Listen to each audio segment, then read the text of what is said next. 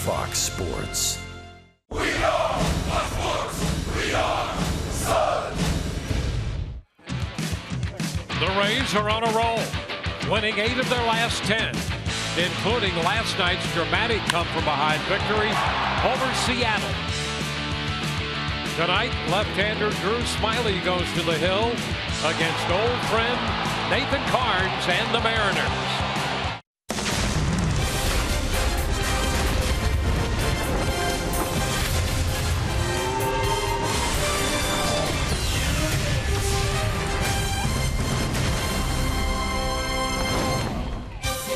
Tonight, the Rays homestand continues at Tropicana Field. After a series victory over Houston, the Rays winners last night in the first game of this series against the Seattle Mariners. And so tonight, game 2 against Seattle.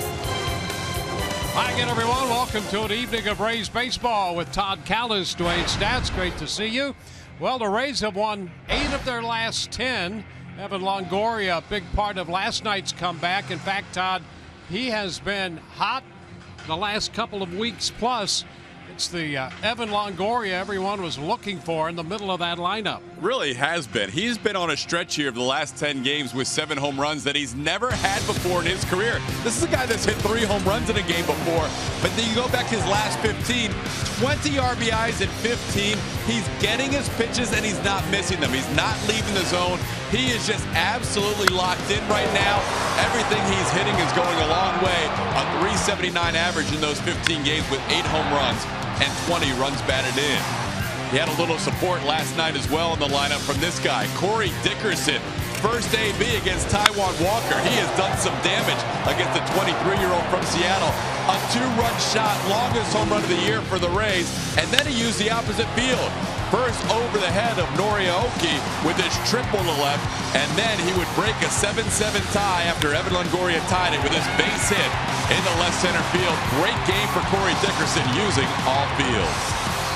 So as we go into the middle game of this series, the Rays will be looking at a former teammate, the right-hander Nathan Carnes, who was a 7-game winner, 7-5 last year for the Rays, will be on the mound for the Mariners tonight. Rich Hollenberg takes an inside look at the right-hander.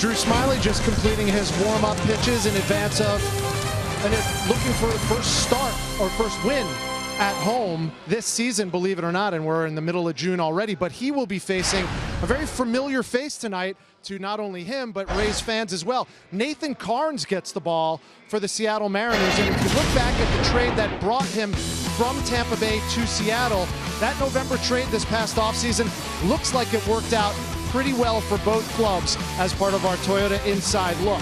Carnes is 4-1 in his last 8 starts for the M's, but he still has fond memories of his former home. Oh man, it's beautiful here.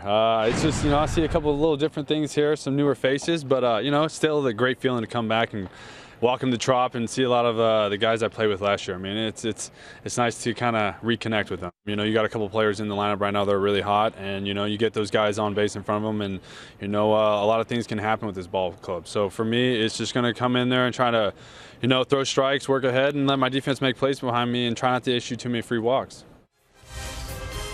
And a reminder, everybody, it's Web Wednesday. Todd Callis doing the right thing, reading Position to Win as he gets ready for that game. You can email Dwayne and Todd at foxsportssun@gmail.com or tweet at them at FoxSportsRays, #AskRays. I will collect all those comments and questions, pass them along to them. You might get mentioned on the telecast tonight.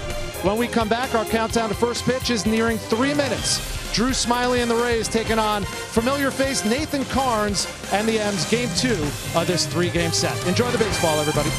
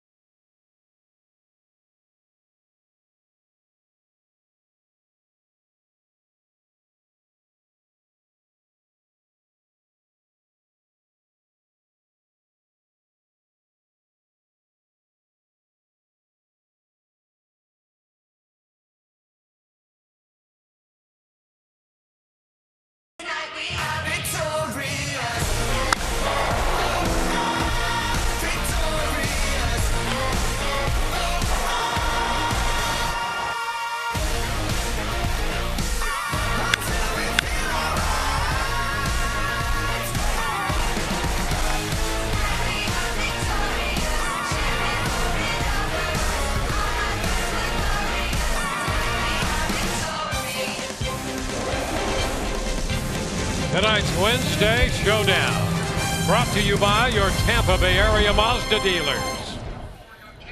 Rays and the Seattle Mariners.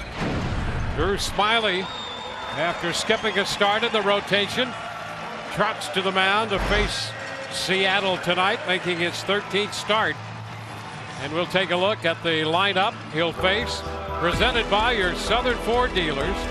A little different look with KETEL MARTE in the leadoff spot tonight for the Mariners.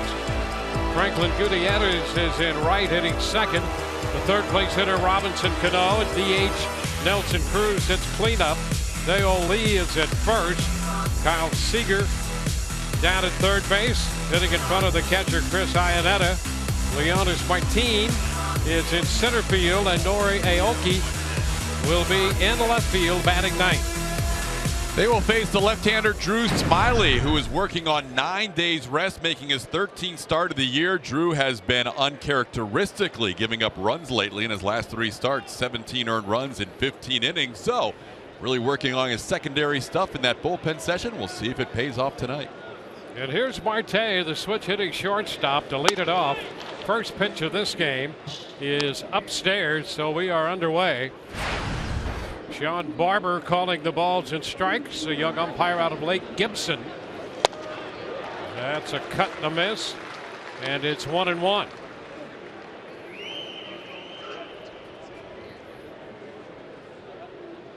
Drew Smyly turned 27 years old on Monday. A bunt attempt. Marte fouls it. That takes the count to 1-2. Smyly did not argue with the time off. And Todd, we have seen him with his breaking stuff not as crisp as it had been in the past. Both he and Jim Hickey have liked the fastball changeup combo. It's been the cutter and curveball that have been inconsistent. This one blocked by Conger, and a check down by Ron Culpa at first, and he says he held up. It's 2-2.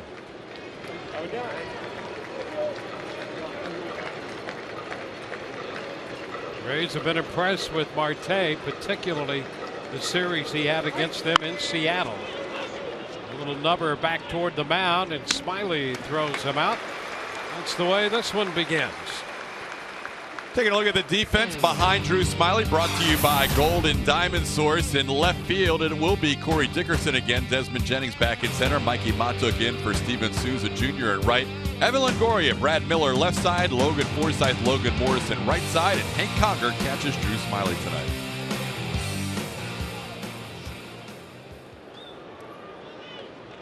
Now Franklin Gutierrez.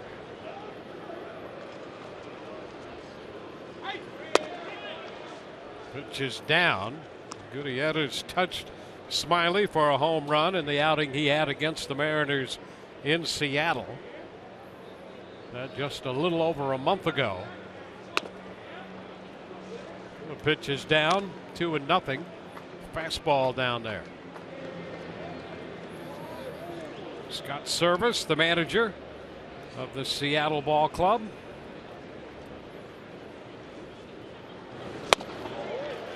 Cut and a miss. Gutierrez trying to lift that fastball, and it's 2-1.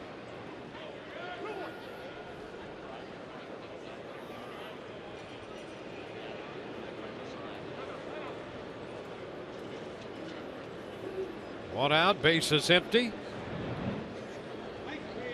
Rays winning last night, snapped a 6-game losing streak here at the Trop against Seattle.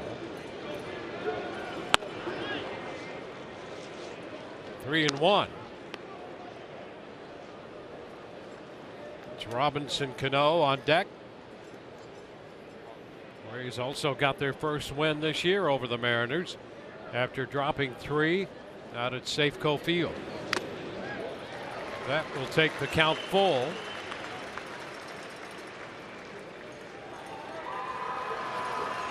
Kevin Cash as the Rays 2 games under 500 right now. They're running 4th in the East. The Yankees were beaten earlier by Colorado. Liner foul. It's out of play. And into that 162 landing area.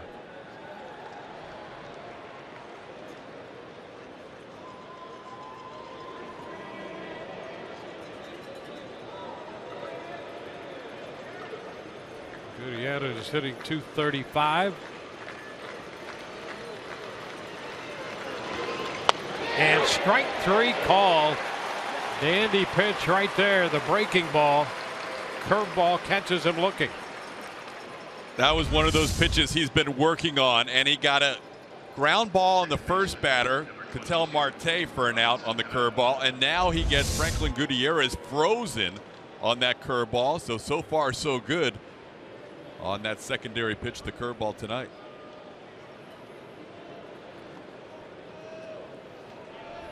Now Robinson Cano.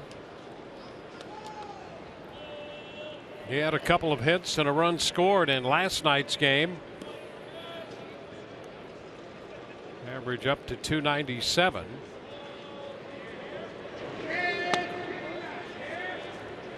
And 335 on the road.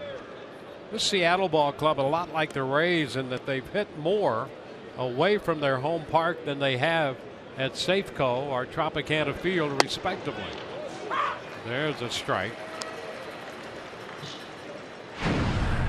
See where Cano ranks third in home runs and runs batted in, extra bases as well, tied for second in total bases. A pop up third base side. Longoria is after it. It's going to have a play. And 1, 2, 3 go the Mariners. Bottom of the first coming. Rays coming in to hit.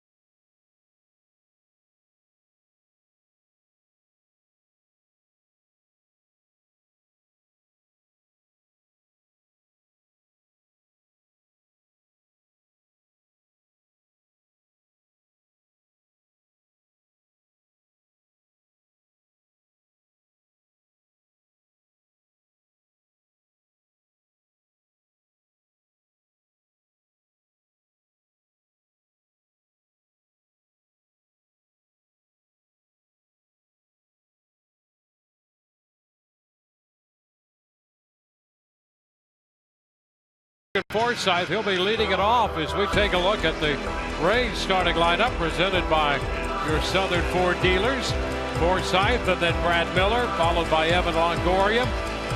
It'll be Logan Morrison in the cleanup spot ahead of the DH Steve Pearce. Corey Dickerson's in left, Desmond Jennings in center with Hank Conger catching. Mikey Montook will get a start in right field.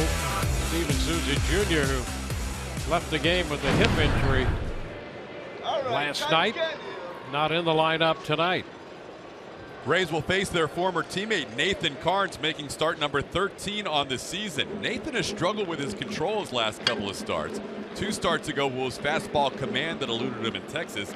Last start really had trouble with the curveball. A lot of fastballs and curveballs, especially to right-handers, an occasional changeup as well. First pitch is a ball popping away from Iannetta. An opening pitch, a fastball missing by Carnes. Nathan Carnes, 28 years old.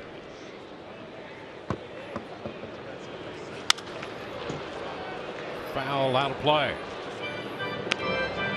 It's a ball and a strike. He was really amped up for this start. He was hoping to pitch against the Rays in Seattle when the Rays were in town last month. That was not his turn, so he was really looking forward to getting a chance to face his former team.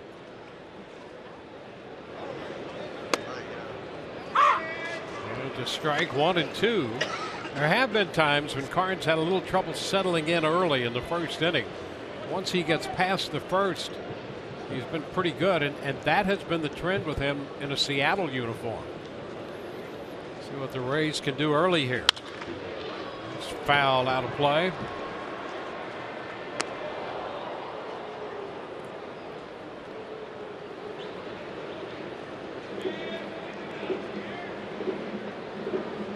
Brad Miller on deck. It was part of the deal between the Rays and the Mariners involving Nathan Carnes.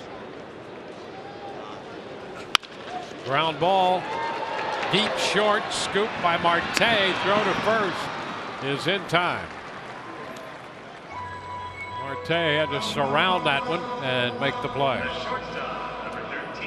Really nice play by Marte. As we take a look at the M's defense, brought to you by Golden Diamond Source.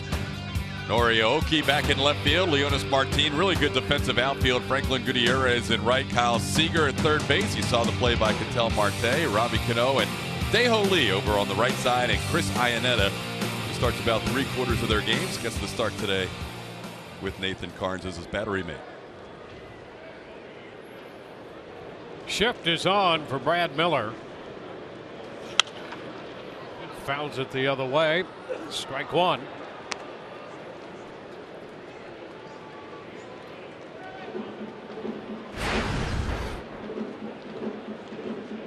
Brad had a walk. He walked in the 7th inning last night ahead of the 3-run home run hit by Evan Longoria. High fly ball to center, and Martin already there waiting. 2 outs. 2 up, 2 down, and Evan Longoria walks to the plate.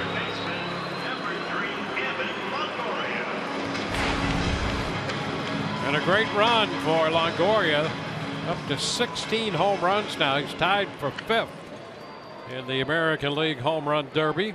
7 homers in his last 10 games, catapulting him among the league leaders.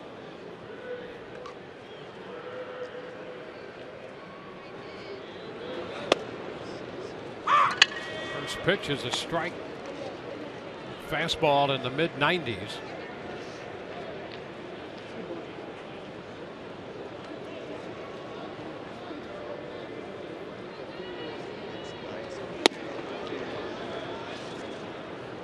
One and one. What a big blow that was last night. He jumped on the slider and hit it out in the 7th inning. Tough pitch too. That was down and away at the knees, and Evan went out and got it. That was a huge home run. Good pitch right there. The hard curveball. It's 1 and 2. Early on, it appears as if that bullpen session really helped Carnes out, because his command pretty spot on early on.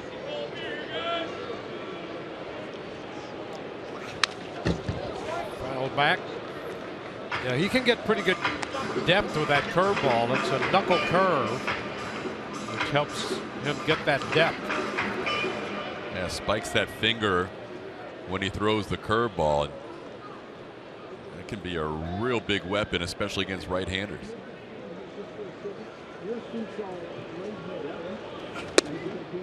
And a good take there on a pitch pretty close. It's 2 and 2. Carnes thought he was out of the inning. Now he has to reset, do battle with his former teammate. I'm sure he was looking forward to this matchup. And he went after that one. Is out on strikes. Back with the curveball to end it. 1, 2, 3. Go the Rays. No score.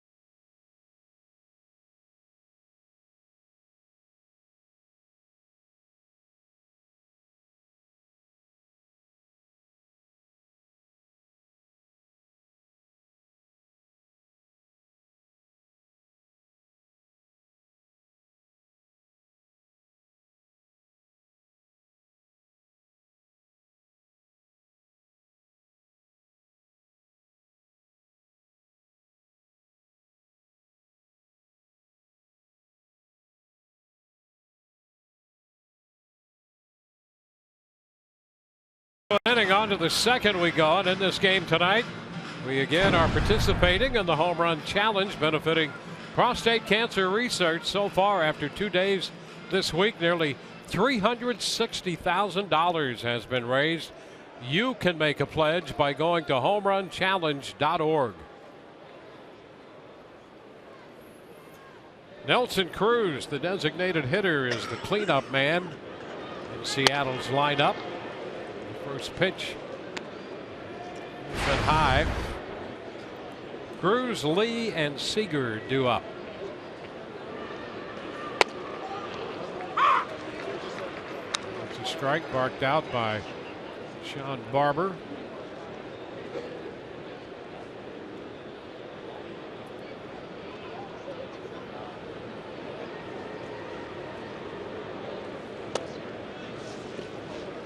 Is down. You saw that first pitch there on Fox Track in the upper regions of the strike zone. There have been times when Barber tends not to call that pitch a strike. Not the first umpire to do that.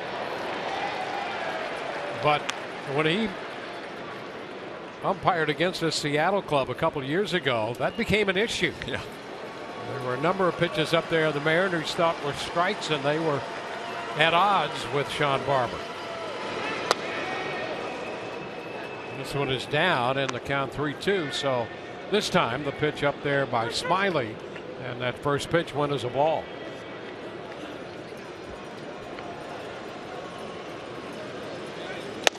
Swing and a miss on the fastball. So Cruz, the second strikeout for Smiley. Tonight's Cold Hard Facts brought to you by Clean Crisp Coors Light. 12 starts this year, and you can see the stark difference. Oh, it's huge. I mean, you've got to almost triple the ERA. The opponent's batting average is more than doubled. And the big thing is, he just has not been Drew Smiley. He just needed. I really think more than anything, sometimes you get into such a routine. It's almost Pavlovian. When you get into routine as a starter, you do certain things on certain days, and by having a 9-day break, it almost made him reassess where things were. You know, there are times, and we have seen them with Drew, when things aren't going well, you almost feel frustrated and defeated. You don't want to give that impression when you're on the mound, and I think that's part of what Drew was going through. They're all human beings. You're gonna have that. But boy, you don't want the opposing team to get any idea that you're anything but comfortable out there.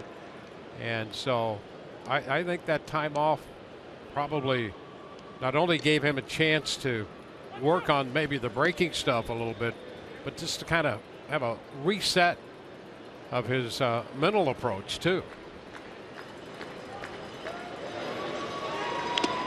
And he strikes out Lee. He got him swinging over the breaking ball. Early signs very positive for Drew Smiley. He's getting this curveball with some good bite at the end. There you see Lee out in front of it, but also over the top of it. We've also seen Drew live in the zone with that fastball, getting a lot of swings and misses, which is typical for Drew. He doesn't overpower you, but that delivery really at 90 miles an hour gets a lot of swings and misses with the fastball. So early returns, very positive.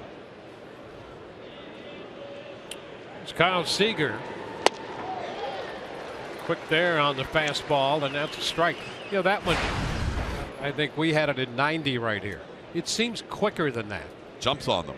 Jumps on the hitters. I mean, 90. We see Nelson Cruz 3-2 pitch looking for a fastball and misses it, and in a lot of the plate. But that's what Drew's delivery will do. 2 strikes here to Seager. Seager homered his first time up last night. Also drew a couple of bases on balls in the game. Quality hitter right here, and he's out on strikes. Boy, fastball, 3 pitches. Seager out of there, and Smiley strikes out the side. Logan Morrison will lead off the home half of the second in this scoreless game.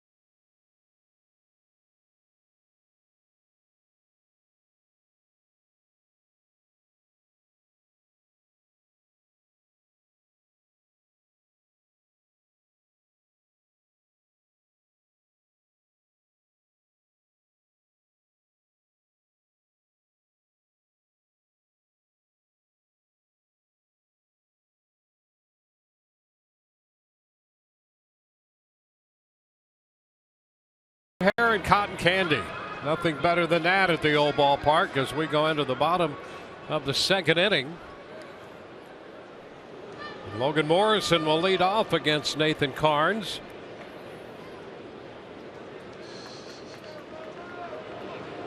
Logan hitting .242 with 7 home runs.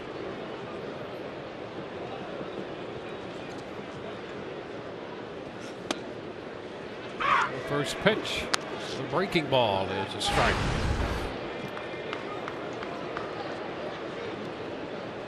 These two traded for each other in that multiplayer deal.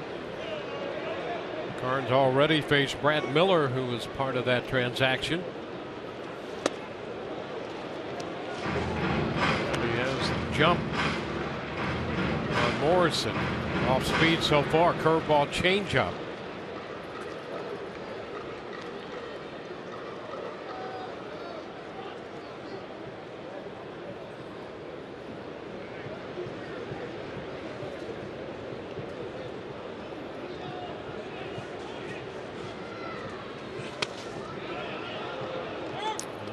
Check on that one.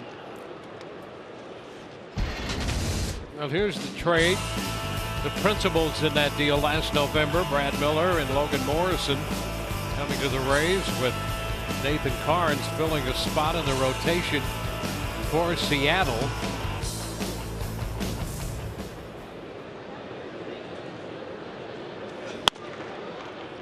Fastball up and away. The first fastball Morrison has seen from Carnes. Steve Pearce waiting to hit next. The deal had C.J. Riefenhauser and Boog Powell going to Seattle. Danny Farquhar came to the Rays. He's now at Durham. Another fastball, and it's fouled straight back. Still a 2-2 count.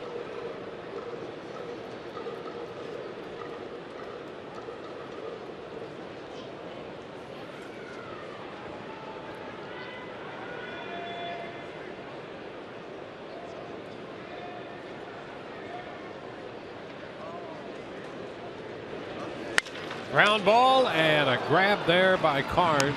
Tossed to first. And Morrison is out of there. Interesting sometimes to look at the counts that pitchers run and averages of the opposition. And Carnes really has been hurt more. I mean, he's done a nice job. He's 5-2. He ran off 5 straight wins with an earned run average a little over 4. On the first pitch of an at-bat, the opposition hitting .407 against him as opposed to .253 overall. And even when he gets the first strike, they're still hitting .400 on 0-1 pitches. Pearce goes after that first pitch fastball and fouls it out of play. Yeah, that's the surprising number. First pitch, you would think ambush mode. If you get a pitch you like, you're going to hit it at a decent average. But the 0-1 pitch should never be at 400. Shouldn't even be at 300. That's where your pitcher is in control of the count, and that's a number that needs to improve for Carnes. He struggled early with Seattle, got better in the month of May, and then we've seen him a little wild his last couple of starts. Yeah, and you saw him with that first pitch curveball to Morrison. He got that over and started the at bat. Was 3 pitches in before he threw the fastball. And he's facing a guy right here, Steve Pearce, who has been red hot and consistently so. The Buick GMC big matchup, .397 over his last 22 games, and he powers this one to center field. On the run, Martine. It's going to be over his head, bouncing against the wall. 2 bases for Pearce. His 9th double of the year. Boy, Pearce continues to be red hot. Yeah, we're talking about a month of really good at-bats. This is a fastball, got a lot of the plate, and Steve Pearce hit it hard to center field. You see Martine playing pretty straight away, slightly shaded towards left, and he thought he had a chance initially and then pulled up and watched it one hop against the center field wall. Now, interesting there, to continue that conversation about counts, he's been hurt most of all in terms of average on 1-1 pitches, .440. And a double there on that 1-1 pitch. So early in the count, he's had issues. And interestingly enough, the deeper it goes, it's not as treacherous for him. A little unusual. Usually hitter advantage the more pitches you see, but in Karn's case, quite the opposite. There's Corey Dickerson.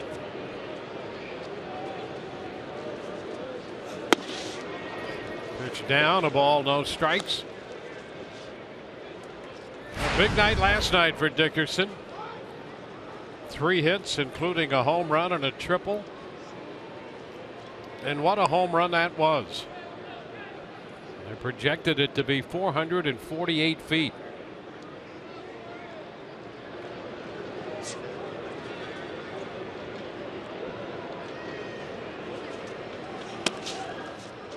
Here's another look at that. Why does every monster home run seem to hit a catwalk? It seems like it's a higher percentage than it should be. That one was possibly going to hit the back wall, which we hardly ever see. I would have loved to have seen it hit the back wall in right field. That was absolutely crushed by Corey Dickerson. I loved his quote after the game about that. On that home run, he said, I just tried to put a short swing on it and square the ball up.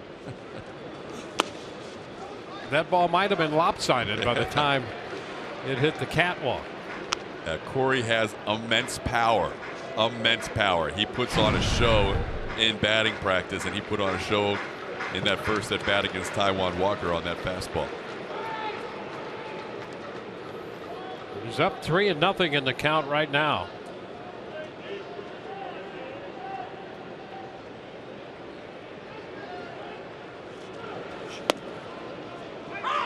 And gets a strike call there. Well, that's that 3-0 count that so often an umpire is going to give the pitcher the benefit of the doubt, and you can see that was well off the plate. Yeah, that was not. There it is. Right here, number 4. That's nowhere close. 3-1 now.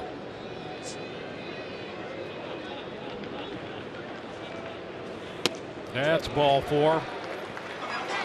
So the Rays put 2 men aboard.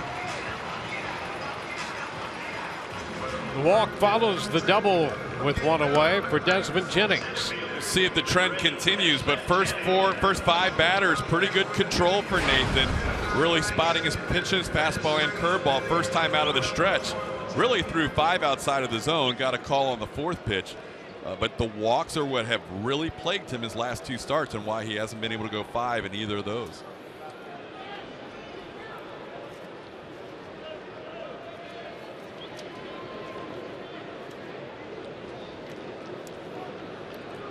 Well, Desmond Jennings faces the right-hander, and a strike down around the knees. That one in the mid-90s.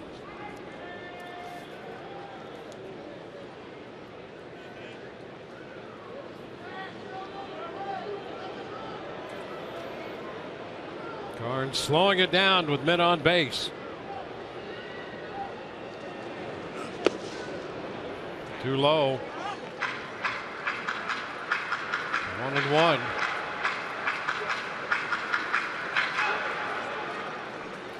Only 6 of his last 7 pitches have been out of the zone, following the double by Pierce.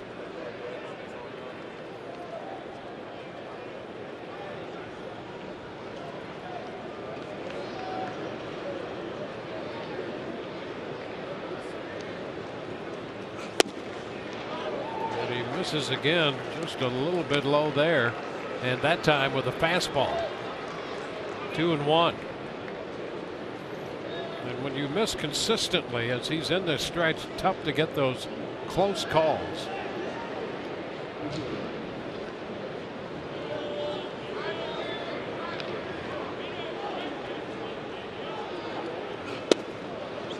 And a check on ball 3. All around that corner, and a little bit off on that one.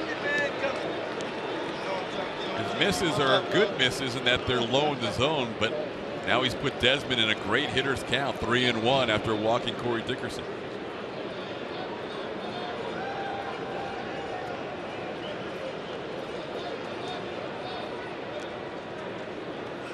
And Desmond takes ball 4 inside. That loads the bases. So after the double, back-to-back bases on balls, and the Rays with a great opportunity. And Hank Conger coming up. Last start, Carnes was lifted 1 out into the 5th inning after back-to-back walks. Had only thrown 92 pitches at that point, but those were his 4th and 5th walks. So see what he did against the Indians that game in Safeco Field in Seattle. Also walked 5 and 4 innings his prior start in Arlington against the Rangers.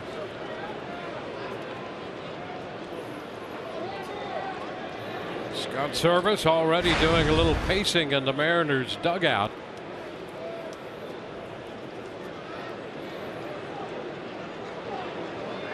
Conger with a couple of home runs, hitting .215. And he takes a strike.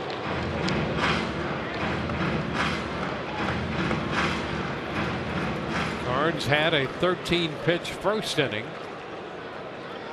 3 up, 3 down. 1 out, bases loaded in the second.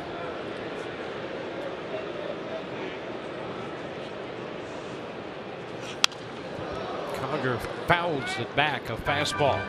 0-2.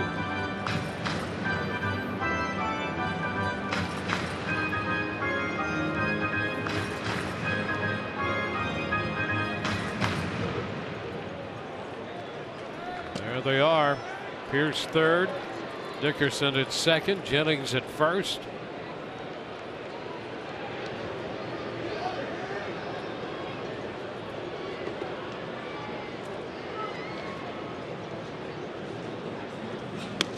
And Conger strikes out on the curveball. Well, Carnes got ahead of him and then threw that deep curveball for the second out. He's faced Hank Conger 3 times now in his career and struck him out all 3 times. Has Carnes, and that time Hank a little bit on top of that curveball that ended up being a very good pitch, a big pitch for Nathan Carnes right there.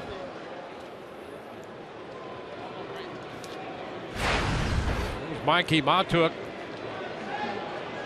He entered the game last night in the 8th defensively for Dickerson.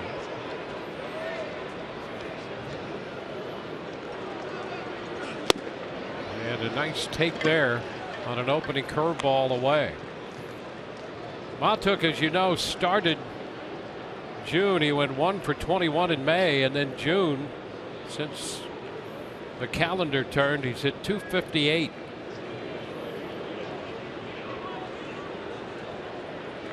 Oh, look out. That pitch up and in. A fastball that hits the bat and deflects foul.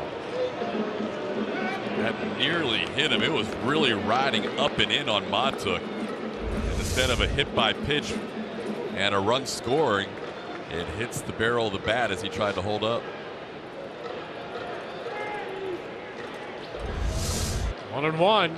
Rays trying to take advantage of the first scoring opportunity of the game. They're going to have to do it now with 2 outs. That's one thing the Rays have done a lot of this year. Score with 2 outs in an inning.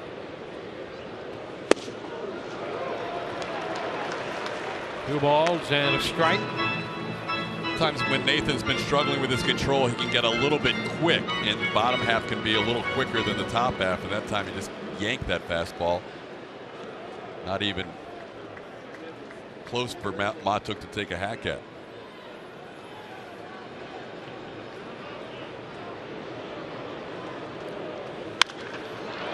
A popper down the right side.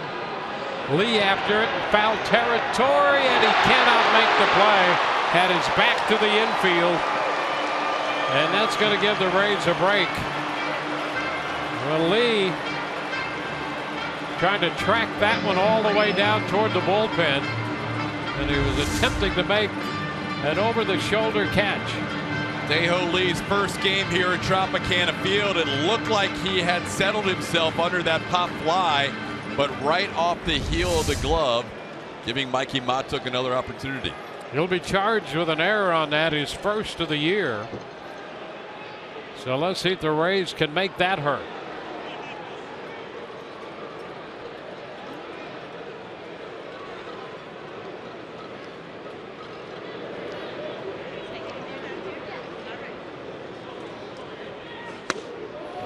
Counts low for ball 3.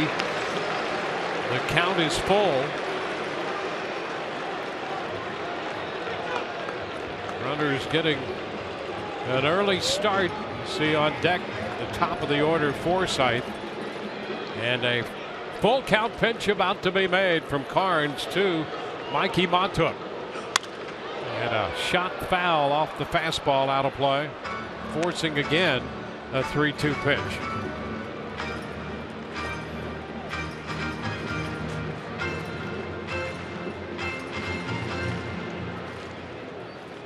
A double and 2 walks. The bases are loaded.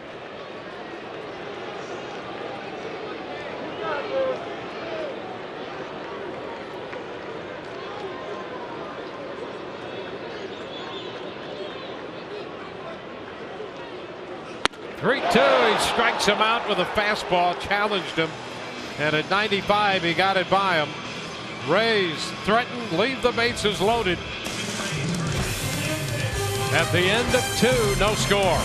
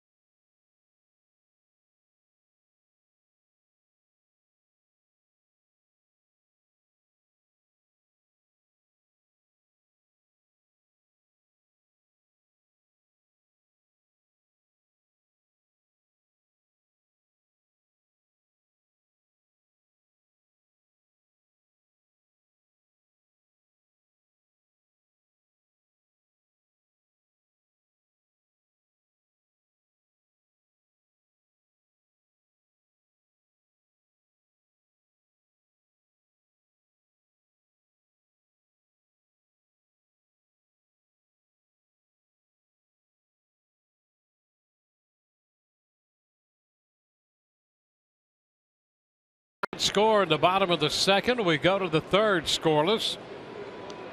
Smiley retiring the first 6 to face him, including striking out the side in the second, right down through the middle of this order. 4 strikeouts through 2 innings. Here's Chris Iannetta, the catcher. Takes a fastball high. Iannetta has had some success against Smiley to the tune of 4 hits in 8 at-bats in his career. Takes a strike, 1-1. Martine next, and then Aoki.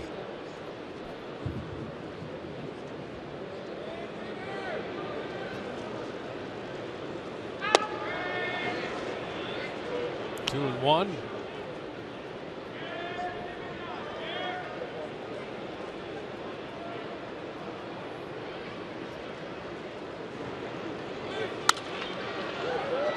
Headed out of play, and we'll even the count. 2-2. Iannetta walked 3 times last night. The only time he had an official at bat, he had a fly ball up the right side. It was caught. 3 walks and a run scored for the veteran catcher. And he shoots this one into left center field. That's headed for the deep part of the ballpark. Jennings has to go get it. Iannetta, the catcher, will stop at second, and he continues to be a problem for Smiley. Leadoff double. Certain guys are nemesis to certain pitchers, and Iannetta has been that to Smiley. Little changeup that did not quite get down far enough, and Iannetta stayed on it and doubled towards that little corner there in left center field. Desmond had to play it off a strange carom, and make sure it didn't get by him to hold Iannetta at second. Yeah, faster runner, and that might have made a difference out there, but he had the catcher running. Here's Martine. He jams at that. Bunting it foul for a strike. Martine brought in to shore up the outfield defense, but you can see his numbers there. He's hit 10 home runs. Average might not be exactly what you'd want. He can run. He's got 9 stolen bases. So he adds a couple dimensions to this Seattle lineup and punches a base hit into center. Iannetta will stop at third. It's first and third now, nobody out. And Martine, who was only 1 of 9 off Smiley, has a base hit. Not sure why he tried to bundle that first pitch the way he laced that into center field, but that was a fastball that Martine sent right back from where it came.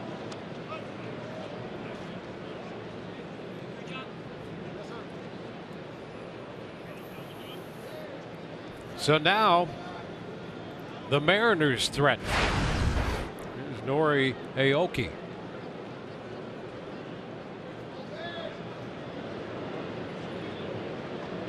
Aoki can bunt. Had a bunt single last night. He had a double. Drove in a run with a ground ball. Throw to first, and Martine is back in.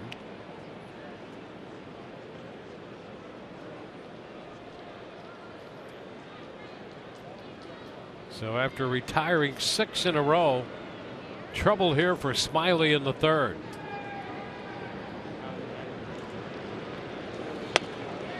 That's a strike.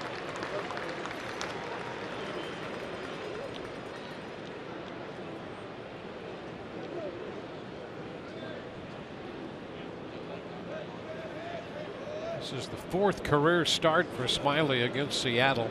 7th appearance overall. He's 1-2 against them. And 0-2 ahead here in this count.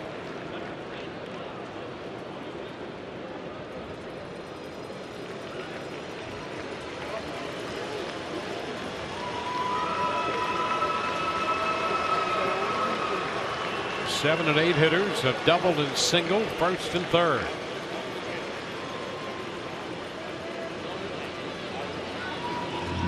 And over there to first, keeping an eye on Martine.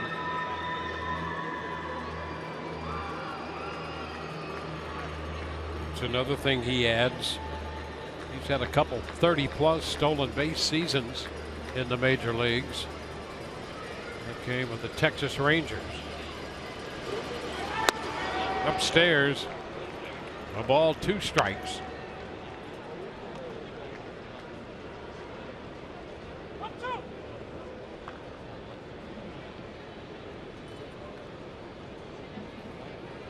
Top of the order on deck, Marte.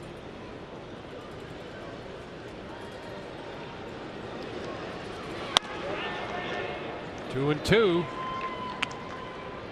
Fastball well up and away.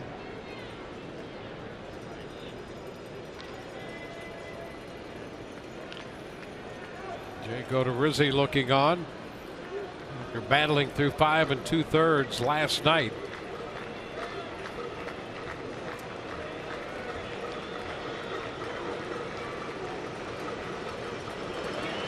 And a cut and a miss. Aoki, a big strikeout for out number 1. That was a well-placed fastball by Drew Smiley, and you're right, he needed a strikeout right there. Down in the zone, Aoki went to go chase it and actually swung underneath it. Drew, after getting ahead 0-2 and then getting back to an even count, picks up a big K right there.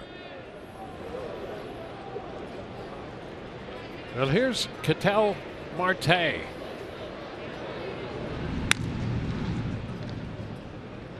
Smiley not forgetting about Martine at first. Marte out pitcher first on a breaking ball to start the game.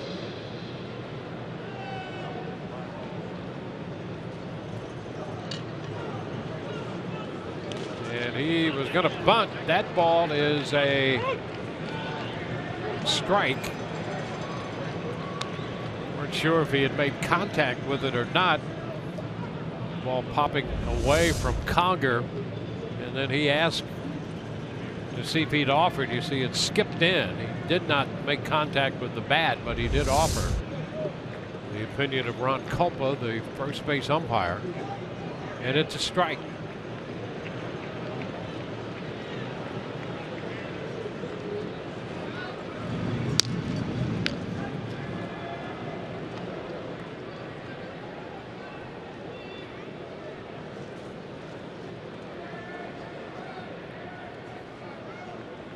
Marte doubled in a couple of runs last night.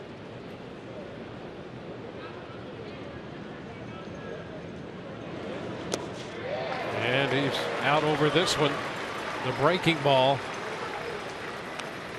0-2. Like the curveball today. Good depth. I mean, Marte with a flail there. 0-1. Now Drew can go for another strikeout here after having first and third, nobody out. Looking for back-to-back punch-outs.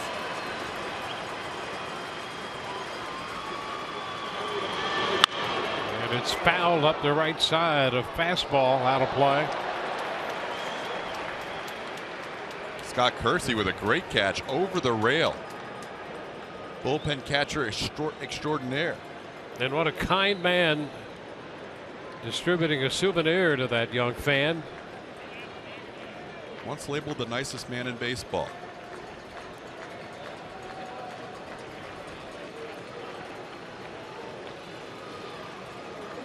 The 0-2 popped up. That's a foul ball coming back out of play.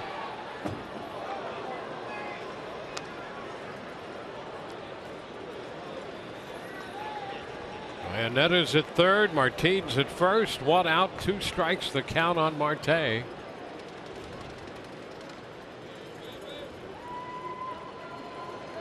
Smiley has worked him up here on the last couple pitches.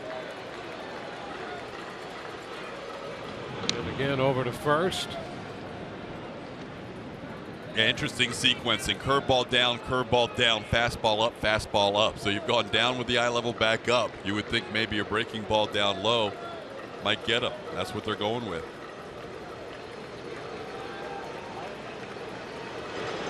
And he got him. Strikes him out. He went down with that pitch. Strikeout number 6.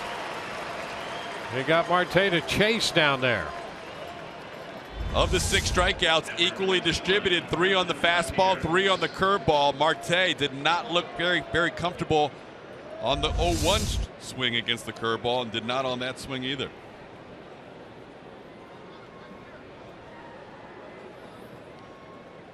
Franklin Gutierrez.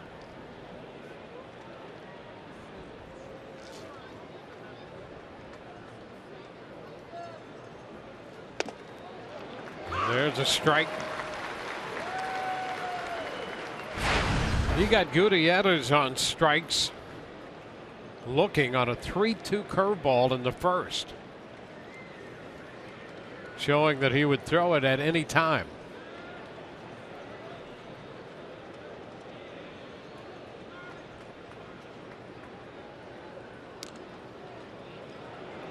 And by and large, that pitch has not been consistent lately for Drew, that curveball. And that was one of the focuses of his bullpen session, just getting consistent with the release point, getting that depth and that break back in the curveball that we haven't quite seen the last couple of starts. And a foul ball. He went up with the fastball. You can see that up out of the zone. And that's another secret to his success. If he can keep that ball up and get hitters to chase at the very top of the zone and beyond, he's in good shape. And that, in concert with his off-speed stuff and that curveball down, they've got to cover a lot of territory. 0-2. Fouls it back, a fastball. You don't want to get it much lower than that one. You start to get a little worried.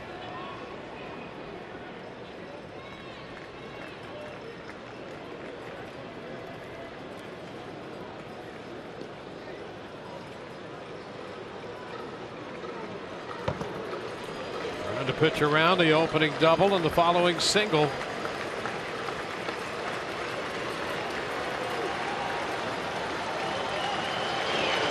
Into the dirt. Tried the curveball. And it's a ball and 2 strikes. The previous pitch, Conger was really tapping the glove on the dirt, almost to the point where you were expecting maybe he was trying to get Gutierrez to take a peek, thinking it was a curveball. That time he was a little more subtle, was actually looking in Gutierrez's eyes as he just tapped that ground and said, give me a little curveball down low, see if he would chase. It was a good block by Hank.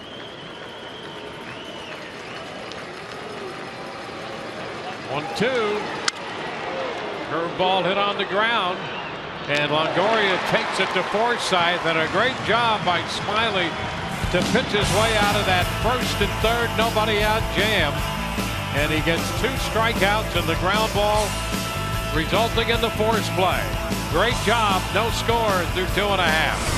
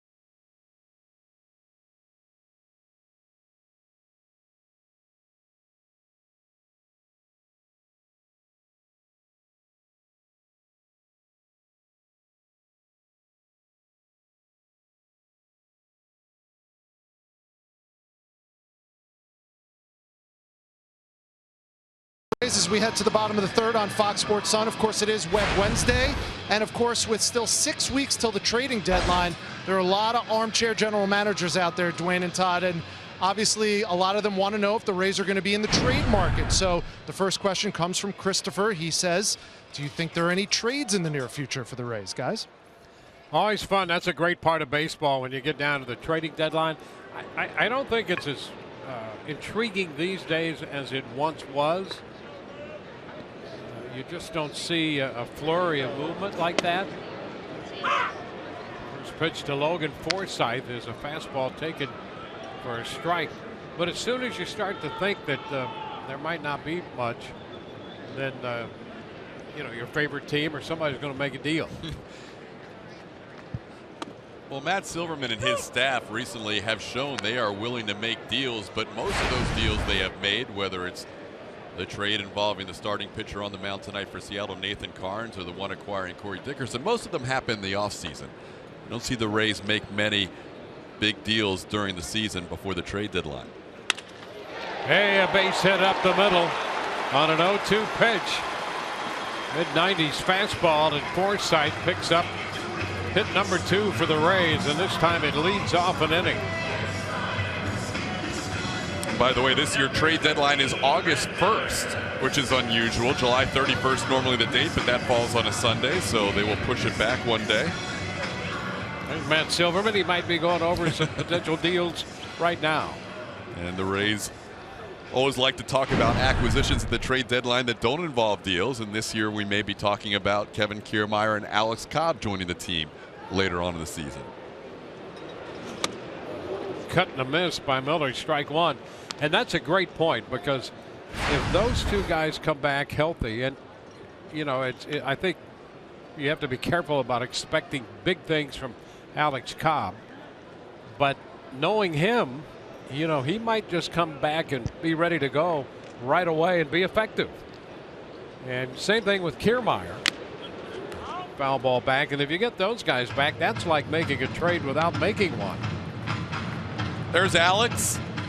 Brad Boxberger, another guy the Rays hope to have back as well. And Alex would love to be out there, but he's being very patient and going through his rehab. How about if you got all three of those guys back, you know, the last month and a half of the season? Wow. I mean, that's a big lift. Watching Kevin Kiermaier play catch today, holding the glove in his opposite hand. He's just dying to be out there, and he just has to play the waiting game like those other two. Well, we discussed it last night. There's Kiermaier. That left hand covered.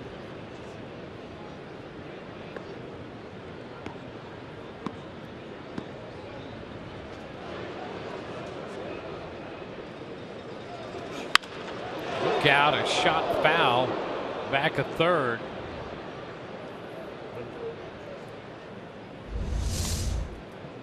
There's Kiermaier. He's got that down pretty well. Yeah. Yeah, I think he could play center field that way. Hey, he would probably like to make that same argument. Yeah.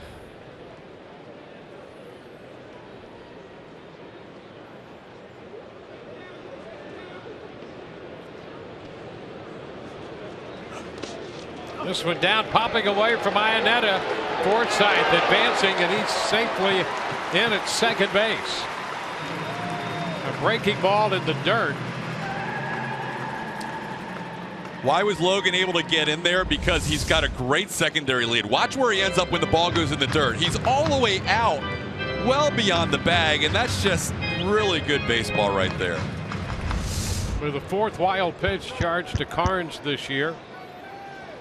Now the Rays with another opportunity.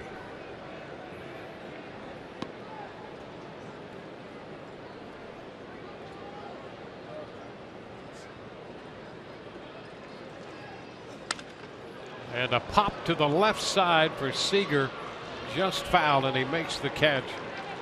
So that's a big out for Carnes with Forsythe at second. And that will get Evan Longoria up there, our Lowe's home field advantage. And since the 28th of May, you can see where Longoria has been offensively. Tops in home runs, tied for first in runs batted in, and tops in slugging percentage. So you'd think he's the guy to have up with a man at second and one out. Trying to get on the board first. It's fouled back. An opening fastball for a strike. Carnes threw him a good curveball in the first inning to strike him out. A lot of depth to it. When the Rays went out 1-2-3, they threatened in the second, left the bases loaded. A man at second base in the third inning with one out.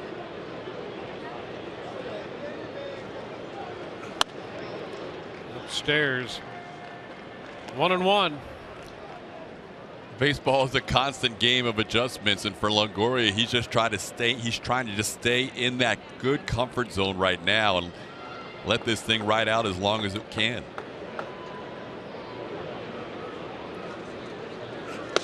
Ooh, swing and a miss there on the breaking ball. He hasn't looked bad on many pitches recently, but that curveball really had him chasing. You could see it's down and out of the zone, and Longo had already committed. And it's a hard curveball too.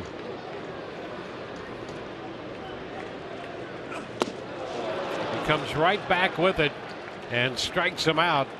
So two very good pitches. I'll tell you, Carnes, who's got that good curveball anyway, has thrown 3 or 4 really good ones to Longoria. He has. You can see that spike finger, what you call the knuckle curve or spike curve, where that finger is up on the baseball, and that just, he gets really good depth on it. And you're right, his best curveballs tonight have been against number 3 for the Rays. Well, let's see if Logan Morrison can get Forsythe home. He'll have to do it with 2 outs.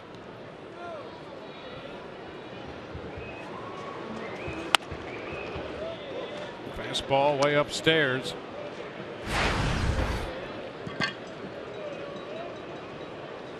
Morrison went out pitcher first to lead off the 2nd inning.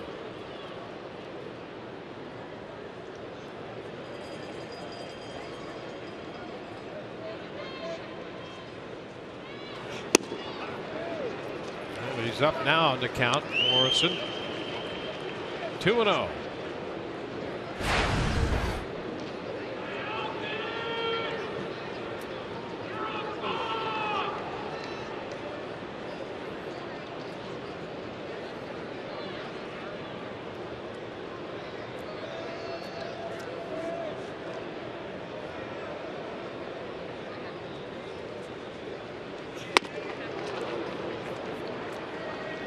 Challenged him with a fastball there.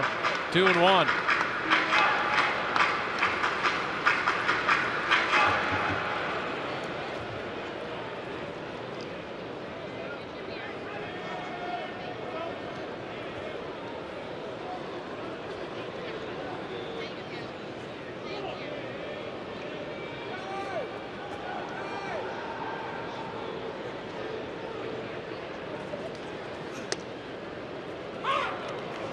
And now the count is even. So a couple of fastballs to take it to 2-2.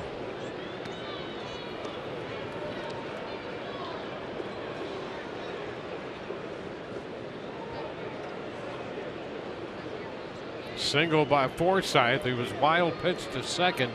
Still there with 2 away.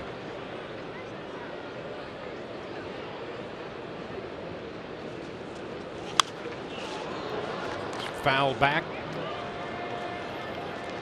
See another 2-2 delivery. If nothing else, the Rays have done a good job against Carnes getting his pitch count up.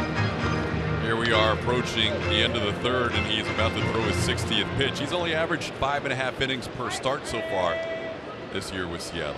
Yeah, and he's on pace for that here.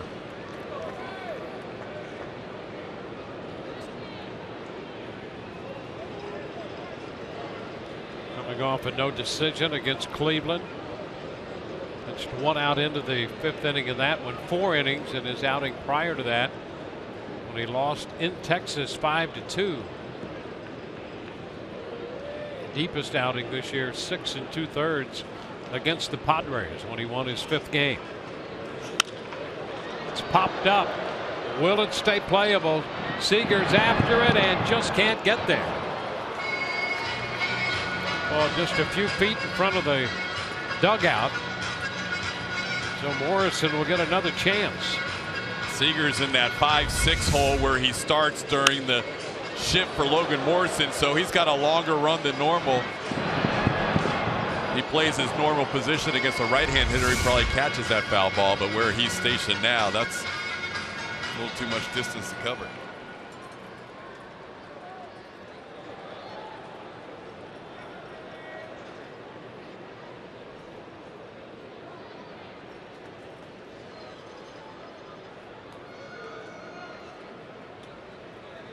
Long look by Carnes. The 2-2 again. And a cut and a miss. Morrison strikes out. The Rays leave a man in scoring position, scoreless through 3.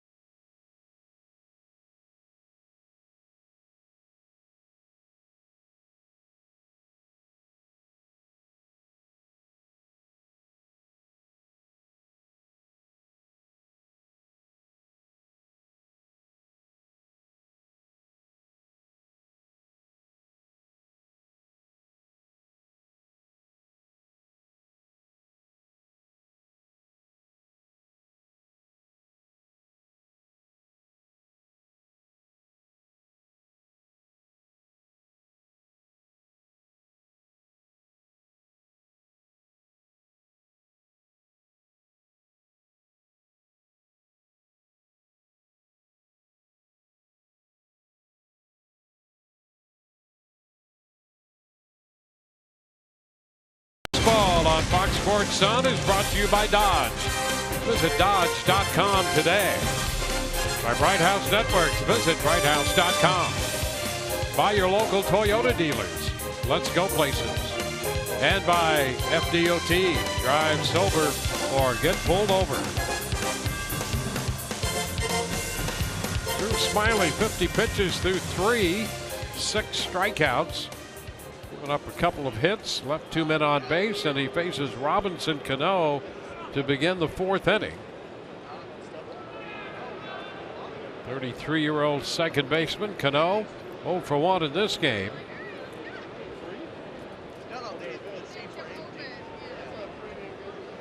Cano started the night hitting .297.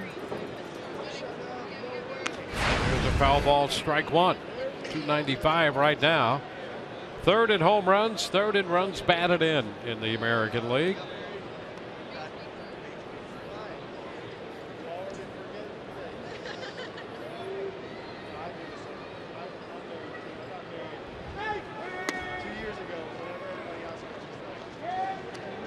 Cano in his 3rd year with Seattle. Signed with Seattle 2014. He had .314. Last year .287. Ground ball headed toward the middle. It's stopped by Forsythe, but that's it. No play. Cano has an infield hit to lead off the 4th.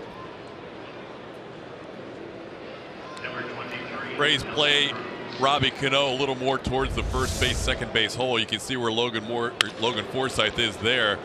And that was do or die. He had to pick it clean, and even then it might have been a tough play.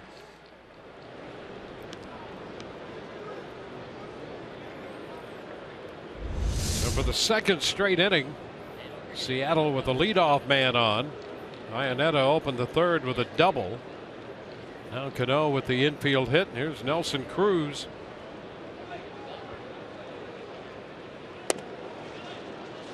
Lays off the pitch down, the breaking ball. Cruz now 3 for 17 in his career against Smyly. Dangerous power, this guy. And there's a shot to left, and there's some of that power. Home run into left on a 1-0 pitch, off speed, and he hits it out of here. That's number 16 for Cruz.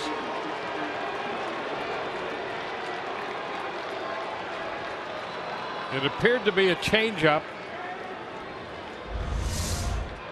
Nope, it's that curveball. Curveball, Dwayne, you're right. And we've been raving about the depth he's been getting on that curveball. That was not one of his better curveballs, as that was up in the zone, middle of the plate. And of all the guys 1 through 9, and Seattle has power all the way through their lineup, but of all the guys you don't want to do that to, Nelson Cruz can take advantage of a mistake. Well, he'd thrown some great curveballs tonight, but not that one. That one was up and just stayed up there. And Cruz lined it out. Lee takes a big cut and fouls one back.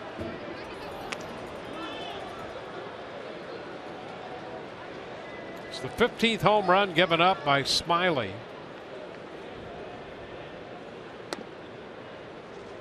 The man at the plate, Dae-Ho Lee, hit one off him up in Seattle. Smyly struck him out with a curveball in the 2nd, and gets the fastball past him here, 1-2.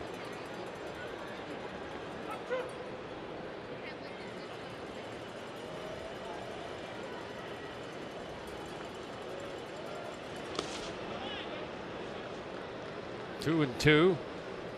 You know, it seems like during this little run for Drew that hasn't gone his way, that there aren't a lot of mistakes that aren't missed. And it seems like the percentage of mistakes that are hit out are very high, that he's just not gotten away with much recently. There's a strike call. The Lee caught looking. Fastball on the inside part of the plate. And that's the first out of the inning. Thanks to all of you who've supported Ray's Pride Night benefiting the Pulse Victims Fund. Friday night's game has sold out. We encourage you to continue to donate to the victims of the Orlando tragedy at raisebaseball.com/Orlando. We are Orlando. So that'll be Friday night. How about that? The response has been overwhelming, and that's sold out now. Kyle Seager takes a pitch for a ball.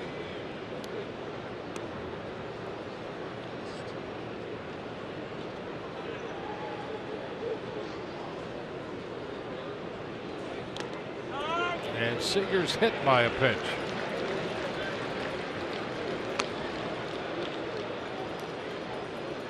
That puts another runner aboard. Number 33, Chris. It's a little change-up that didn't miss the plate, or was inside on Seager, and Seager just wore it on his shoulder. He saw that one coming the whole way.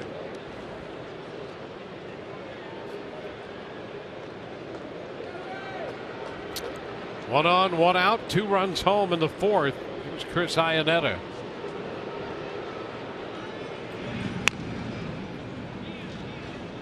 Iannetta doubled in the 3rd, and as we mentioned at that time, he's been a bigger headache than any other hitter in this lineup. In Smiley's career, he's now 5 of 9 off him.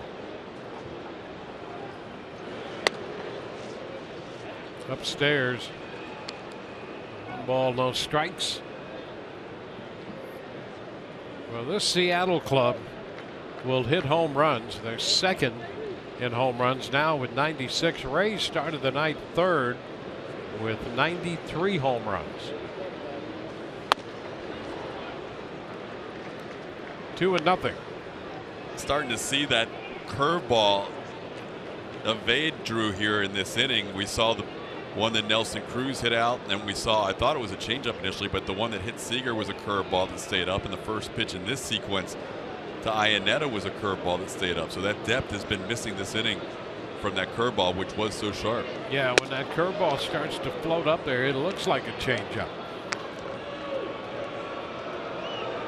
Now he's down 3-0.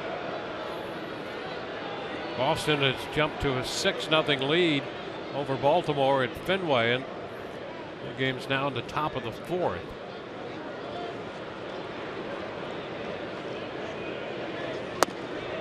That's a strike.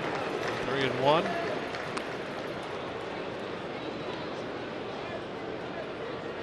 Martine on deck.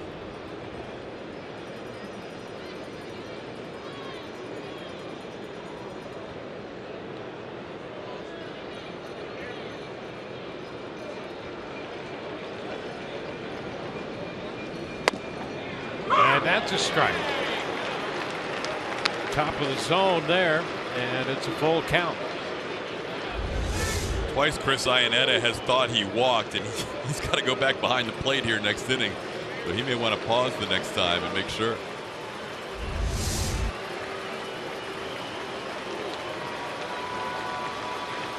Full count. Seager back in at first base. Seager picked up his first stolen base of the year last night in the 7th inning.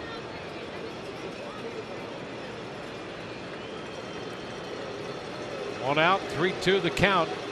He's gone. Swing and a miss. Throw down, and he's going to be out at second base. Strike him out, foam out. Forsythe put the tag on it, and that'll take care of Seattle in the top of the 4th inning. So they start Seager on the 1-out, 3-2 pitch, and Conger throws him out. We're going to head into the bottom of the 4th. It's 2-0 Seattle.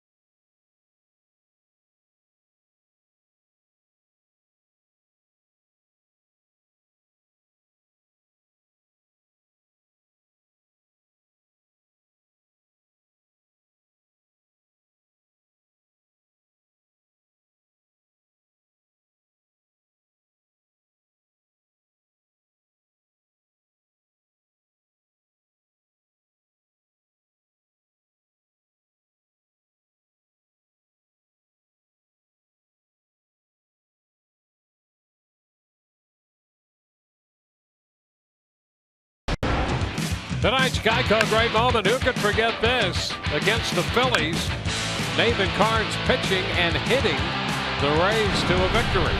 How about that? It was a 1-0 game. That was it right there. That was Nathan Karns' version of the king in his court. Steve Pearce shoots the first pitch into right center field. He's going to head for extra bases. That ball rolls all the way to the wall, and Pearce is headed for third. He's going to make it. He dives. No play there. Boy, that ball split in between Martin and Gutierrez and went all the way to the wall. And I'm not sure I like the route that Martin takes to this ball, because he kind of slows up as he gets to the track. Watch the center fielder. He has a long way to go, granted, but as the ball goes towards the track, he just kind of waits for it to hit the wall. He may have tried to cut that off and hold Pearce to 2. Instead, he lets a hustling Steve Pearce get to third base. Pearce with his first triple of the year. He has a double and a triple tonight. And here's Corey Dickerson. Third straight inning now. The Rays have had a man in scoring position.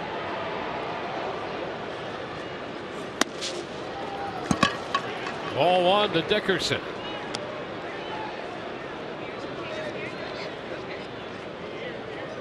Rays with 3 hits now. They have a single, a double, and a triple. All they need is a home run, and they can hit for the cycle as a team.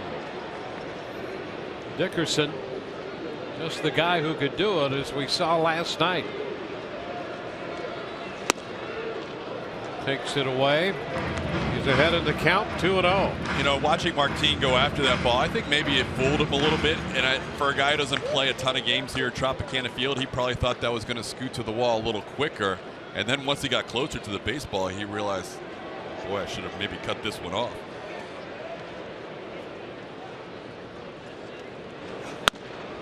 All 3. Just like that. Dickerson ahead in the count, 3-0.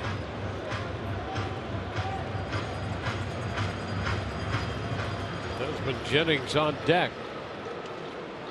Corey 5 of 16 against Seattle. 3-1 now. First strike Corey's seen in either of his at-bats, and if he sees one here, he can tie this game in a hurry.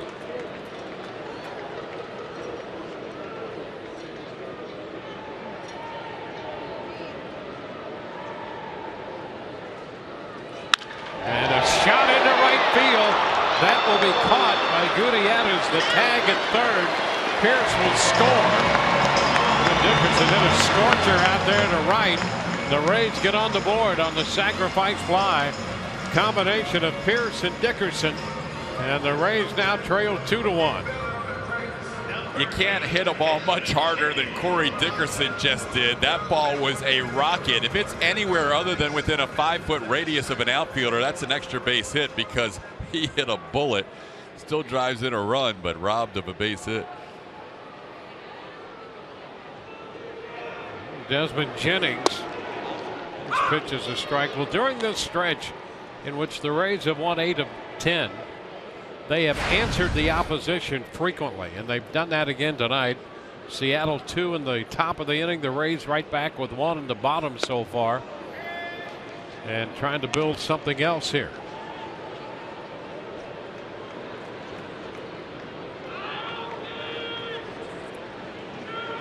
'30th run batted in now for Dickerson.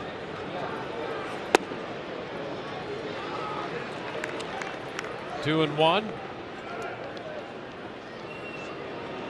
70 pitches for Karns right now.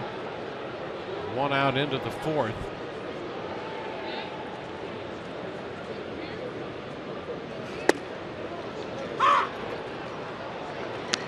Two and two. How about the last line drive by Corey Dickerson off the bat at 106.6, which eclipsed his 448-foot home run by a couple of miles an hour.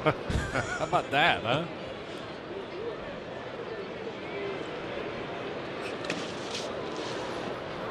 Bouncing in and away from Iannetta to run the count full to Jennings.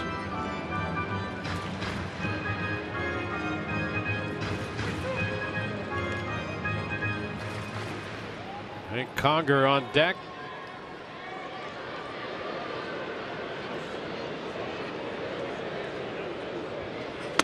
Swing and a miss on the fastball up.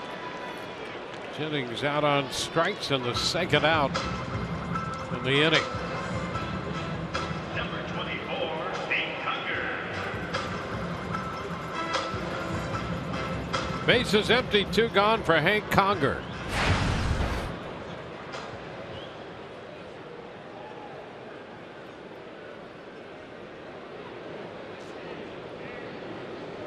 Hank struck out with the bases loaded and 1 out in the second inning. Carnes worked him over with the breaking stuff and starts him with a curveball for a strike.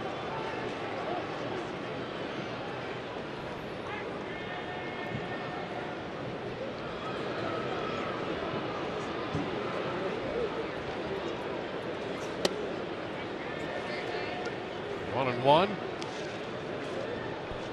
Conger a caught stealing of SEAGER, and the strike him out, throw him out double play to end the top half of this inning. 4th runner he's thrown out this year. 25 attempts by the opposition. Down in the count now, 1-2. Last year with Houston, just 1 of 43.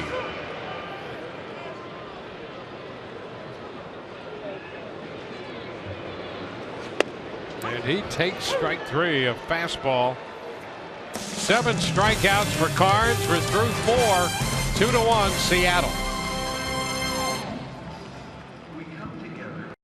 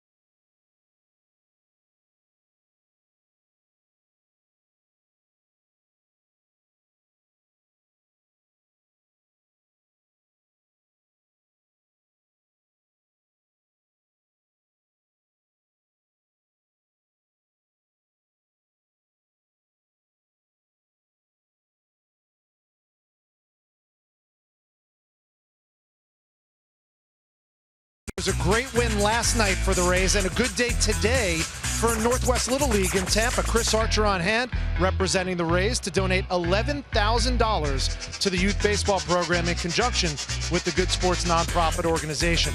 Kids got, among things, brand new bats, helmets, catcher's equipment, training equipment for both baseball and softball. And this is the 3rd season that Archer, the Rays, and Good Sports have been involved together in helping the greater Tampa Bay area Little Leagues in baseball and softball, and they've raised close to $100,000 in the last 3 years, guys. Just another example of the Rays raising up in the community. Getting the youngsters to play baseball, that's important. Right now we go to the 5th. Here's Todd Callis. Thank you, Dwayne. Strike 1 on Leonis Martin. Takes a pitch outside. It's 1-1. Chris Archer always active in the Rays community. Good job once again today. Martin forgot about the rule where you're supposed to stay in the batter's box, drifted outside of the box, and then ran right back in for this 1-1 pitch. Drew Smyly does not take much time in between, and it's 1-2. Usually you see guys forget the rule and just stay outside the box. That time Martine's like, oh, I don't want to get a reminder. Drew has struck out 8 so far in this game. He struck out 1 in the first, struck out the side in the second, 2 each in the third and fourth inning. But a 2-run home run by Nelson Cruz in the fourth inning. Cruz is 16th on the year, has the Mariners on top 2-1.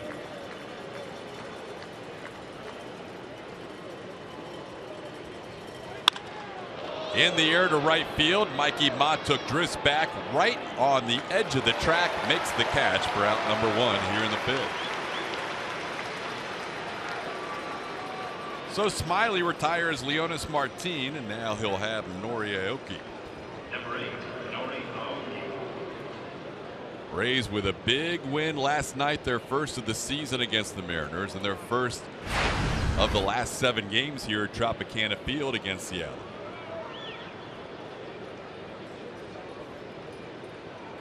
Aoki struck out on a fastball his first time up. Of the 8 strikeouts for Drew Smyly, he has 4 on the fastball and 4 on the curveball tonight. 1-0 pitch is fouled away. It's 1-1.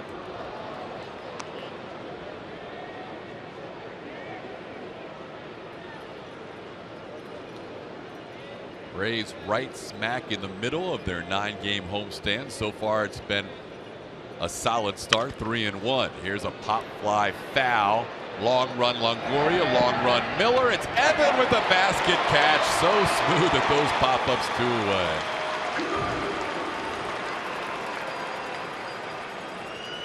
Celebrate the red, white, and blue at the Coke Zero 400 for your chance to win 4 tickets. Tweet the number of laps in the Coke Zero 400 and hashtag Race to July and hashtag sponsored to @FoxSportsFL. Just head to foxsportsflorida.com for more information. So tweet your answers to @FoxSportsFL with the hashtag Race to July and the hashtag sponsored. Here is the top of the order. KETEL Marte swinging the foul tip. 0-1.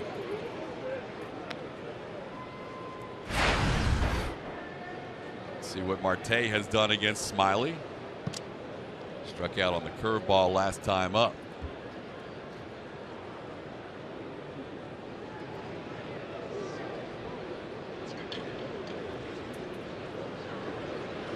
Over-the-shoulder catches are not necessarily the easiest. We saw Dae-Ho Lee struggle with that earlier, but Evan makes them look easy. Yeah, Longoria makes everything look easy.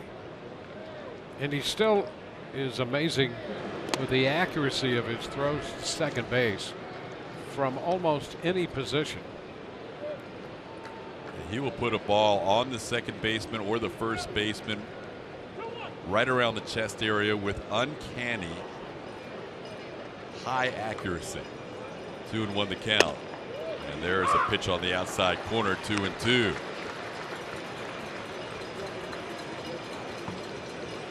Smyly retired the first 6 in this game that he faced.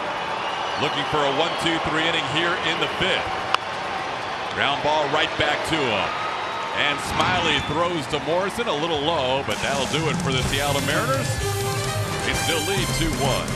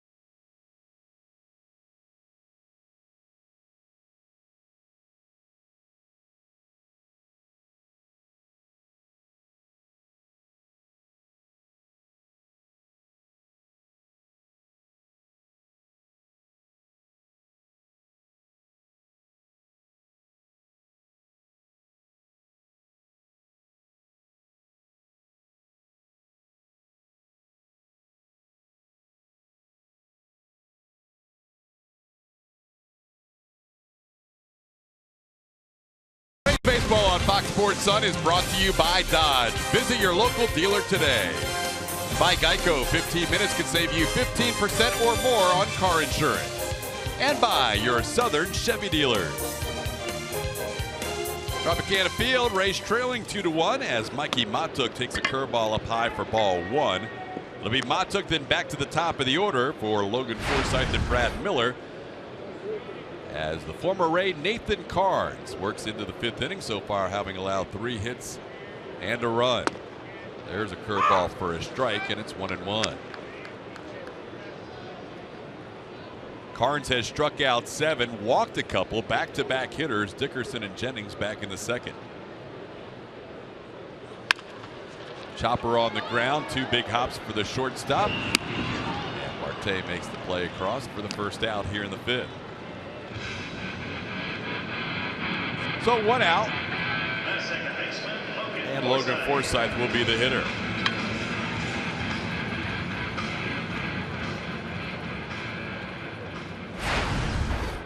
Logan with a single his last time up.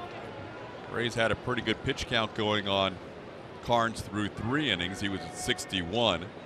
Right now 1 out into the 5th. He's at 80. As the pitch to Logan is a ball, 1-0. And Dwayne, you can see right here, first time, second time, Carnes with that batting average, 227, 202. The 3rd time through, that average spikes way up. And that's something last year Kevin Cash and Jim Hickey kept a close eye on. And so here we are. He's starting his 3rd time through now, and we'll see what the Rays lineup can do. I can remember 2 separate games where Carnes took a 1-hitter through 6 out to the mound, and the Rays had bullpen action going before he threw a pitch in the 7th inning. And a lot of times it was the concern for the 3rd time through the lineup, and this year it has been a struggle. He has been given more of an opportunity to pitch through a lineup the 3rd time. Last year he had about half as many plate appearances 3rd time through as 2nd. This year it's about 2/3 as many. So he has had more opportunities, but it has been problematic for him. And one of the issues is 2 pitches. He's got the changeup, but it's not a prominent pitch for him. It's that very good spike knuckle curve with great depth on it and good velocity on the fastball. So now the count's full on Logan Forsythe. In the air to right field, pretty well hit. Gutierrez back, though he'll have room in front of the wall. He makes the play for out number 2.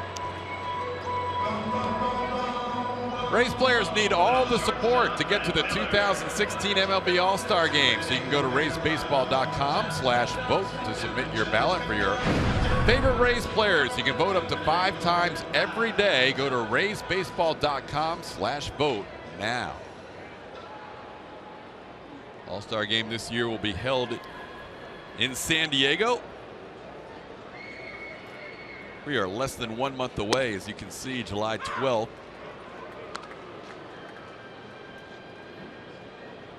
This year's game from San Diego. Watch right there on Fox.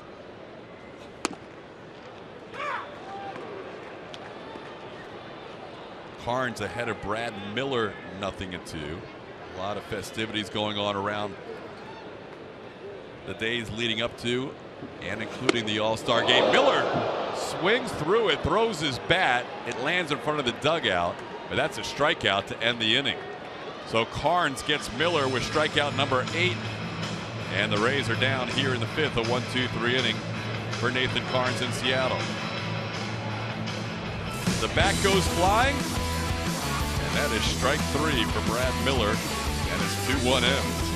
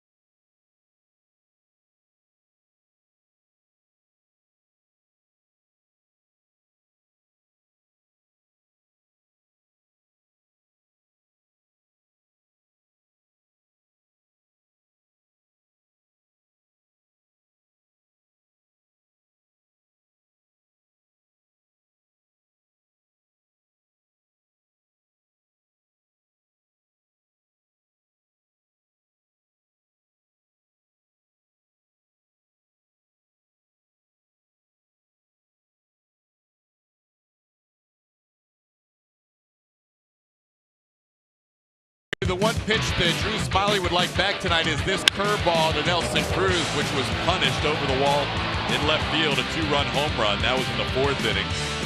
Steve Pearce in the bottom half of that same inning would lead off with a triple into the right center field gap that would get all the way to the wall, and then Corey Dickerson would follow with a line drive bullet to right field for a sac fly. And that's the scoring in this game. Drew Smyly and the Rays trailing Nathan Carnes and the Mariners 2-1 as we head into inning number 6. Breaking ball for a strike to start the inning against Franklin Gutierrez.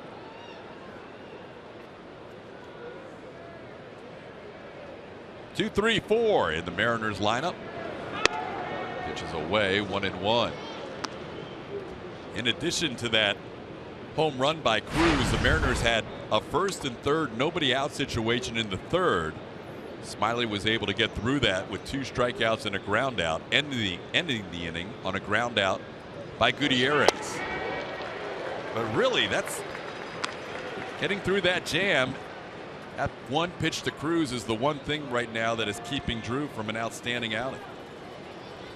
And it's still not too bad. 5 innings of 2-run baseball so far. 1-2 the count.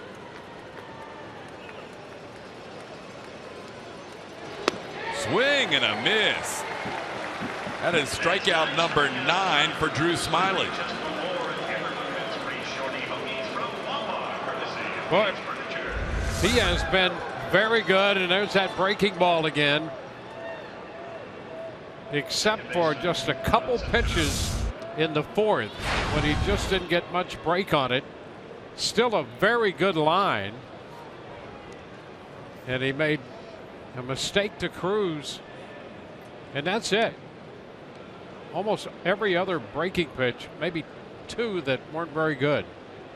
They've all been excellent except those 2. Robbie Cano does not agree with that call. Strike 1. Smyly has had 2 double-digit strikeout performances this year, his 2nd and 3rd starts of the season. Struck out 11 Cleveland Indians at home on April 13th and 11 Boston Red Sox on the road on April 19th. Drew right now with 9 strikeouts, the 3rd highest total for him this year.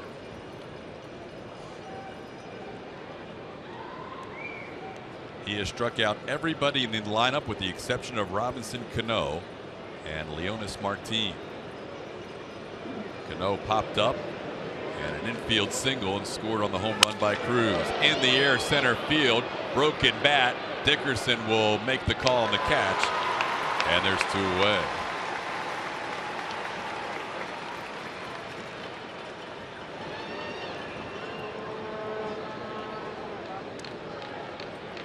Strikeouts for Smyly, not unusual to get a high total. Tonight a little bit extreme with the 9 already as we play here in the 6th, but his strikeouts per 9 innings right now is 6th in the American League, 9.76. Now he'll deal with the guy who hit that 2-run home run, Nelson Cruz. Strike, 0-1.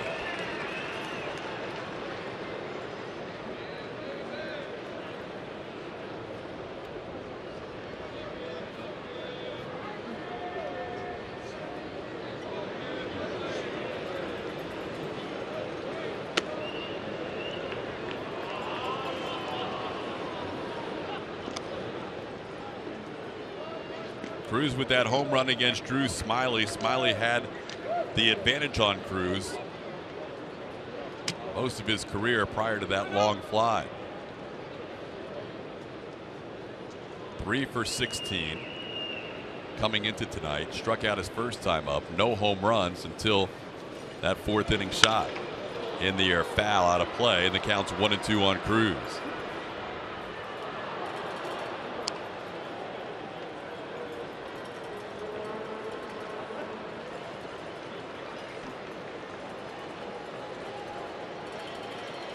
Drew looking for his 4th 1-2-3 inning out of 6.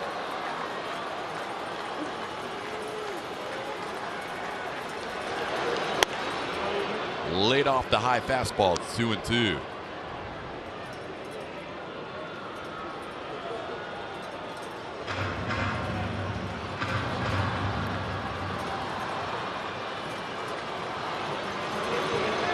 swing and a miss. Breaking ball in the dirt. Conger will see that CRUZ is not trying to run to first. Throws down to first to complete the putout.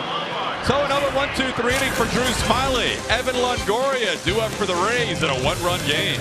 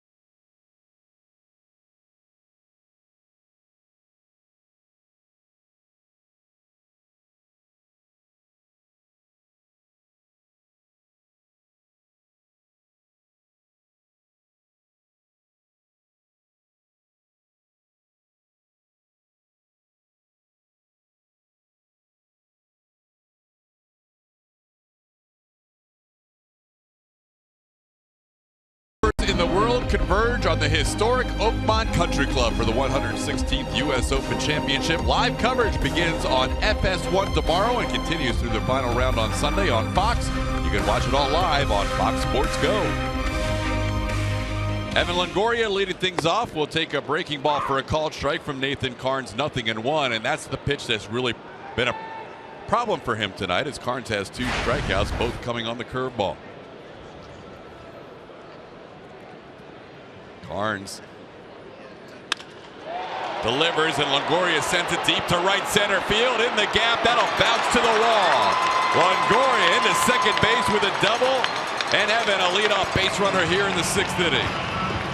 Well, Carnes had thrown some great curveballs to him, so Evan sees the fastball, takes advantage of it, and drills it for a double. He continues to be among the league leaders now in extra base hits.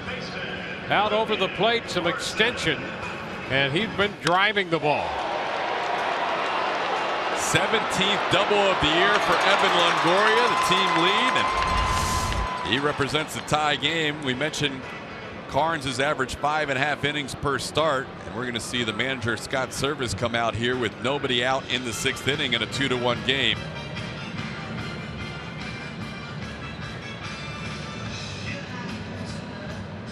Let's go down to Rich Hollenberg. While we have a break in the action, a reminder, because coming up on June 29th, toward the end of this month, one of the biggest events for the Rays and the community will be coming up. It's called Rays on the Runway, and since 1981, the Children's Dream Fund has been granting wishes of children with life-threatening illnesses in the greater Tampa Bay area. The Rays are always a big part of helping make those dreams come true. And as you may well know, the Rays on the Runway is the biggest event of the year in partnership with the Children's Dream Fund. You can be part of it too. Go to childrensdreamfund.org. It's going to be held at the Hilton St. Petersburg Bayfront. We'll take a time out here, and we will be back with the continuation of the Rays and the Mariners and a new pitcher.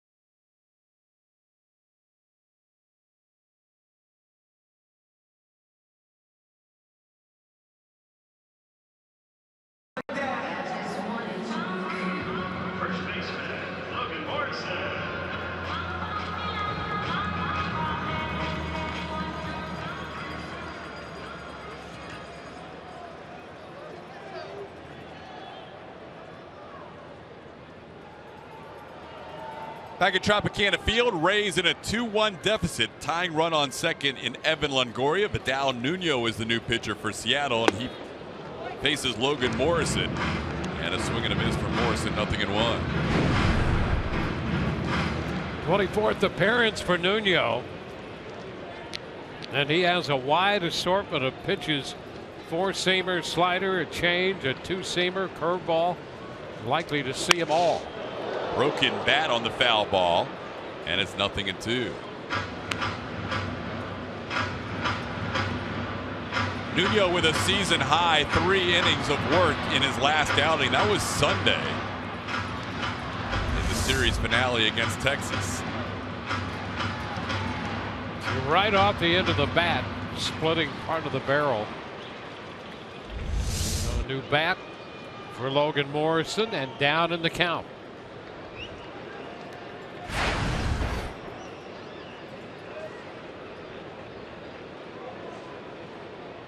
Morrison would love to at least put this ball in play and get Evan Longoria to third base. Fouls it away. It's 0-2 still. Nuno threw 52 pitches in that game Sunday. He threw the season high 3 innings against Texas. It was a frustrating series for Scott Service and the Mariners. They had a lead in the 9th inning of the middle game of that series, a chance to move within 2 games of the Rangers in the AL West. Instead, they lost that game after Prince Fielder homered with 2 outs and 2 strikes in the 9th. Texas would win in extra innings, and then the Rangers won Sunday. Now Seattle starts the day 5.5 back. Just a few days ago, 1 strike away from being 2 games back. Yeah, the Mariners were in first place on the 27th of May. Since then, they've gone 6-12. Morrison stays alive, 1-2. They've fallen 5.5 back, still running second, but 5.5 back. There you see the updated standings right now. The M's had been as many as 10 games over 500, currently 34-30. And one of the areas that has been problematic lately, their bullpen's been giving up some runs. We'll see if that continues tonight as the Rays trail 2-1. Well, the Rays 0 for 5 with men in scoring position tonight. Trying to turn that around here with his leadoff double. Good quality out here for Logan Morrison as he grounds one to the right side, down in the count, 0-2, moves Evan Longoria to third.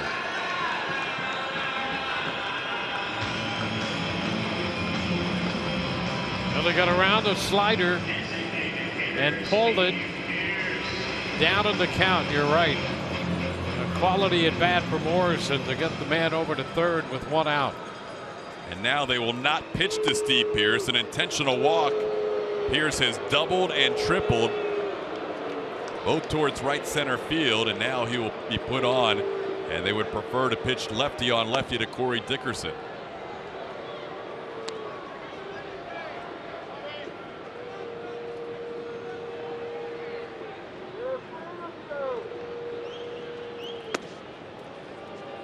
Dickerson in his last at bat hit an absolute seed to the right fielder Franklin Gutierrez. It went for a sac fly on a line drive out. So Pearce has walked intentionally.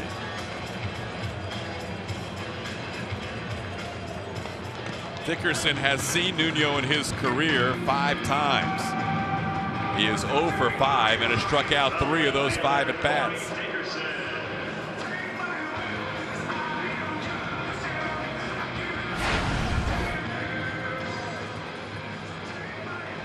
Nuno pitched with the Yankees a couple of seasons in 13 and 14, mostly as a starter. Also pitched with the Arizona Diamondbacks in 14 and 15, and then with Seattle last year.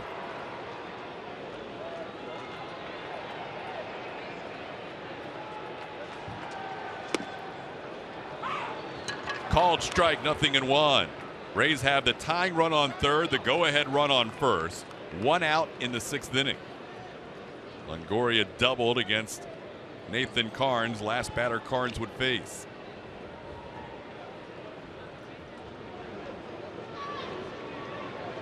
Got a called strike on the slider on the first pitch. Next pitch in the dirt, 1-1. And a great stop there by Iannetta. With the runner at third, take a look at the veteran catcher scooting to his left and staying in front of that, playing it extremely well. Almost textbook right there, Iannetta.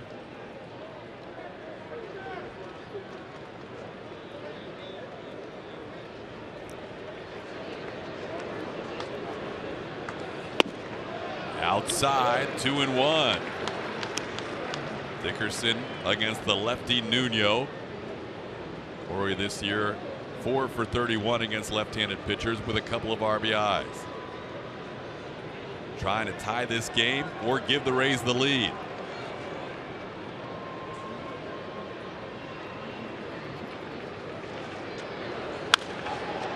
Out of play, 2-2.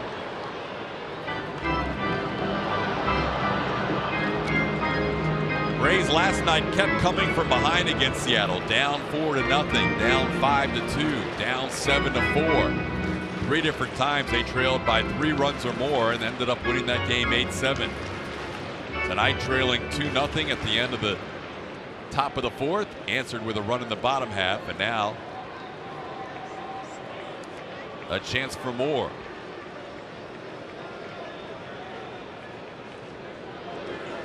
Line drive into right field. That's a base hit. RBI single, Corey Dickerson. We are tied at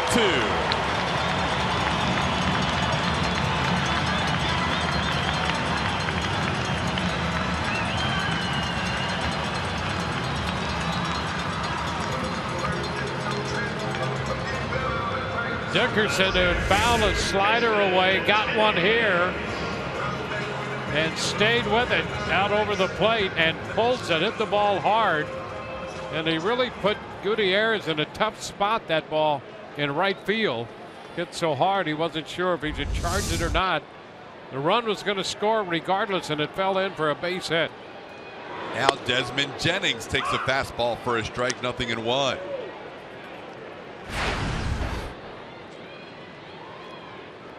Jennings, walk and a strikeout. One of 8 strikeouts for Nathan Carnes.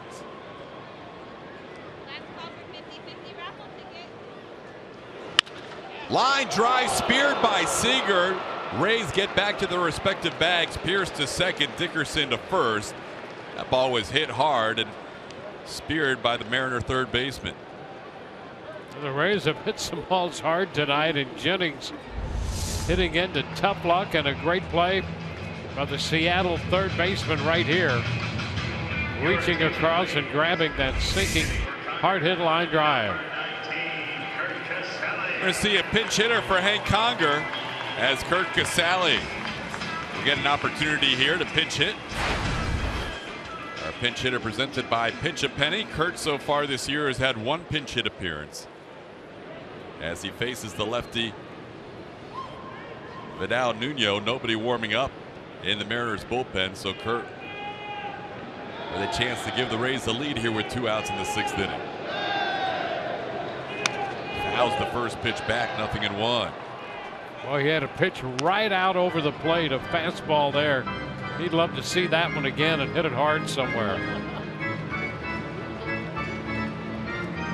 Nathan Carnes ends up giving up 2 runs on the night, as the run he was responsible for when he left, Evan Longoria, scored.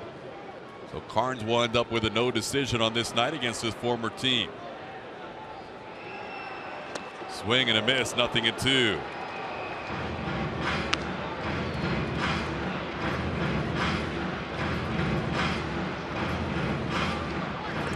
Corey Dickerson with both runs batted in for the Rays on a line drive, sacrifice fly, and a base hit here in the 6th.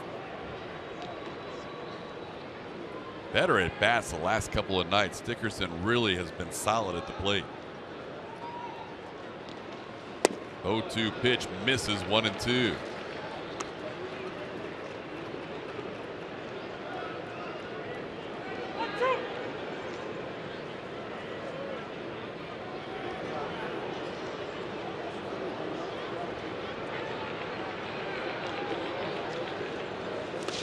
In the dirt, Now the count evens up.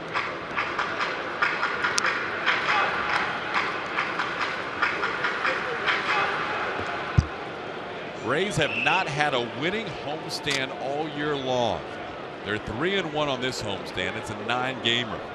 A win tonight would put them in great position to end up with a winning homestand here. Swing and a miss at a high fastball, and that'll do it for the Rays and Curt Casale. But Corey Dickerson with his second RBI of the night against the lefty Vidal Nuno ties the game at 2 as we head to the 7th inning at Tropicana Field.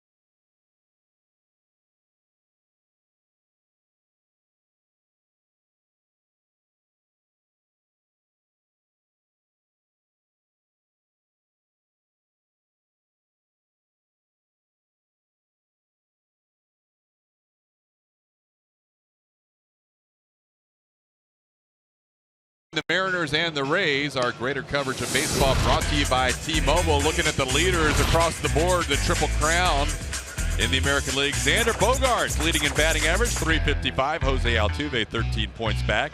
And you have Mark Trumbo with the Orioles leading in home runs. Todd Frazier is a home run back. And Edwin Encarnacion leading in RBIs. And David Ortiz 1 RBI behind. Our greater coverage of baseball. We're ready for the 7th. Here to take you the rest of the way, Dwayne Stats. All right, Todd, thank you very much. This game tied now, 2-2. Corey Dickerson with a couple of runs batted in. Nelson Cruz with a couple of runs batted in. Nice version of rally caps right there. Glad to know they're in the ballpark. Here's Lee taking a big cut and missing. Here's Smiley. 10 strikeouts tonight. The 8th time he's hit 10 or more strikeouts in a game. 2 runs, 4 hits. Tapper foul. Twice he has victimized Dae-Ho Lee and struck him out.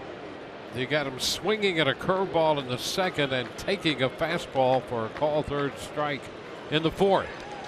And swings at this one in the dirt, popping away. Casale has time and makes the throw down to first for strikeout number 11. 1 gone in the 7th. Let's check in with Rich Hollenberg again. Rich? Gentlemen, final Web Wednesday question of the night. It's a good one. I think you'll like this, especially you, Dwayne. Peter from Winter Haven wrote in tonight, and he said he watched you announce games with Nolan Ryan pitching, Mike Scott pitching. They used Roger Craig's split finger fastball. He says, why don't Rays pitchers use that pitch? Well, there's a couple of, well, these guys use a split finger, and there are a couple varieties of that, of the split. And we've seen some of our guys use that as a changeup. Kyle Seager up here, 1 strike to count.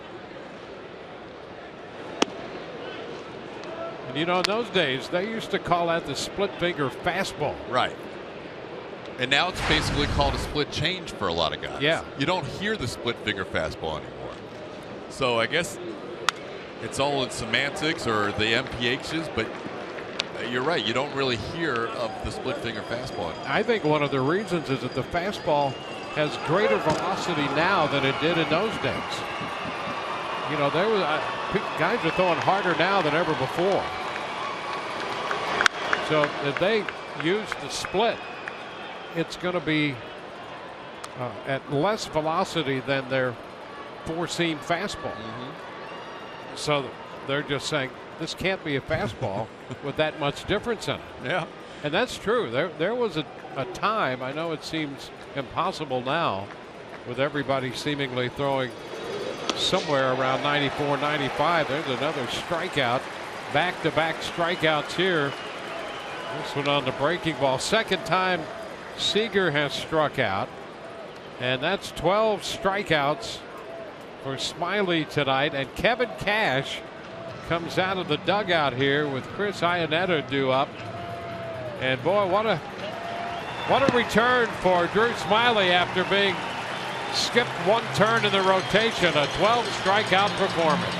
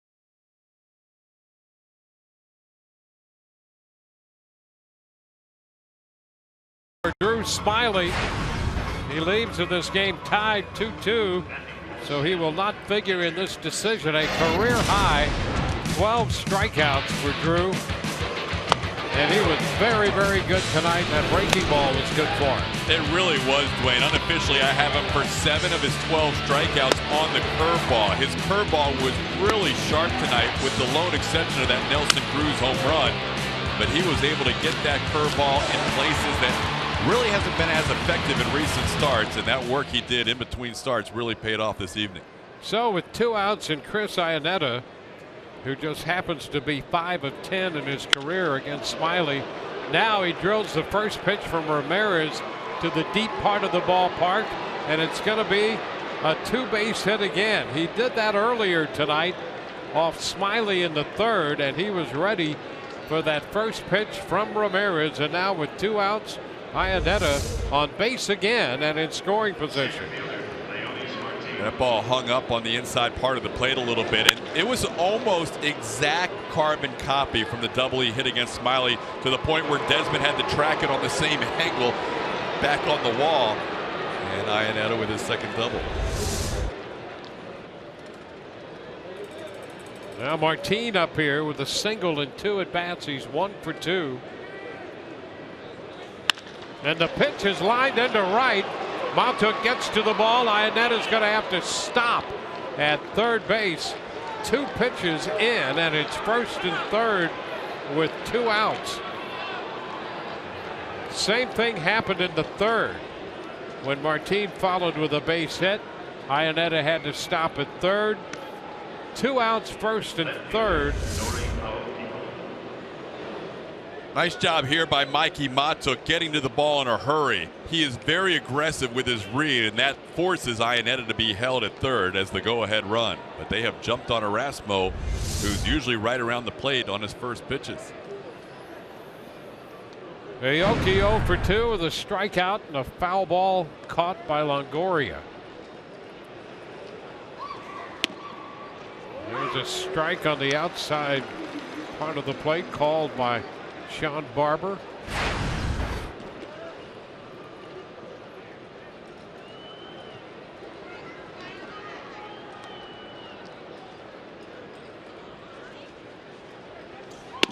I don't know how that didn't hit him.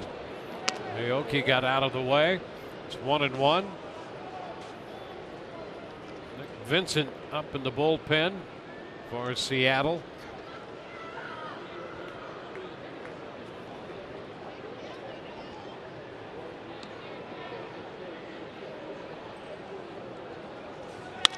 Ground ball right side. Forsythe with the flip to Miller to retire the side. 7th inning stretch time. We're tied 2-2.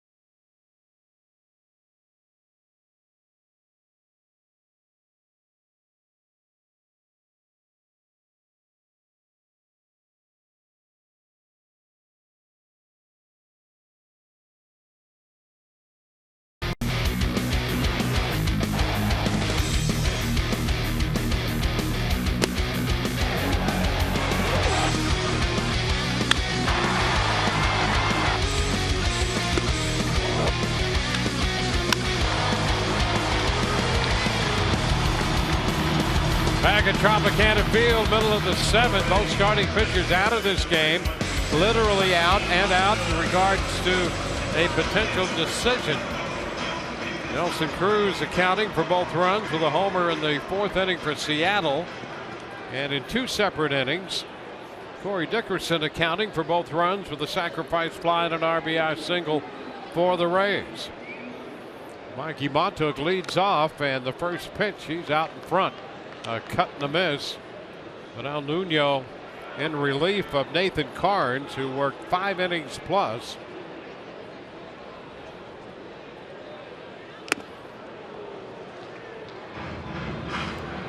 He missed the fastball, and the count now 2 strikes.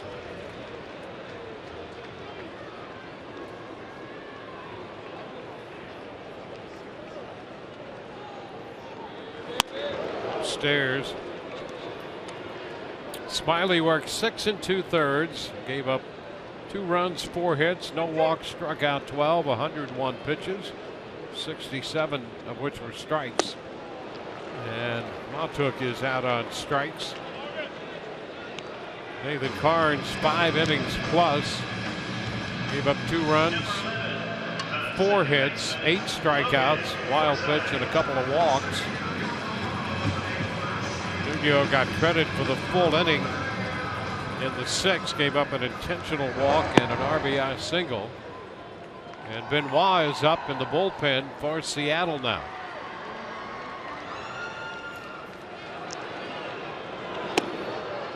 Cut and a miss by Logan Forsythe. What a start by Drew, though. That's the kind of start that can really propel you to maybe a solid run of starts, because he was struggling. Took a little extra time between starts, and tonight just had that presence, had that curveball working. Everything was sharper tonight than we had seen in previous starts. 0-2. Well, the Rays showing signs of getting the kind of starting pitching that they're going to need to be in the race and that they thought they would get.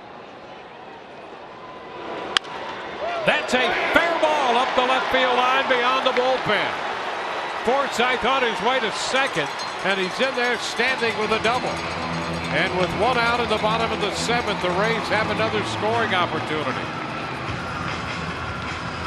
11th double of the year for Forsythe, who had 2 hits last night. He has 2 hits tonight.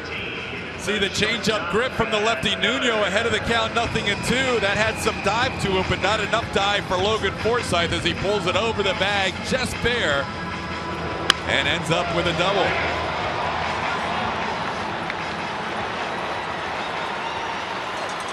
One out double. Brad Miller.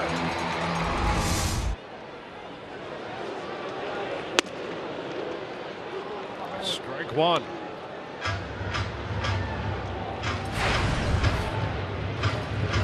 Rays right now 1 of 9 with men in scoring position tonight.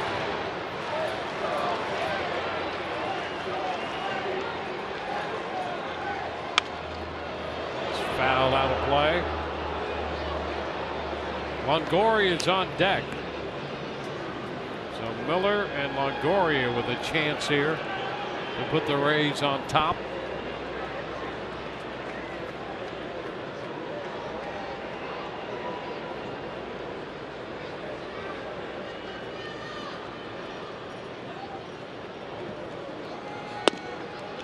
Pitch away. The ball, 2 strikes.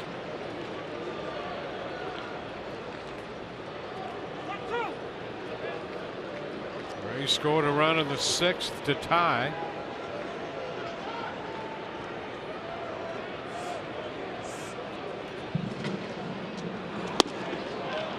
Away again. 2-0. Good take right there by Brad. You know Brad would love to be able to do some damage against his former team. Just 2 for 18 this year in his first go round after being traded by the Mariners.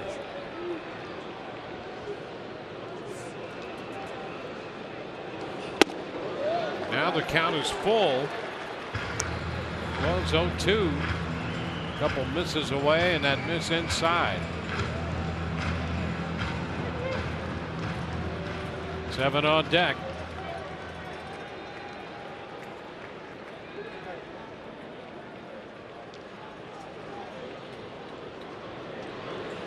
And a cut and a miss. Miller out on strikes for the 2nd time tonight. It's 10 strikeouts for Seattle pitching. Again, Drew Smiley had a career high 12 strikeouts tonight.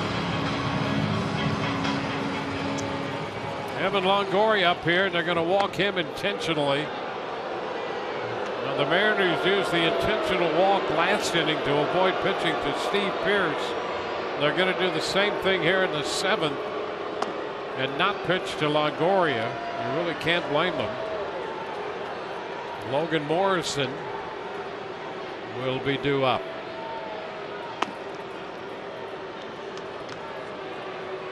Figured if Miller got on, that's why Benoit was warming. If he didn't have a place to put Longoria, Benoit may have come in to face Longoria, but then when they retired Brad with that base open, they weren't going to let Nuno pitch to Longo, and they figured they'd save Joaquin in the same process.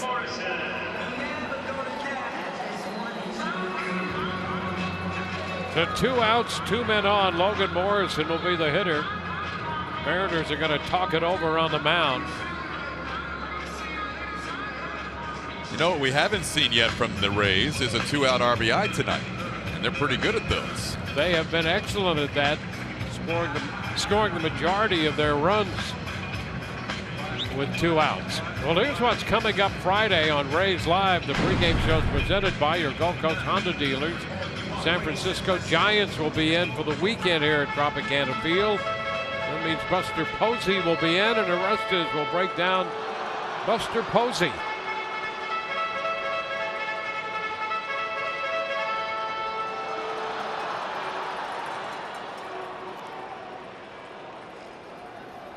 Logan Morrison, a couple of ground outs and in between a strikeout. Pitch away. 1 ball, no strikes. Same deal with Logan as we spoke about with Brad Miller. He would love to do some damage against his former team. He is just 2 for 21 this year against Seattle. Well, Dickerson crossed him up when they walked Pierce. Drove in the run. Let's see if Morrison can do the same. High fly ball back into right. And that ball down near the corner caught by Gutierrez.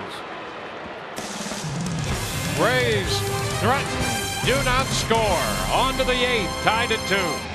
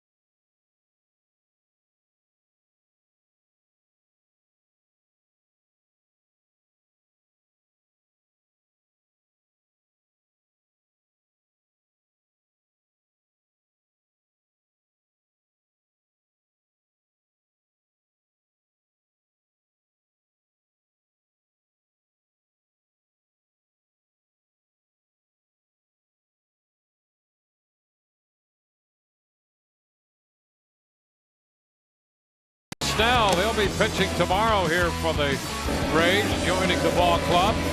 And that no decision when he was so impressive against the Yankees back on the 23rd of April.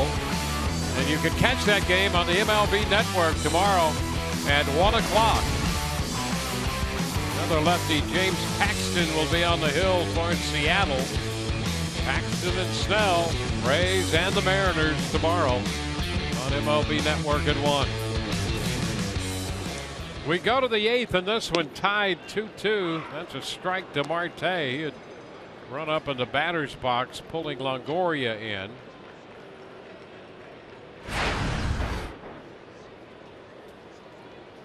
Marte was 0 for 3 against Smiley. And down in the count, 0-2 against Erasmo Ramirez. Ramirez greeted by a couple of hard hit balls, a double by Iannetta, and a line single by Martin, but then he got Aoki. They had a ground ball to second, and that closed out that threat in the 7th. Now he begins the 8th. 1-2.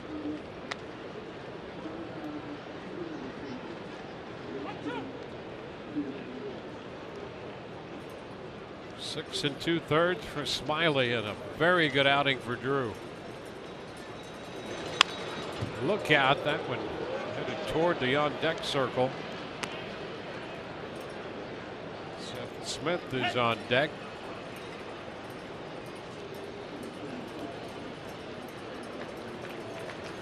He'll be pinch hitting for Gutierrez next.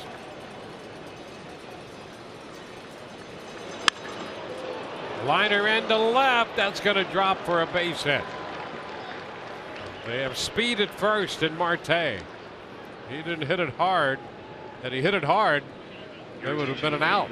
I'm not sure how he got to that pitch. That was a changeup that looked like it was about to bounce, and he went out of the zone. Watch this. This ball is about to go in the dirt, and he really chopped at it. He just golfs it into left field.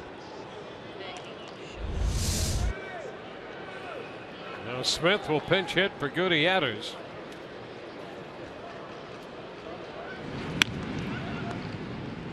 Marte 8 of 11 in the running game.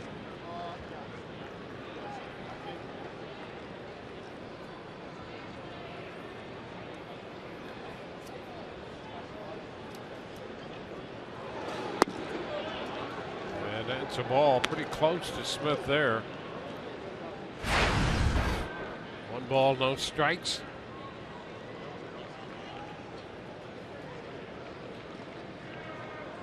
Marte wearing that mitten as protection on his left hand. He had a sprained left thumb that put him on the DL. Now it's 2-0 to Smith. This is Erasmo's inning. We have seen this often from Kevin Cash. Erasmo getting the final out of a previous inning and then going through the next inning. There is no bullpen action. This is all Erasmo right now in the 8th.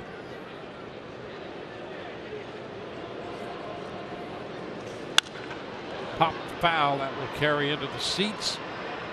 2-1.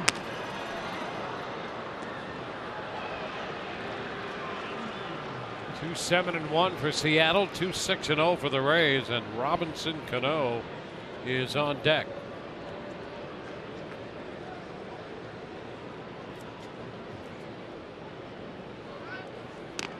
Again, a toss to first. As much as Erasmo's been used, it was good to see him not have to pitch Sunday's game. Then the day off on Monday. Did not have to throw yesterday either. So for him, that feels like about a week and a half off.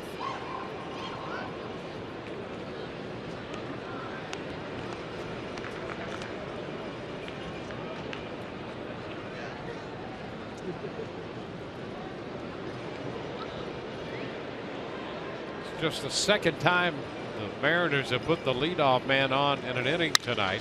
Ground ball to first. Out there. Tag play on, and it hits Marte, safe at second. So they get Smith at first, and Marte, who was headed to second, hit by the throw from Morrison. One of the demos yesterday was this play, Logan Morrison, but he's unable to clear a lane because he steps on the bag, so he's not far enough out of the grass, and he hits Marte in the helmet. And here you see it. He's basically on the same line as Marte because he had to make the put out at first. And if that throws a little higher, he maybe gets Marte, but that's a tough play. One gone with a man at second, and now here's Cano. Cano 3 of 4 in his career against Erasmo.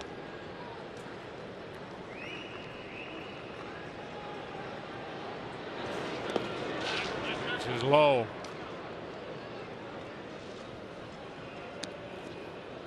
Ramirez formerly with Seattle. Cano opened the 4th inning with a base hit, scored on the Nelson Cruz home run.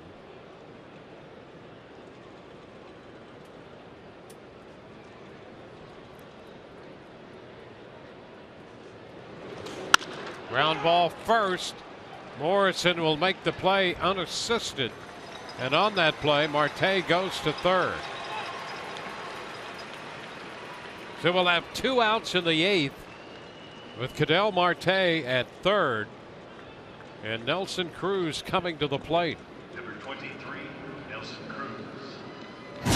Cruz has accounted for both Seattle runs when he had a Smiley breaking ball into the seats and left, scoring Robinson Cano in front of him. Rays answered with a run in the bottom of the 4th inning and tied the game with a run in the 6th. Cruz 1 for 3, and the Rays will not pitch to him. They'll walk him intentionally, setting up first and third. This will be the first walk given up by Rays pitching tonight. Daeho Lee is on deck. Adam Lind, a lefty, is available. There's no action in the Rays bullpen. We'll see if they try and go lefty on righty or give Daeho Lee a shot at Erasmo. Well, Lind is 2 for 5 in his career against Ramirez. And here he is. So Lind will come off the bench to hit for Lee.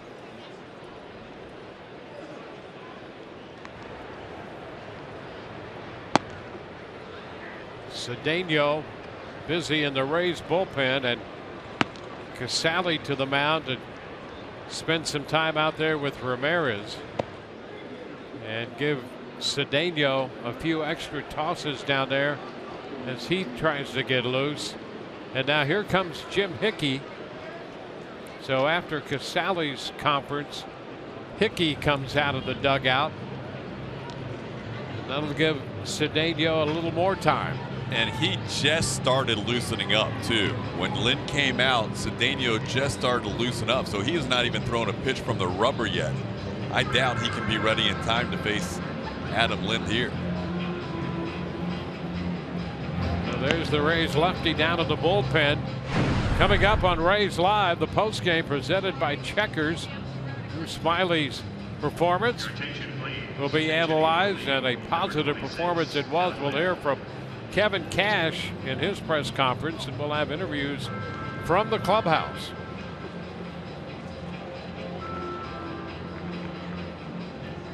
Hickey back in the dugout. Adam Lind stepping in. Lind was 0 for 4 last night with a sacrifice fly, and this one's saved by Casale. A fastball down and in, and Casale got that mid on it.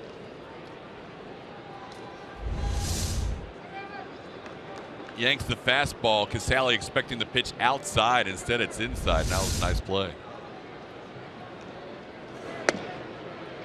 Now a strike. 1-1.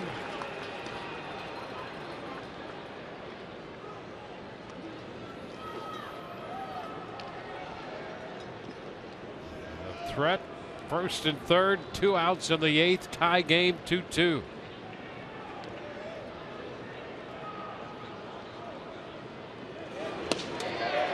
One and 2.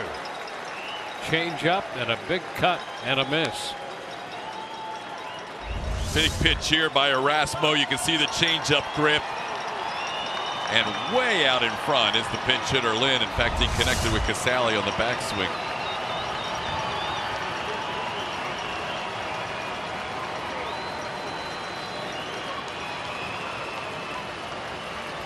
One, two. Just a piece of it foul. Holding the count at a ball and 2 strikes. Doubled up on the changeup. That was a pretty good one too. Lynn did a good job to stay alive.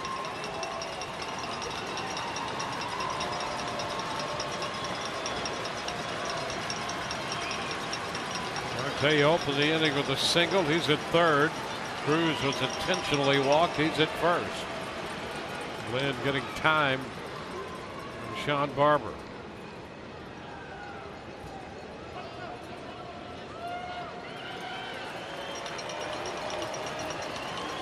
One, two. Oh, pretty close right there, but wide. And the count is 2-2. Casale is set up just off the plate. Erasmo hits the mitt. Sometimes you get a call, but it was wide. You see Casale splitting that outside corner with his body.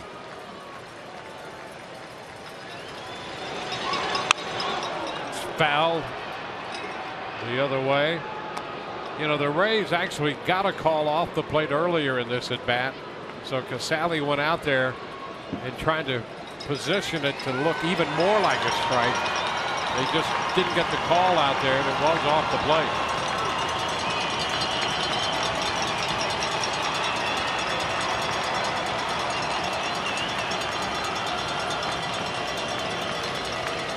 Two-two. Here we go. Ground ball right side, and Morrison has this one. 3 ground balls to first. The Mariners lead 2. Bottom of the 8th coming, still tied at 2.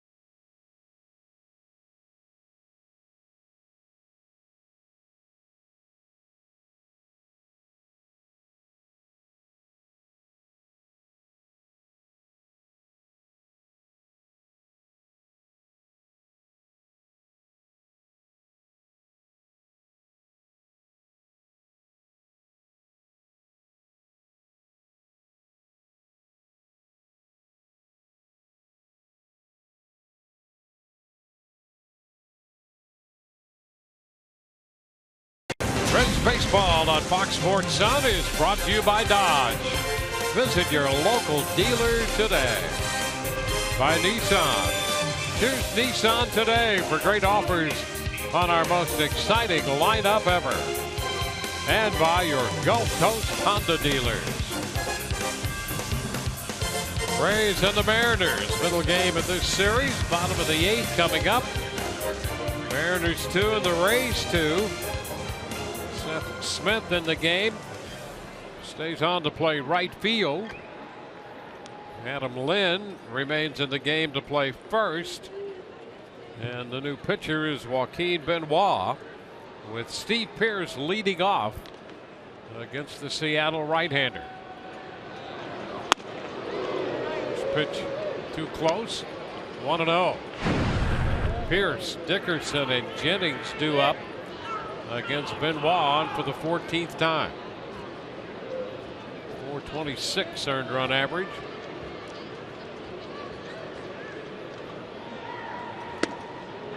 The strike. Pearce trying to hold up. The slider, it's 1-1. Slider, Benoit only throws to right-handers. He'll throw heavy amount of changeups to lefties. Fastball, slider, change to righties. Ground ball deep short. Marte in front of it. The throw to first gets away from Lynn, and Pearce is safely aboard. So the Rays put the leadoff man on in the bottom of the 8th. See if Marte gets a clean grip here on the throw. He's got some time. It was a long throw. This ball starts to tail away from Lynn. He tries to stay on the bag and can't glove it at the same time.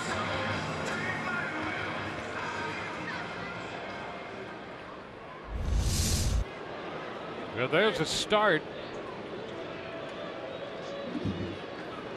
They're going to charge Marte with his 9th error of the year. And Corey Dickerson, who's driven in both runs tonight, is up there. He's faced Benoit 3 times, has a hit off him, and that's a home run.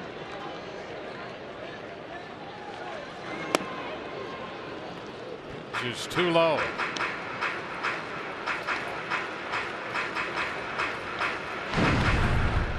Pearce aboard on the error, reaching for the 4th time tonight. He was on base 3 times in last night's game.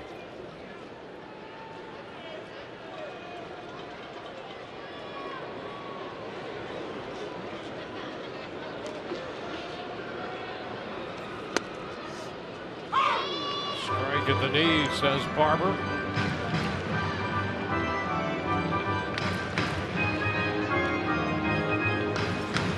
Seager the only man on the left side of the infield.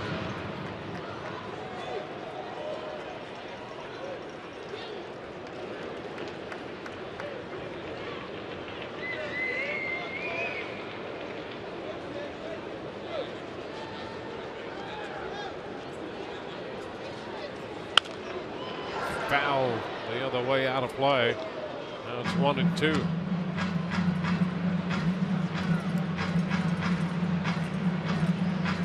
Dickerson has walked, drove in a run with a fly ball in the 4th, singled in a run in the 6th inning. It's the one hit the Rays have tonight with men in scoring position.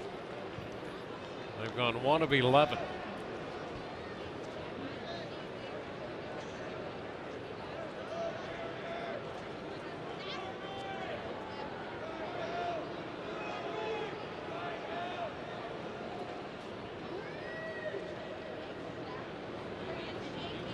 Toss to first. Back in is Pearce. Carnes for 5+, Nuno for 2, and now Benoit on in the 8th.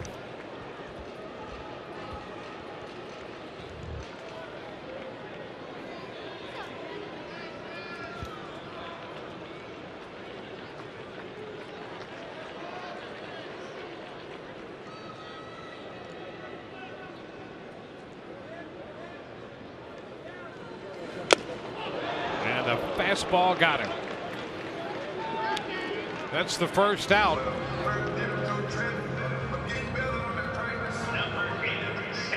So Dickerson retired. Followed up the changeup with a firm fastball. Dickerson just underneath it. He got a piece. The foul tip caught by Iannetta. Now it'll be Desmond Jennings.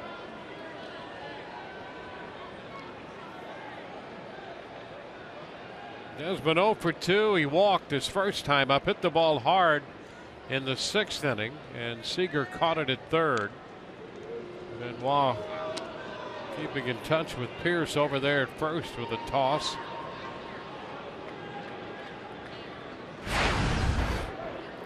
Two 7-2 for Seattle. 2 6-0 for the Rays.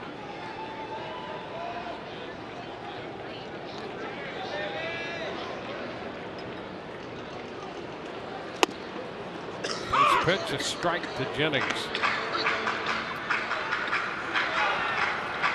And a slider to the right-handed hitter.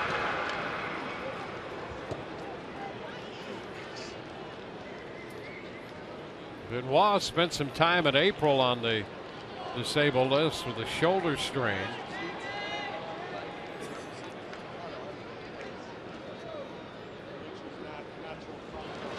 Ground ball, that's going to go through into right center. Pierce will go to 3rd. 1st and 3rd for the Rays. Jennings got it just out of the reach. CANO.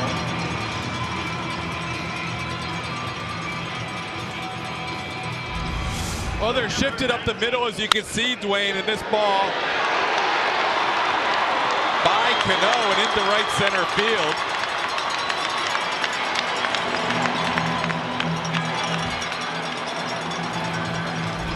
So it's 1st and 3rd with 1 out. Jennings picking up his first hit, comes at a great time. Kurt Casale will be up here. He pinch hit in the 6th for Conger.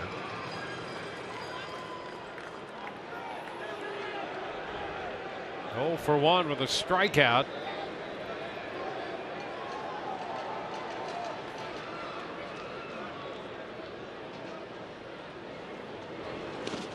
This one, a ball covered up by Casale.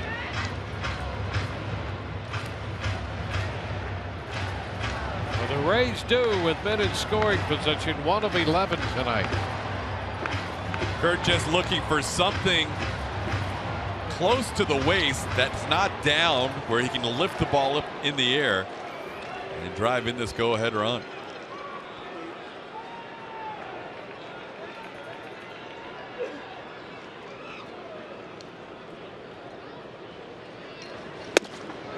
Cut and a miss at the fastball. He got one at the waist. This was a fastball on the outer half, though, and just couldn't connect. Here you see it. Kurt looking to drive something to the outfield. Pretty good location by Benoit. It's his first matchup with Benoit.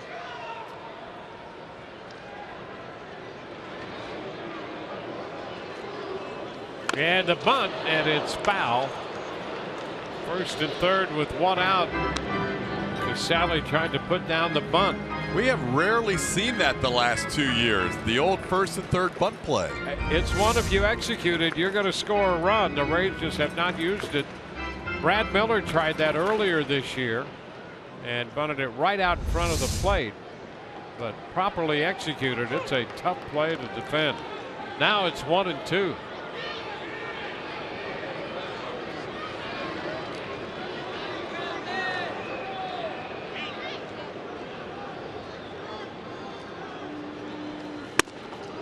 Two and 2.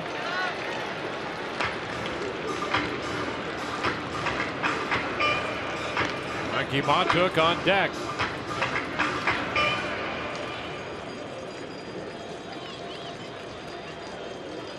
Each team now with 2 runs, each team with 7 hits. And a 2-2 count to Kurt Casale. Cut and a miss. He's out on strikes. Missed the fastball. Oh, Benoit challenged him, didn't go to the slider or the changeup. He's stuck with the fastball. And this one in the mid-90s, up in the zone a little bit. Kurt unable to catch up. Well, Montook is due up. And Kevin Cash is going to ask Jeff Decker, who just joined the team today from Durham. Decker will pinch hit against Benoit. Rays just bringing Decker from Durham. You see his numbers with the Bulls. They designated Dana Evelyn for assignment. Jeff Decker arrived here about 15 minutes before game time, and here he has an opportunity to win the game for the Rays in his first AB ever in a Tampa Bay uniform. The Mariners talk it over on the mound, relaying any information they have on Decker. He was with the Rays in spring training, was not on the 40-man roster. So this is his Rays debut. He has seen big league time with the Padres and the Pirates. 26 years old. So here's Decker to pinch hit for Montook. Lefty against the righty.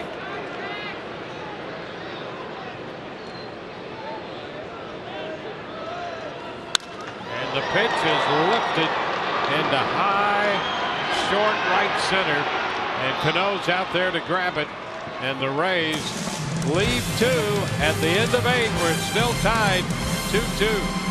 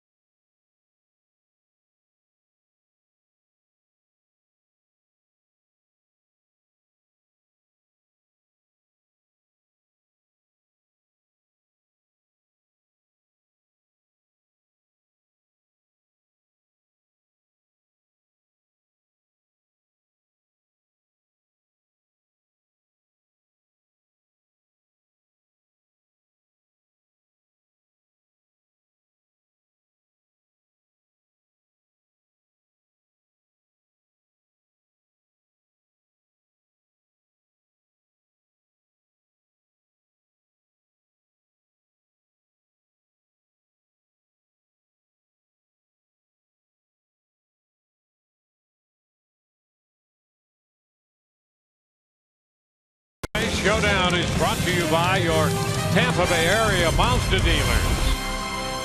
Rays and the Mariners. Rays came from behind to win last night 8-7. Tonight they go into the 9th tied 2-2. Jeff Decker stays on to play right field after pinch hitting and popping out to Cano in short right field. And Alex Colomé, the new pitcher for the Rays, he worked the 9th inning last night and came away with his 19th save, on for the 28th time. He'll face Kyle Seager, and Chris Iannetta do, and followed by Leonis Martin. Pitch taken for a ball. Seager had an extended at bat against Colomé last night, 10 pitches, and drew the walk before he got Lynn to ground into the double play to end the game. 1-1 now with that foul ball. Svensson up on the left side of your screen. He was up earlier. Cishek on the right side.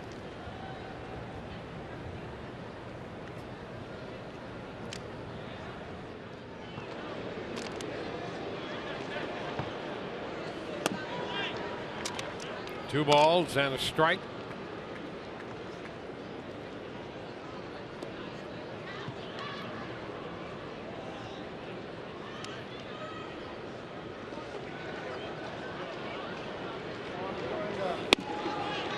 And now Colomé is behind, missed with a fastball. 3-1.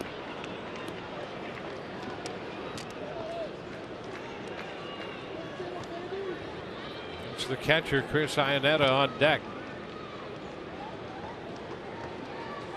Seager grounds it to first. Colomé will have to cover. Takes the toss from Morrison.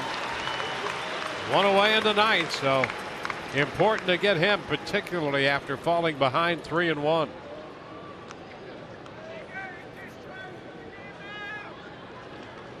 Now it's Iannetta. Number 33, Chris Iannetta.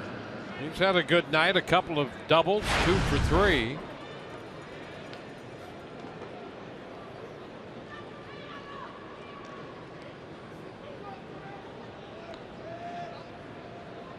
Doubles almost identical toward the deepest part of the ballpark. And he fouls that opening fastball out of play. Strike 1. So many save opportunities for the Rays on the second half of that last road trip and early on in this homestand. It's been a while since Colomé pitched in a non-save situation. Trying to keep this game tied tonight.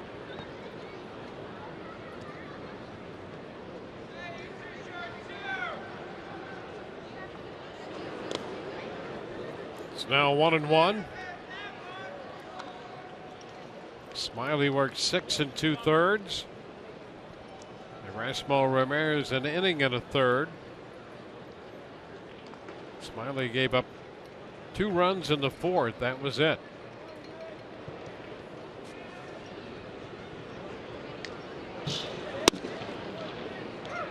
Two and one.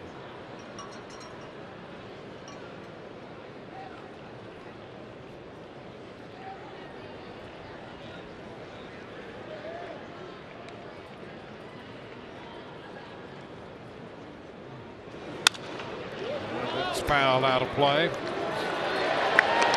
Takes the count to 2 balls, 2 strikes.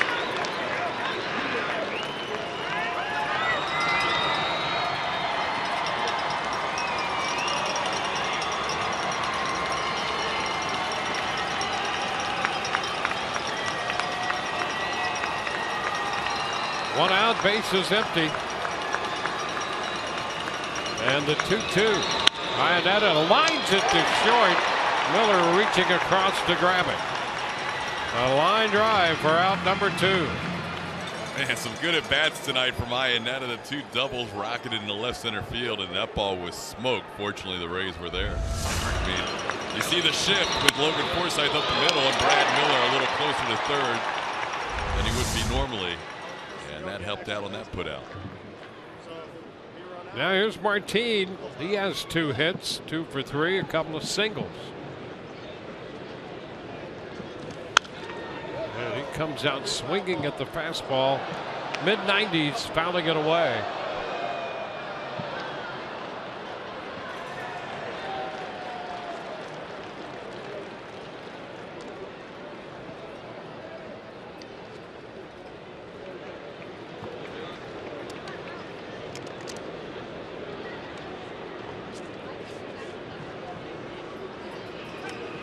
Cut and a miss. That had some nice bite to it. Like slider. I love this guy's demeanor. It's almost like he was born to be a late inning relief guy. It's hard to imagine him as a starter because he just has that attitude that you need late in the game. The 0-2. Ball, 2 strikes, same pitch. This time Martine lays off.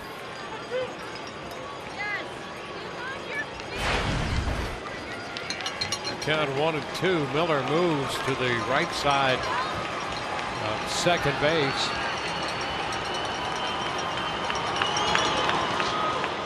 Coming in again. Same pitch. It's 2-2.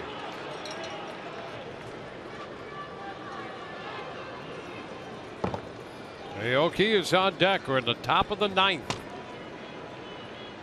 2 outs, base is empty.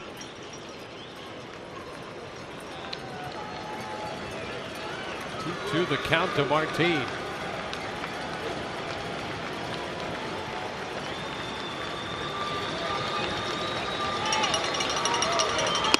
And oh, very close right there, a little wide. Colome hoping to get that call. And now the count is full. Fastball, upper part of the zone. Does it catch the corner? Just barely off. Martine catches a break. I don't think he could have caught up to that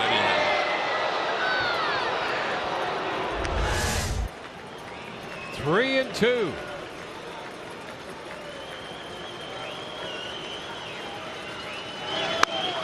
Sharply hit, look out, in and out of the Rays dugout. Let's hope everybody's okay down there. Rocco Baldelli heads up.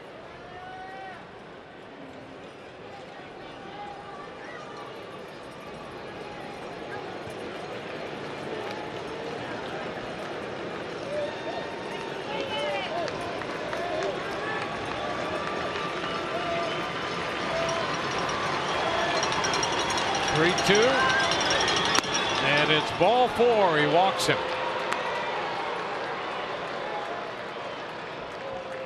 A 2-out walk in the 9th inning puts Martine with good speed at first, and it brings up Nori Aoki.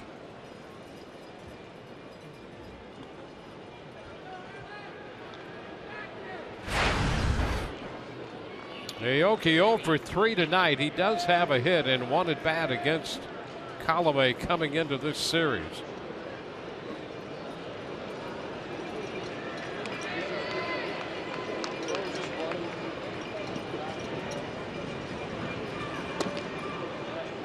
It's over but low.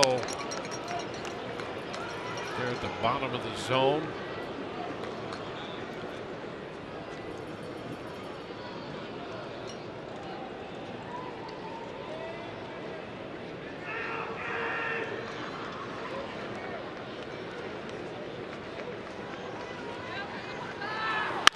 And a base hit up the middle. So with 2 outs, 2 men on now, Aoki returned the fastball right over the mound and threw into center. So a little uprising here with 2 outs. Fastball in the inner half and right back up the middle for Aoki. And Colome now will have to bear down as he goes back to the top of the order. KETEL Marte will be at the plate. He singled in the 8th, giving him 1 for 4 tonight.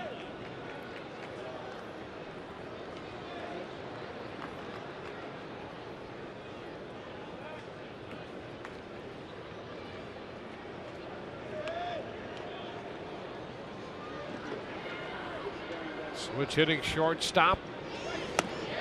There's a cut and a miss on the slider, strike 1. Good depth on that pitch to get ahead.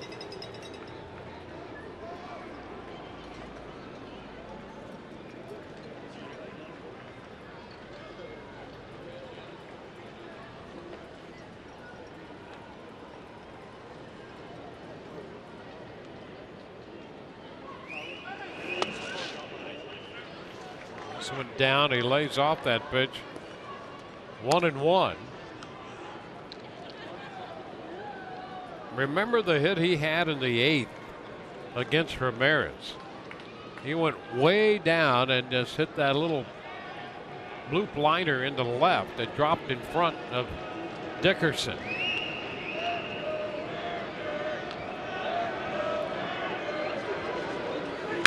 Ground ball shortstop. Miller will step on the bag to retire the side. Bottom of the 9th coming up. It will be the top of the order for the Rays.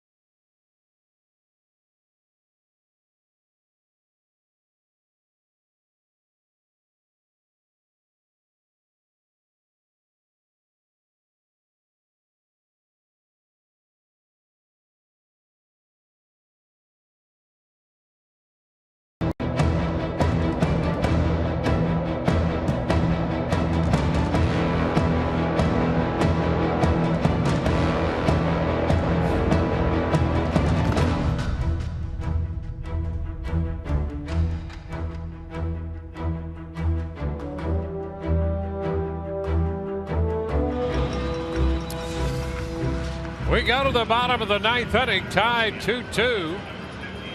Braves tied this game in the 6th inning on an RBI single by Corey Dickerson. Nick Vincent will be the new pitcher. And the top of the order, Logan Forsythe, leads it off. He takes the first pitch for a strike.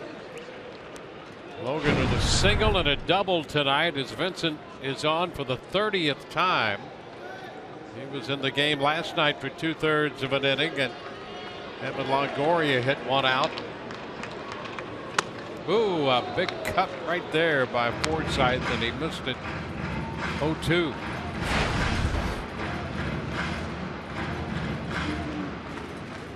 Vincent, a lot of heavy sliders, especially to right-hand hitters. He really favors the slider when ahead of the count. And Forsythe is out on strikes.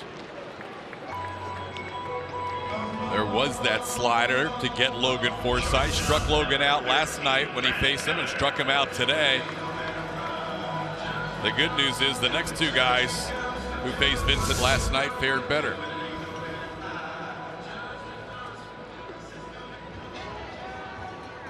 Threw a lot of sliders to Brad Miller last night. Down in the count, even in the count, and then a slider to Evan Longoria left the park. Brad Miller looking for his first hit. Does a little pop up, and it's caught by Seager as he approached the mound.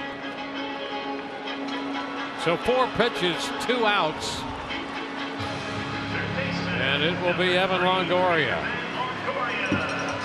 Well, Evan connected last night in a big way as the Rays stayed close. Pulled even in the 7th on this 3-run home run, connecting against Nick Vincent.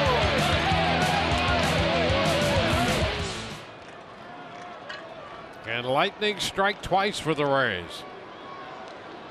2 outs, bases empty, bottom of the 9th, tied 2-2. And a foul ball, a little piece of that one. Last night it was a slider, a pretty good pitch on the outer half. Tonight he starts him with a fastball.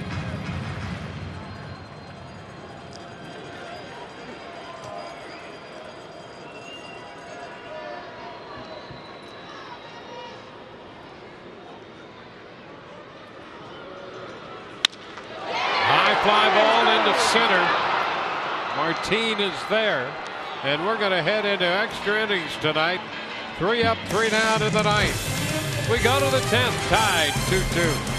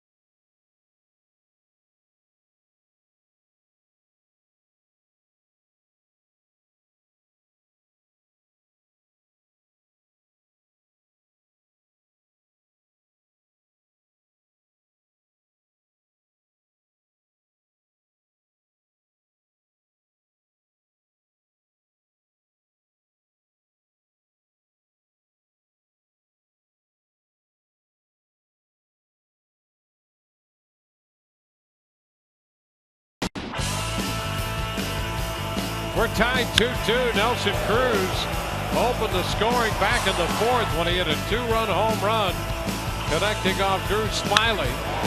Corey Dickerson sacrifice fly scored Steve Pearce, who opened the bottom of the 4th with a triple. That got the Rays on the board. And in the 6th inning, Dickerson got him even.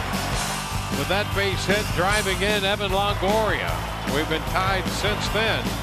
Rays have gone 1 for 13 with men in scoring position tonight, so they've had some opportunities. They've stranded 10. Seattle leaving 8 men on base, and Xavier Cedeno is the 4th pitcher of this game now for the Rays. He'll face Seth Smith to lead it off. Robinson Cano will follow, and then Nelson Cruz due to hit 3rd.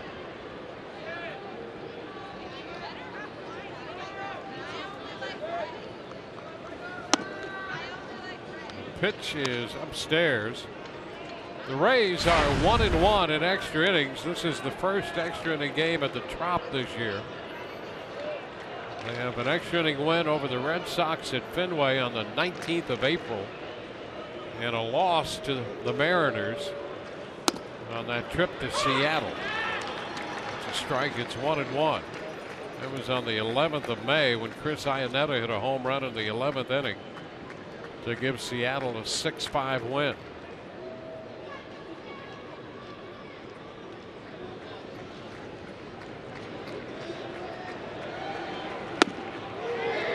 There's a strike, 1-2. Cedeno worked an inning last night. He pitched a 1-2-3-8.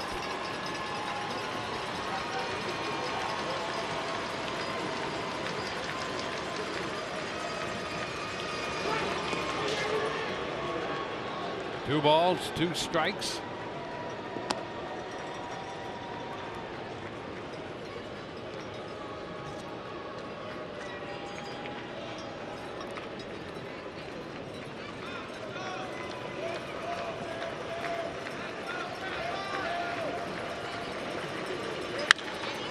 Fly ball into left. It's Dickerson making the catch. One away in the 10th. Second baseman, Robinson Cano. Robinson Cano.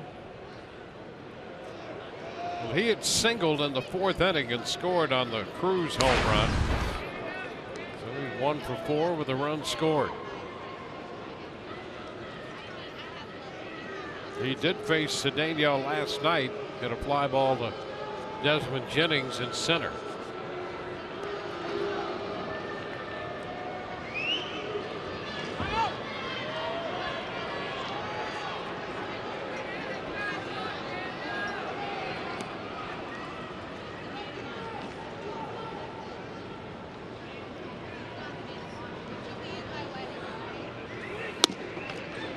Pitch is upstairs. Matt Andriese, now part of the bullpen, is loosening. And having been a starter all season, probably will give him a little extra time to get loose tonight. 2-0.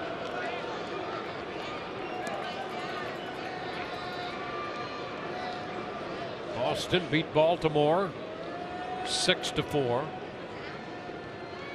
So the Orioles and the Red Sox tied for first again. Pop fly. Miller out from shortstop waiting for it. Brad makes the catch. A couple of outs here. 2 up, 2 down in the 10th. Hitter's going to be Nelson Cruz.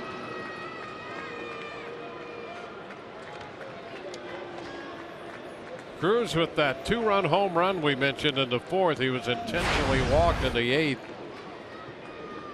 Struck out a couple of times. He is 1 for 3 tonight.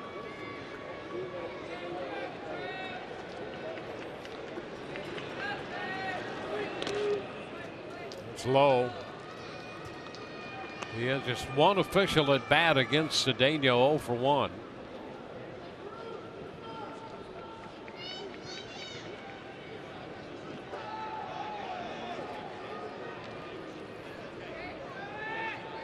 Cishek up in the bullpen. 2-0. Adam Lynn on deck, and Cedeno against lefties 6 for 36 this year. So they have pitched Cruz carefully and won't even offer one to him after it got to 2-0. Yeah, falling behind him. They walk him intentionally. We'll get Adam Lind up there. So CRUZ heads to first, intentionally walked for the second consecutive time.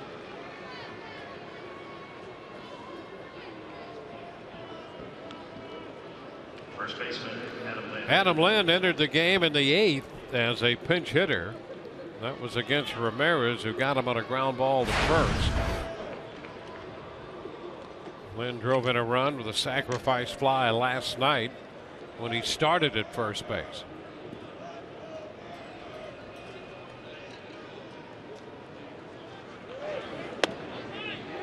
Pitch is a strike.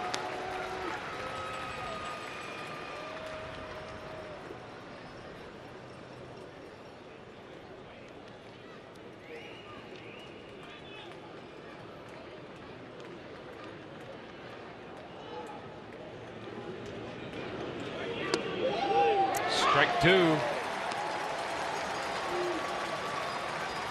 Cutter curveball. That's the combination to get ahead for Cedeno here against Lind. Now he can try that sweeper where he started on the plate. See if Lind will chase as it rolls off the plate.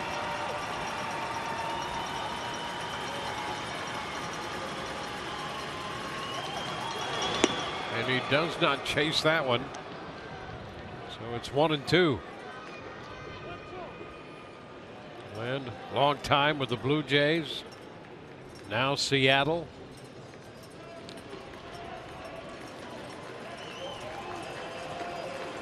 Spent some time with Milwaukee.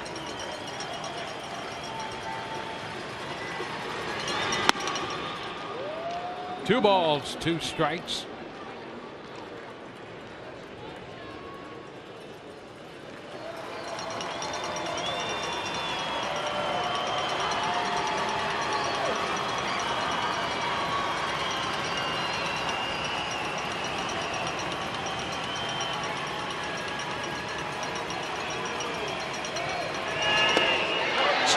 Call.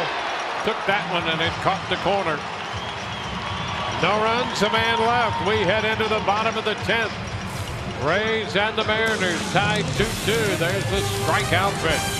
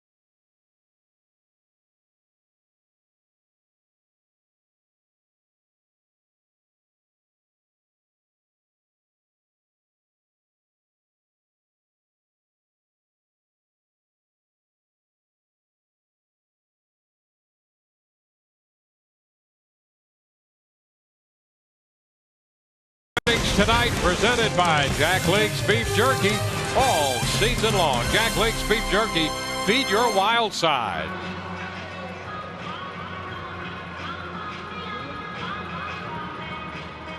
Traveled all this way and we go now to the bottom of the 10th. Logan Morrison will lead off for the Rays, the former Mariner. Nick Vincent came on, worked the 1-2-3 ninth.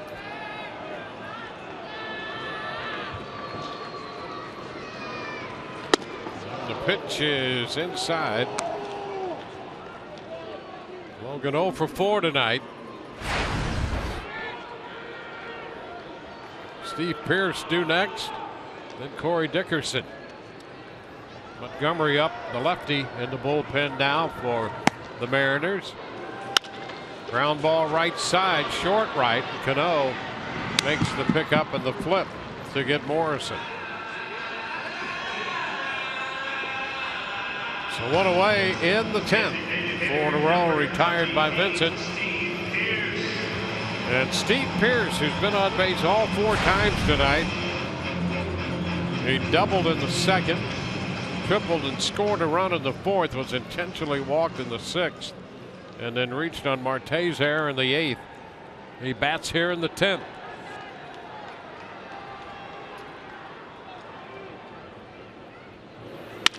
Ground ball. This is backhanded by CANO, and a quick throw to first. Boy, what a play right there.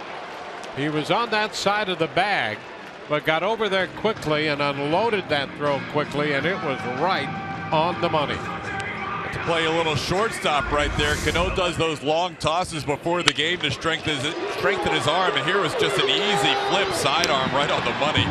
Nicely done by the Mariners' second baseman.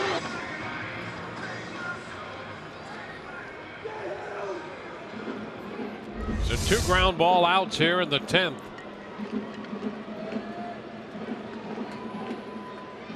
And here's Corey Dickerson. He has both runs batted in for the Rays tonight. One with a sacrifice fly, the other one with a 6th inning single. Upstairs, the ball, no strikes.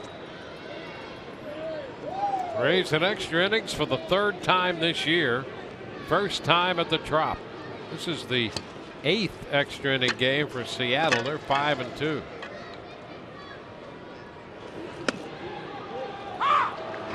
One and one to count.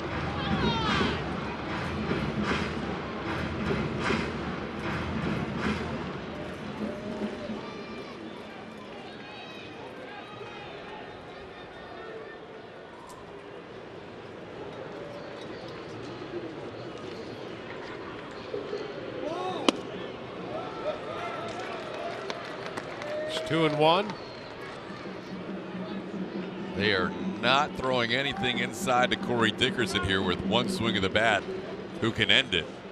And a right-hander on deck in Desmond Jennings. Well, now they're going to go ahead and walk Dickerson with a 2-1 count. So this will be an intentional walk. And Jennings will come on to bat.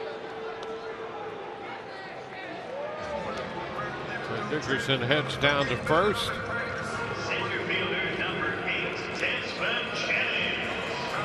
Jennings has a walk and a single tonight, officially 1 for 3.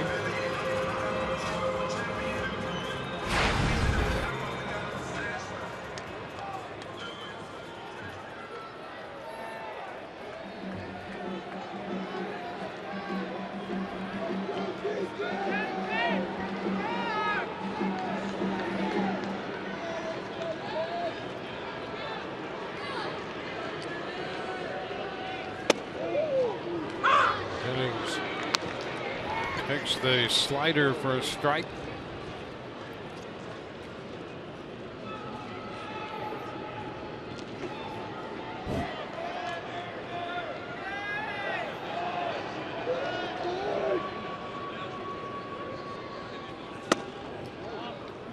That's a ball. It's 1-1.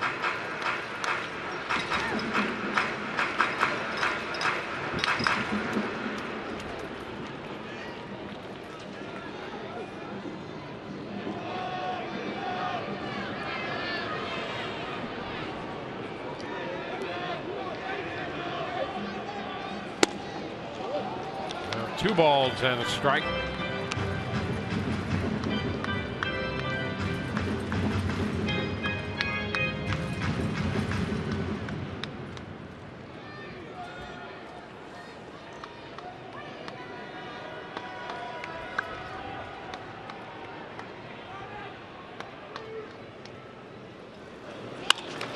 And foul. The Rays had Dickerson on the move. That ball's out of play. And the count goes to 2-2. Not a bad idea. Hitters count, plus with the outfield so deep, hard to score a run even with an extra base hit. But if you have the runner on the move, an extra base hit wins it.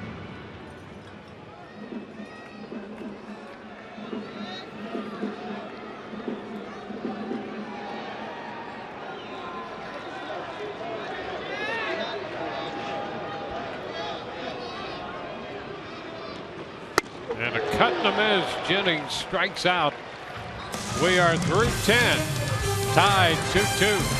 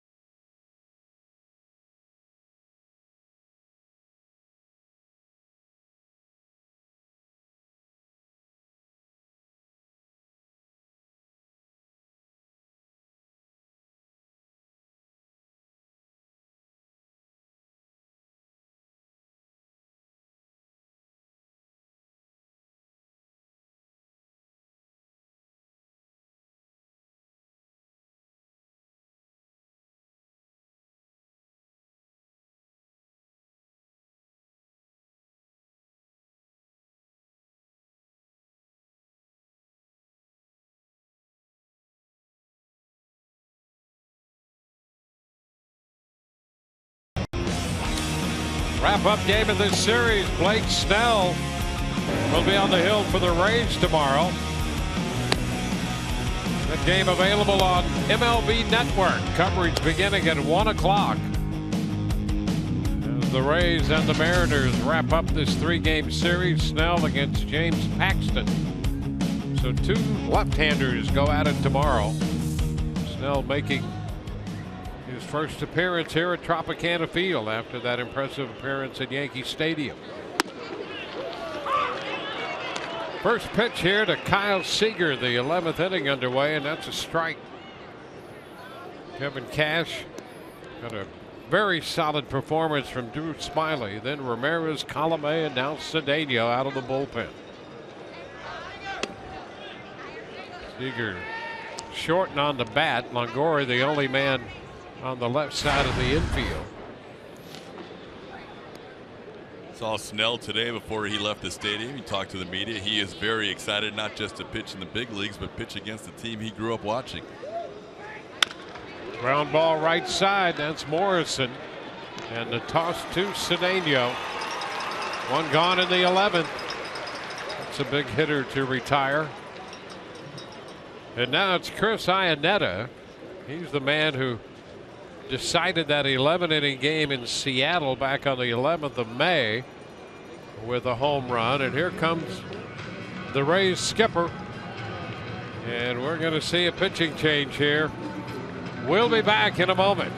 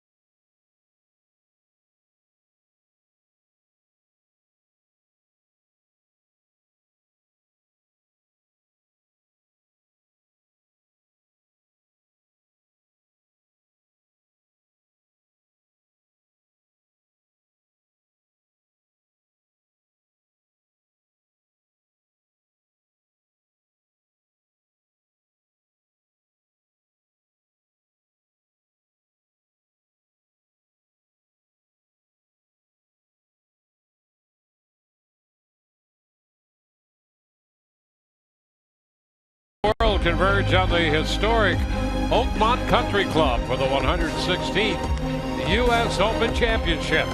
Live coverage begins tomorrow on FS1 and continues through the final round Sunday on Fox, or you can watch it all live on Fox Sports Go.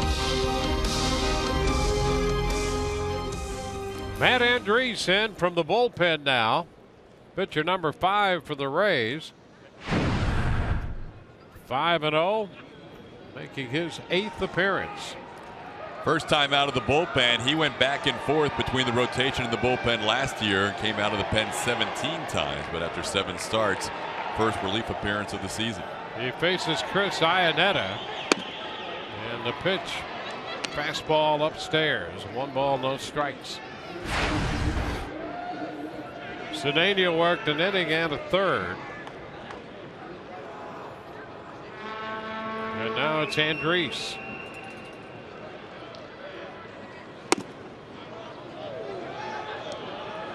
Two and 0. Nice thing about having Andriese in an extra inning game with a quick turnaround the next day, he is fully stretched out, so he can give you length here if you needed an extra innings.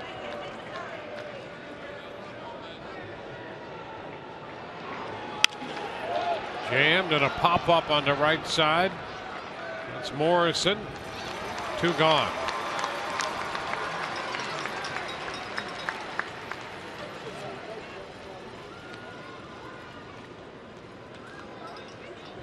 It brings up Martine, who has 2 hits and a walk tonight, officially 2 for 3.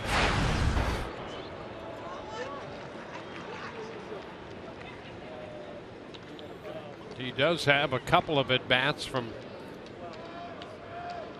against Andriese. 0 for 2. Ball 1. 1-0.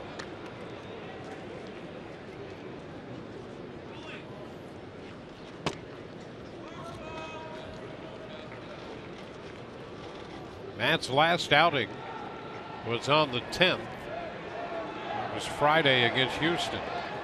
And he picked up the victory in a 4-3 win. There's a strike to Martine. 1-1. Matt pitched 5 1/3. He made 101 pitches in that game on Friday.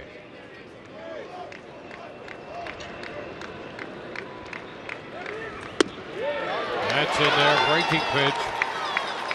1-2.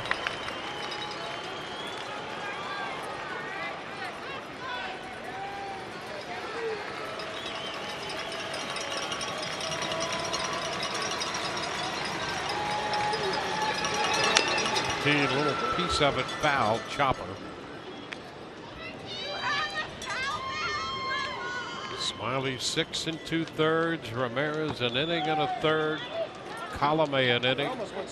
Cedeno an inning and a third. Now Andriese.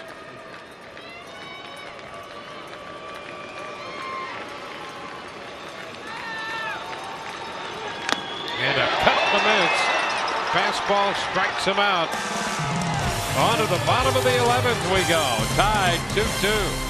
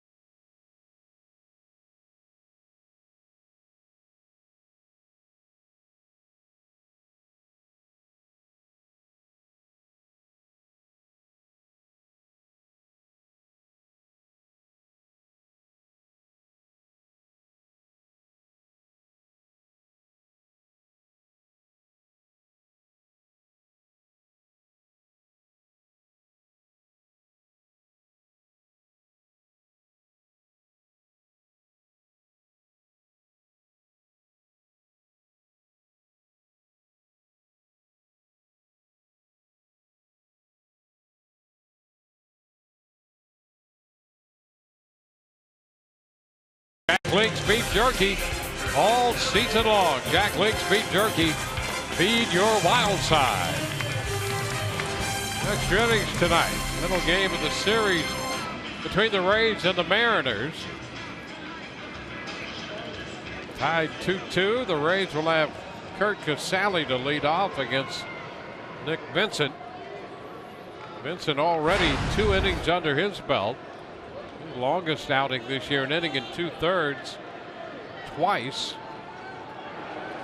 And the first pitch, Casali fouls it. Vincent was on for 2/3 of an inning last night. Charged with 3 runs on the home run by Longoria, and Casali had to shake that off.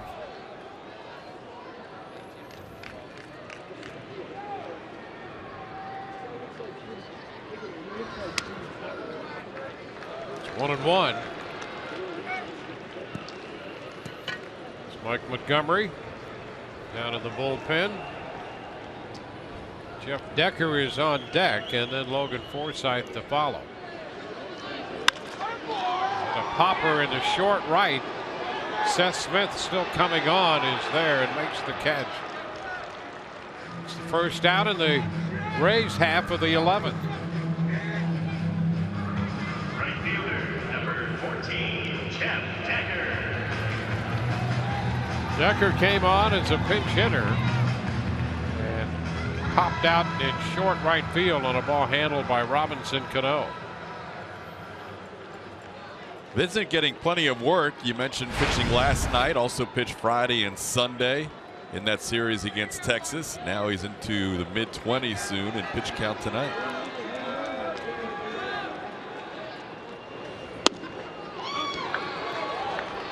This is low to Decker. It's be a nice way to introduce yourself to the team. Sure would.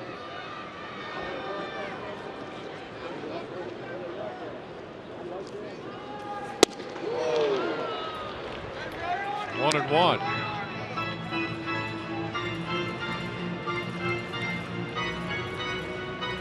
Decker just up, joining the club from Durham.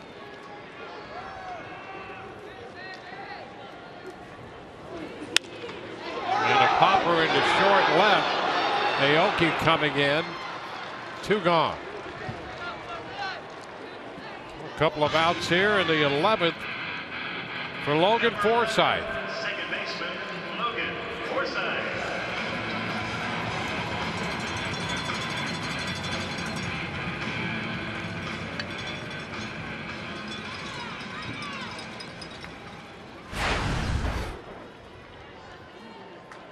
Forsythe just coming back off the DL on this homestand with the Houston series.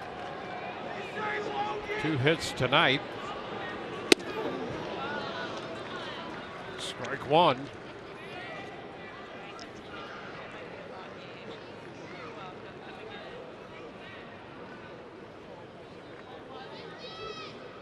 And a base hit in the 3rd and a double in the 7th.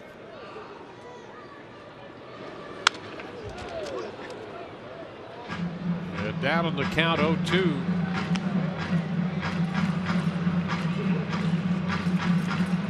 Last night and tonight, Vincent pitching Forsythe tough, getting ahead of the count all 3 times, 0-2.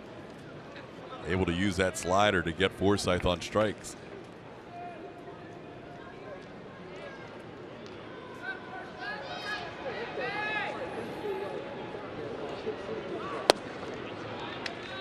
Ball, 2 strikes. There's a fastball, and he's one of these guys who actually throws that slider, cutter, whatever it is, more than he throws the normal fastball.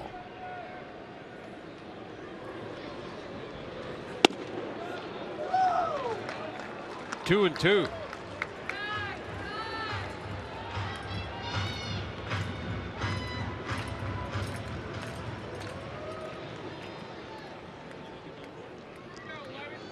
Brad Miller on deck.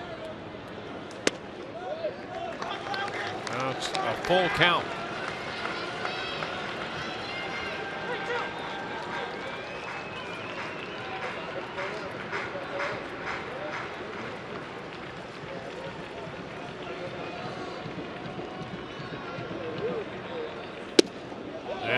4. Forsythe lays off. Ball moved wide. That 3-2 pitch. Good job by Logan. We said that slider had been frustrating him his previous 2 at-bats the last 2 nights, and that time it was a tempting pitch on the outer half, and he lays off, and it just swept wide. Well, Brad Miller's due up. Here's Scott Service, the Mariners manager, coming out. Had action in the bullpen, and that's going to be it for Nick Vincent. He's got some extended time from Vincent tonight. Back in a moment.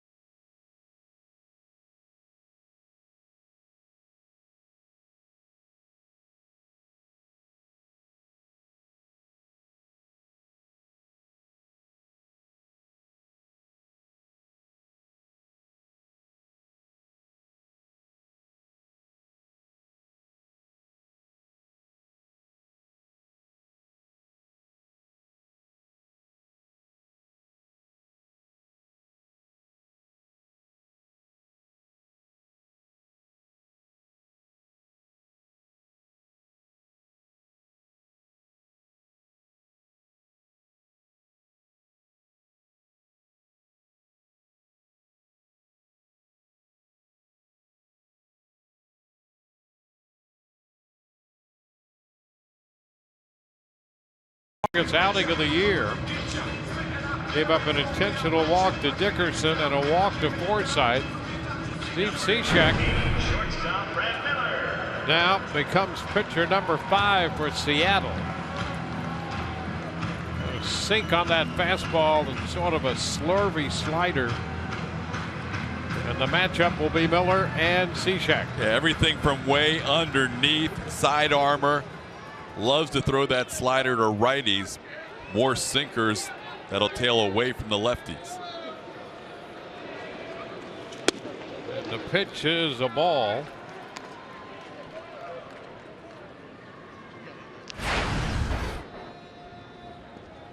Lefties 241 and righties 118 this year. It was close to even last year.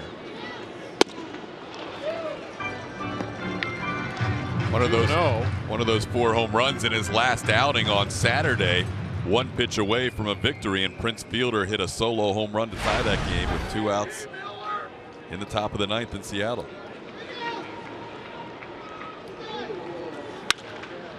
Foul out of play. 2-1.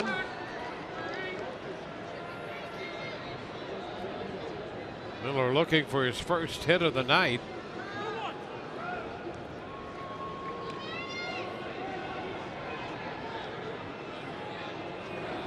He's got a 2-out walk drawn by Forsythe. Up the left side, that's going to be a foul ball.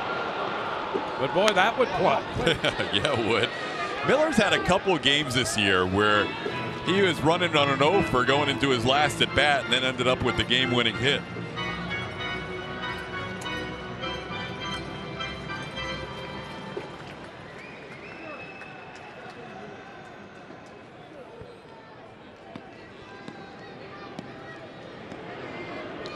Now 2-2 to Miller. And there's ball 3 low.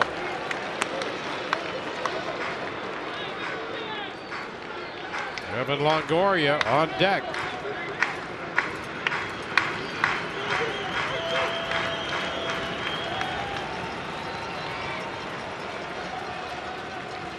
3-2 and a foul ball off his foot.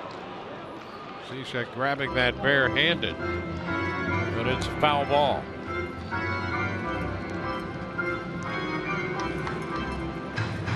Rays tied this game back in the 6th inning at 2. We're at the bottom of the 11th.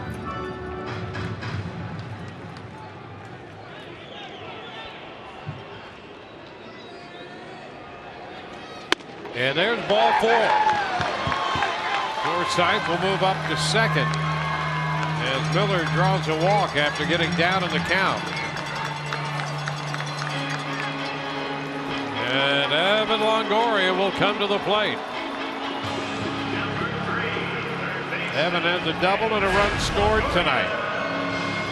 Last time a Mariners reliever walked Brad Miller in front of Evan Longoria, it didn't turn out well.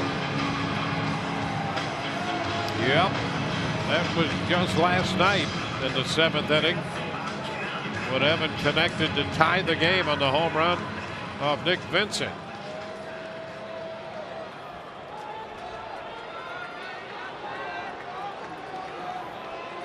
Two men on, 2 men out.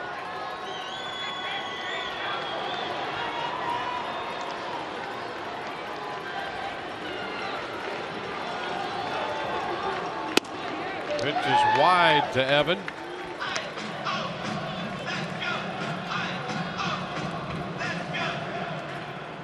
Longoria 1 of 3 in his career against Cishek.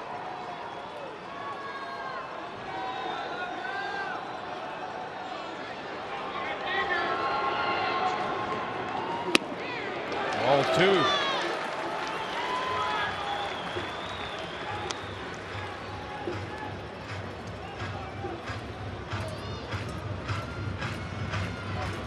Seven walks drawn by the Rays tonight. 3 of those have been intentional.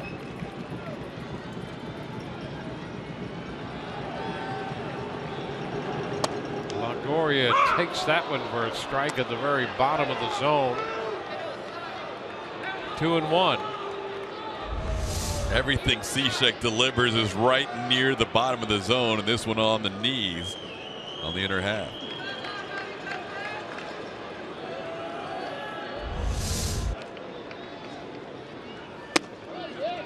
All 3. That delivery can fool umpires too. Apparently. This has a lot of the plate. Cishek thought he had a strike, and so did Chris Iannetta. Now 3-1.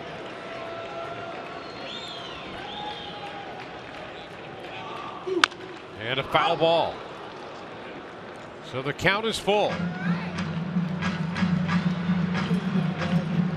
Vincent got the first 2 men, walked Forsythe, and that brought on the pitching change. Cishek walked Miller. On a full count, now he's 3-2 with Longoria.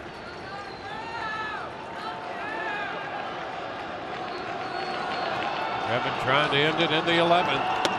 And there is ball 4. So the pitch in.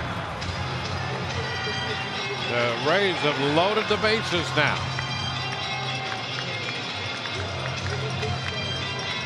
They're loaded for Logan Morrison. Number 7, first baseman Logan Morrison. Well, on a night when the Rays have gone 1 for 13 with men in scoring position, they could end it in the 11th inning. After 2 men have been retired, 3 consecutive walks. Now Morrison. The pitch he takes first strike.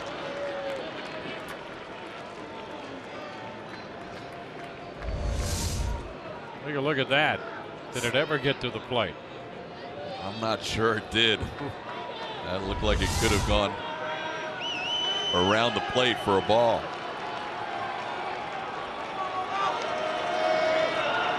Morrison ground ball third. Seager's throw to first, and the Rays are going to leave the bases loaded. Morrison grounds out third to first. On to the 12th. 2-2 ball game.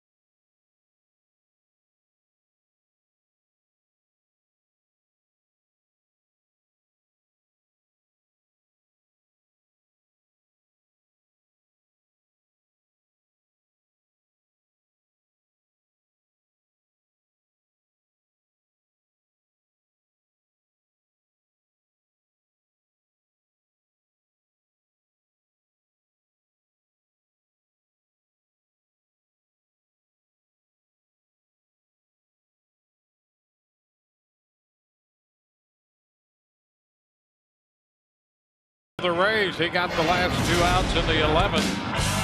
Drew Smiley worked the front 6 2/3 here. And after missing a start, get a little break and work on his breaking stuff. It certainly paid dividends. Didn't it ever. He got 12 strikeouts tonight, Dwayne, a career high. Got at least 7 of those on the curveball. It was a great performance by the Rays lefty Drew Smiley. Aoki is going to lead off the inning. First pitch is down. Smiley made 101 pitches through 6 2/3. 4 hits, 2 runs, no walks. And as Todd mentioned, a career high 12 strikeouts.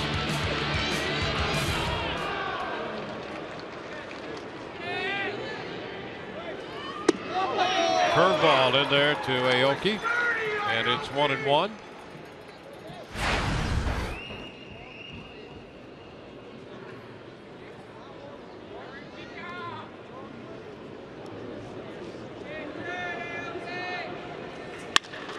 Liner into left. That ball charged by Dickerson, and he makes the catch.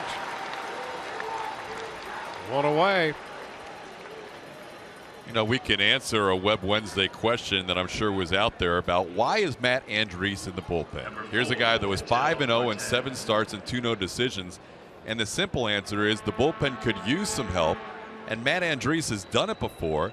And he carries the same attitude into the bullpen that Erasmo Ramirez did at the beginning of the year. Would Erasmo and Matt rather be starting? Absolutely. But they know they can help the team, and that's what they're doing. A strike to Marte. And if you have a pitcher that's going to be frustrated with the move to the bullpen, then it doesn't work out. But both Ramirez and Andriese realize that this is what's best for the team. And as much as they'd like to get the ball every 5 days, this is their role. They're going to accept it for now. Yeah, and of all the other 4 starters, he's better suited physically to get that done than guys who have been starting. Matt back and forth last year, not only between the rotation and the bullpen, but between Durham and the Rays. 5 different stints with the Rays. So he was the logical choice. He's ahead of Marte, 2 strikes.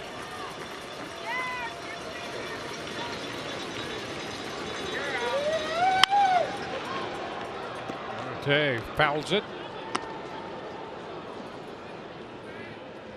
6th plate appearance for Marte. He had a base hit in the 8th. Right now 1 for 5.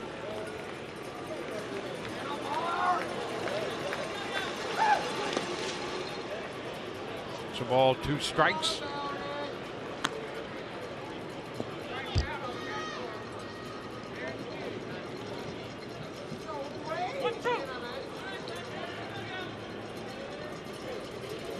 We've been tied since the 6th.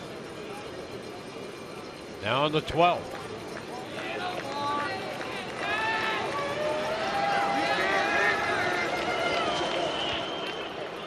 Two balls, 2 strikes. Just play with you, Kettle. That's that changeup that he can manipulate and move. So it resembles almost like a little slurve, if you will, because he can move it in on the left-handers or away from the righties.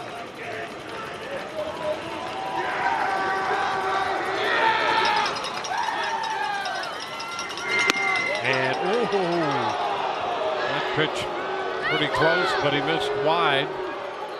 And now it's 3-2. I think this is a good call. Overhead view. Yeah, good call.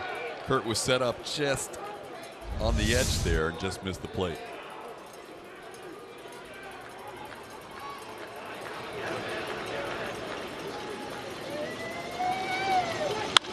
Ground ball, and that's backhanded. Forsythe thrown to first, scoop out. What a play. Forsythe and Morrison both. Forsythe scrambling to his right to stop it and then get the quick throw away. And Morrison with a great scoop. This game started 4 hours ago, and Logan Forsythe with great effort going to his right. And Logan Morrison has been scooping everything the last few weeks. Rays missed Forsythe's bat, but they also missed those kind of plays defensively. So good at second base.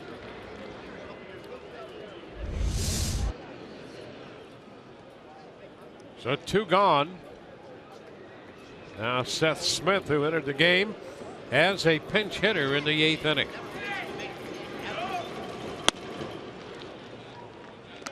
One and 0.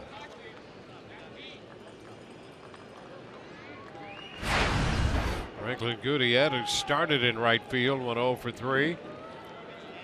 Now Seth Smith getting his 3rd at bat. 2 balls, no strikes.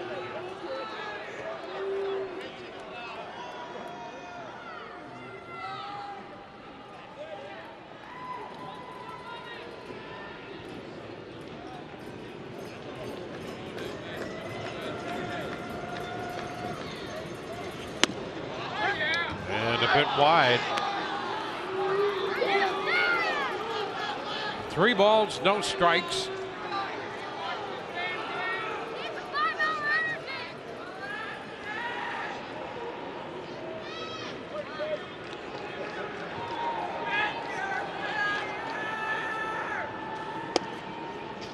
And ball 4. A 2-out walk. And that will get Robinson Cano up there.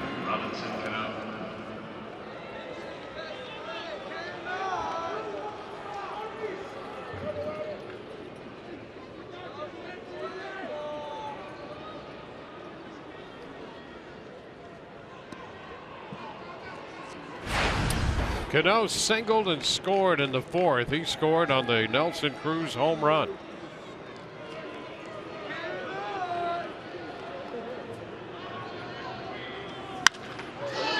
Foul the other way out of play.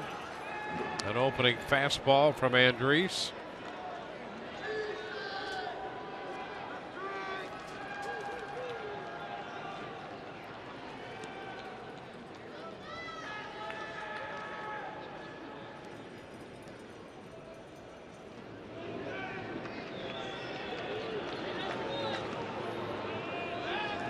For the first, back in is Smith.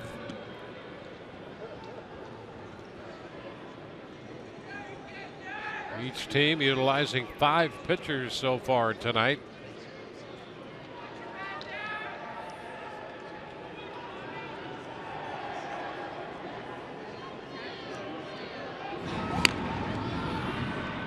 The other 2 extra inning games the Rays have been in, when they beat Boston on April the 19th, that was a 10-inning game. Desmond Jennings hit a 2-run double, and Kevin Kiermaier homered, and the Rays eventually won that game 3-0 in 10 innings, and then they lost in Seattle on May the 11th on the Iannetta home run. That was an 11-inning game. We're in the 12th right now.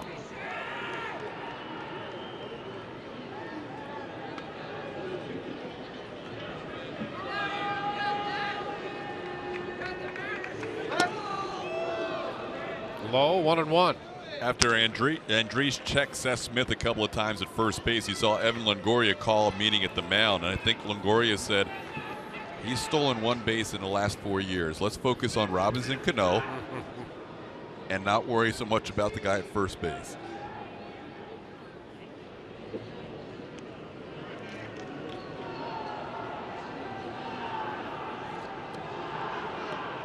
Andriese took over in the 11th, got the last 2 outs. Got the first 2 outs in the 12th before walking Smith.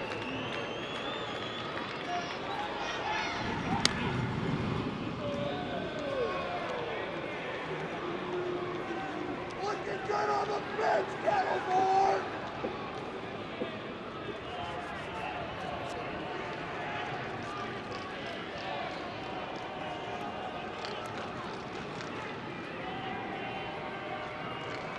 One and 1 to Cano.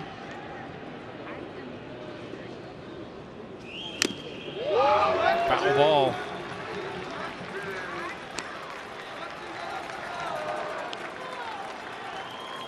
A 1-2 count.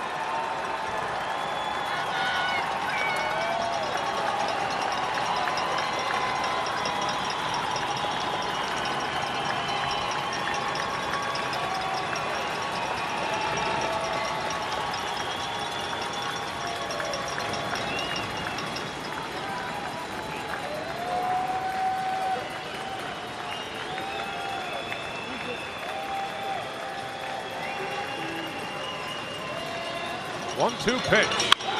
Ground ball right side for Forsythe. The throw to first. That takes care of Seattle. Steve Pearce will lead off the bottom of the 12th. This game is tied 2-2.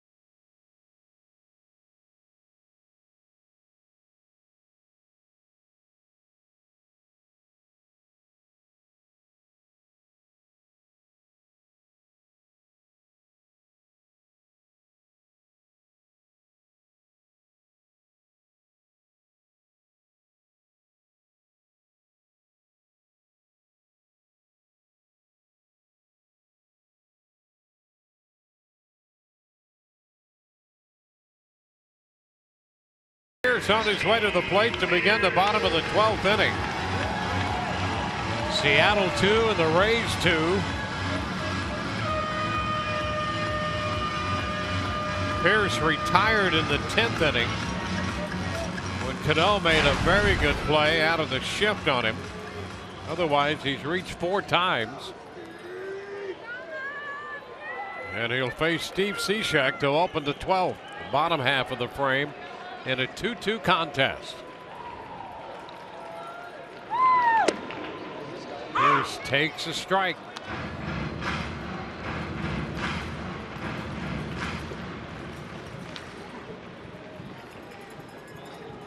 Dickerson to follow, then Jennings. Pearce fouls it right back into the screen. So Pearce with his 2 hits tonight. He's up to 340 on the year.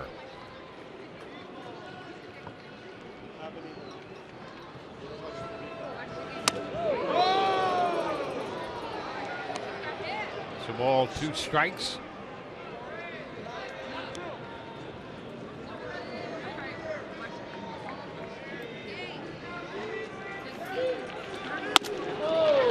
And Pearce is out on strikes.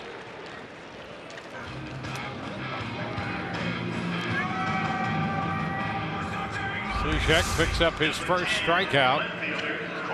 There's supposed to be no such thing as a rise ball, except for when you throw from below parallel. That ball goes up in the zone, and it's tough to stay on top of. Cishek comes from so far down low.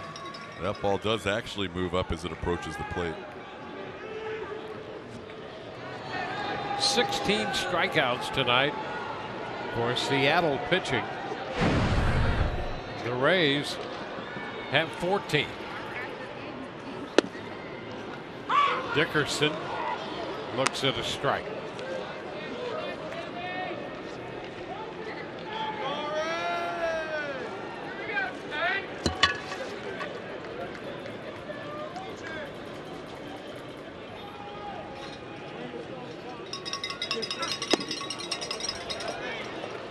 Oh, 2 now.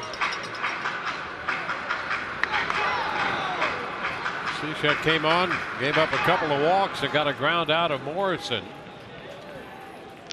Retired the first man, Pearce, on strikes and is quickly ahead of Dickerson.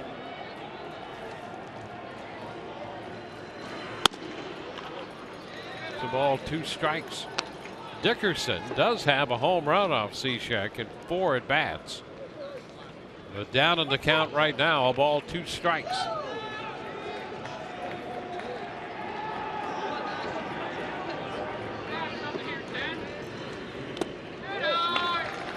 Two and two.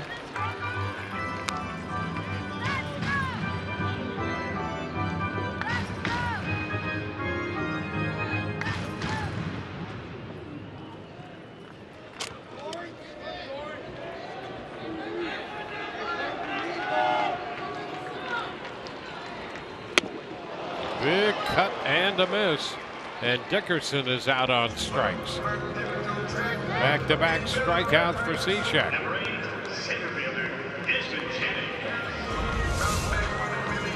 You can see where that pitch starts and where it ends.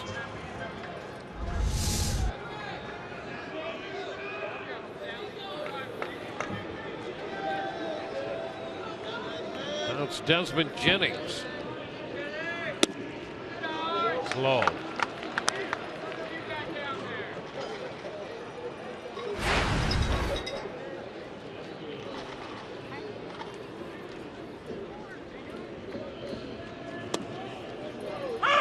That's a strike. 1-1.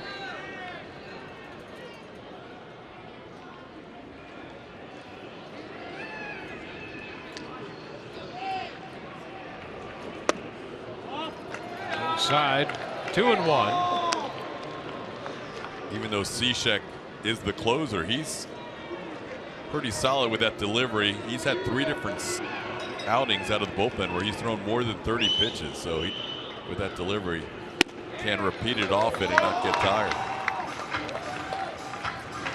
3-1 now. He's 30 years old. In 3 days. Almost 2. Yeah, that's right. There's a strike, and the count is full.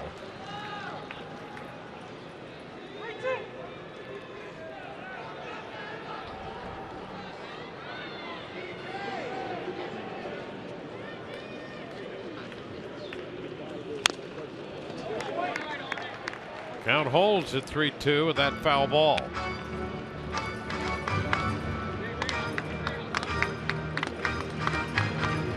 Well, the box score on the Rays: 2 runs, 7 hits. Seattle 2 runs, 8 hits.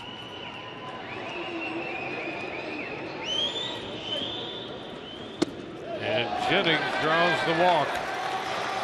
Now the Rays have a base runner on the 3rd walk issued by Cishek. And Kurt Casale is the hitter. The catcher, Kurt Casale. Well, this will be the first time Casale has faced Cishek in his career.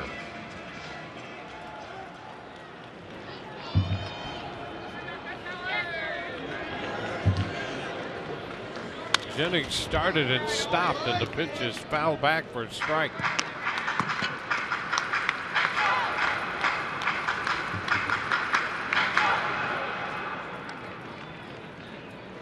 Well, Casale didn't start, but he's getting his 4th plate appearance right now in the 12th inning here. 0 for 3 so far. And lifts it into right. Smith still coming. And that ball's going to be just foul. Well, Smith tracking that one down in CANO, and it was just foul. Had some hang time. That was up in the air a long time, and the Rays came within a few feet of a pop fly walk-off double. Wow.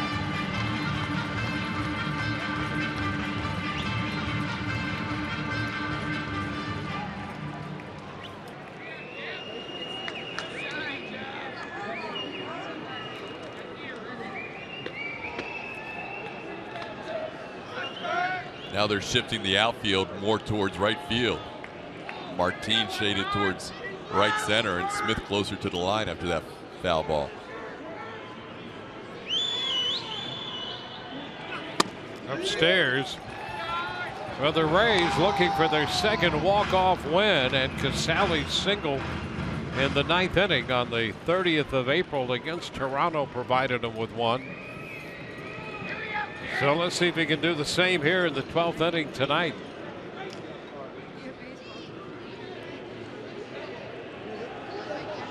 There goes Jennings, and a swing and a miss. Casale is out on strikes. We are through 12. Tied 2-2.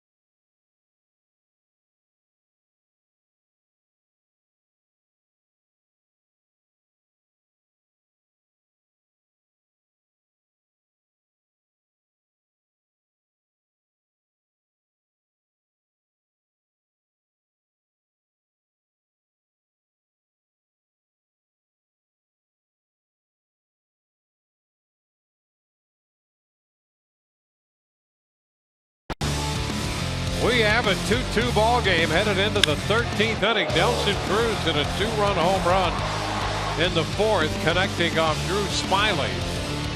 The Rays got a run in the 4th on the sacrifice fly by Corey Dickerson. That scored Steve Pearce, who had opened that inning with a triple. And they tied the game in the 6th inning on the base hit by Dickerson, chasing home Evan Longoria, who had opened that inning with a double. And that's all the scoring tonight. The Rays have stranded 15 and Seattle 10. And we go to the 13th with Nelson Cruz leading off against Matt Andriese.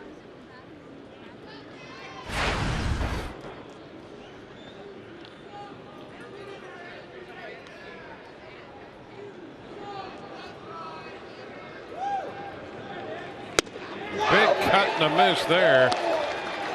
Cruz thinking about trying to give Seattle the lead, and he took a mighty cut but missed it.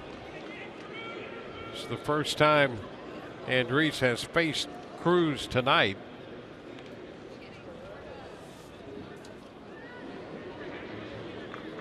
First time these two have matched up ever. That's the nice thing about Andriese not having faced Seattle. There's really nobody in this lineup with the exception of Leonys Martin, who's faced him before.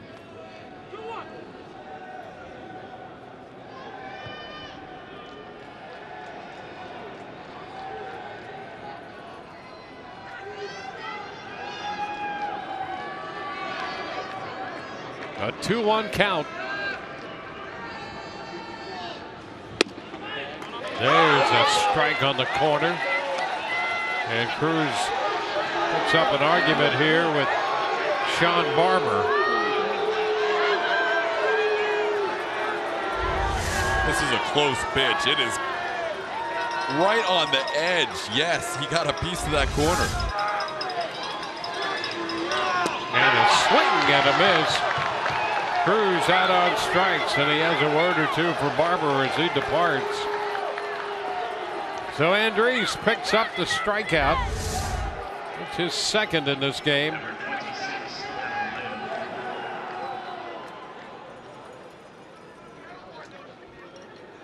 Cruz thought he had a 3-1 count. Instead it was 2-2, and then Andriese with a nice pitch to finish him off. Here's Adam Lind.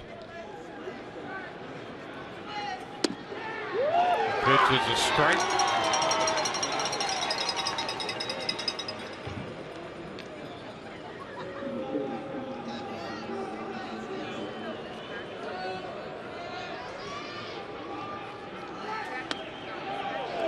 Pretty close there. Now it's 1-1.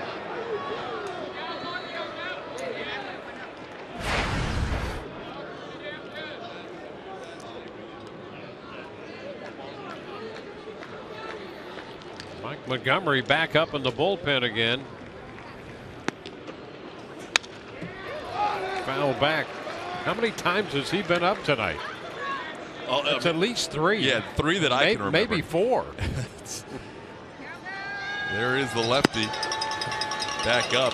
Rays have a lefty due up first in the bottom half in Jeff Decker, but they do have some righty options on the bench, including Taylor Motter and Tim Beckham.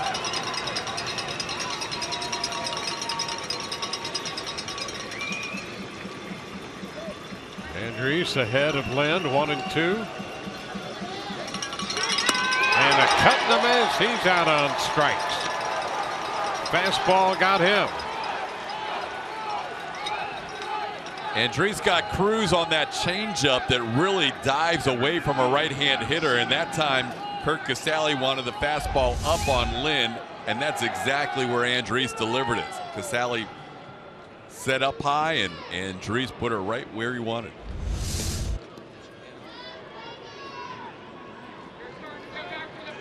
Kyle Seager.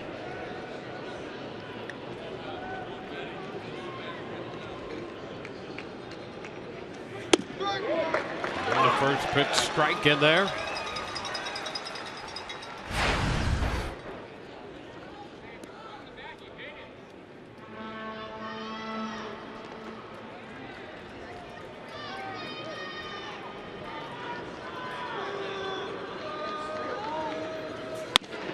Upstairs now 1-1.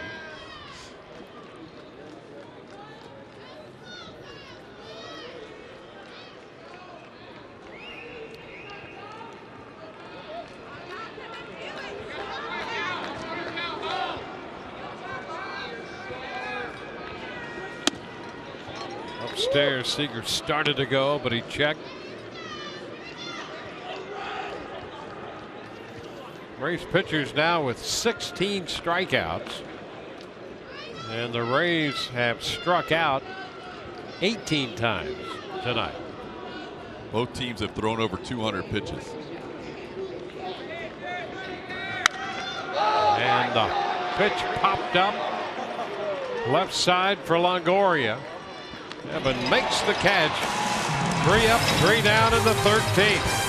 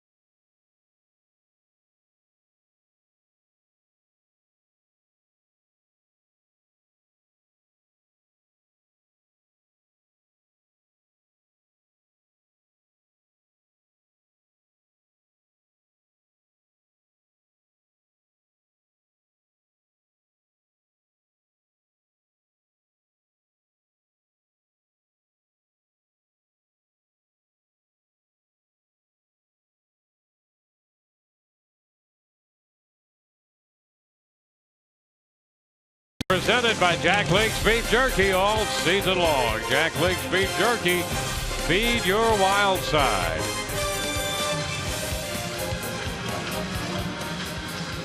Jeff Decker's going to open the bottom of the 13th inning for the Rays. And he'll be facing a left-hander. Mike Montgomery, who was in the game briefly last night, had some control issues in the game tonight. Walked a couple and then gave up a base hit to Corey Dickerson to prove to be the game winner. So he suffered the loss in last night's game with the RBI provided by a left-hand hitter. Previous to that, he had pitched Saturday at home against Texas, gave up an extra inning home run to Rougned Odor, and that proved to be the difference in the game, and he was the losing pitcher in that game. So a couple of lefties doing some damage against Mike Montgomery in his last two appearances. Well, Decker pinch hit in the 8th inning. Just joined the club from Durham. Popped out of the 8th at a fly ball to left in the 11th. And bats again here in the 13th. Montgomery's first pitch is fouled. Logan Forsythe will be next, and then Brad Miller. Any deeper, Evan Longoria.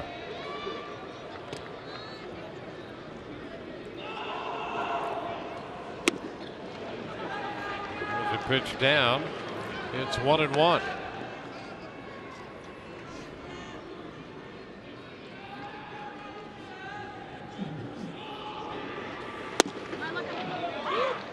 A ball, 2 strikes. As we mentioned last inning, the Rays have struck out 18 times. Team record is 19.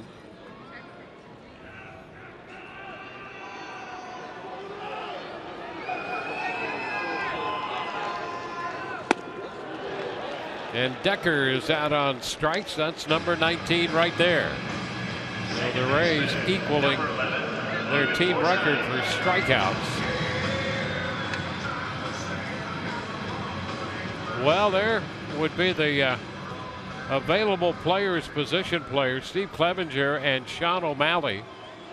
Diaz and Johnson both pitched last night. Left in the bullpen for Scott Service. And Diaz pitched extended in last night's game. His longest outing of the season. Just 4 games in, but he went 2 2/3 in that game last night. So I doubt if he's even available. Montgomery gets a strike and the jump on Forsythe. That's where the Matt Andriese out of the bullpen is big bonus Tampa Bay, not just for tonight, but for tomorrow as well. And a little piece of that one foul. 0-2. Forsythe been on base 3 times with a single, double, and a walk, but he's behind Montgomery now. 2 strikes.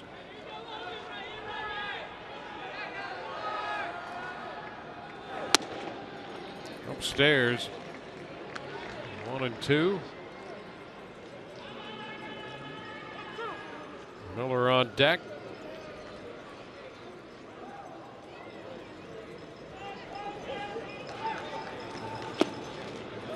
Two and two.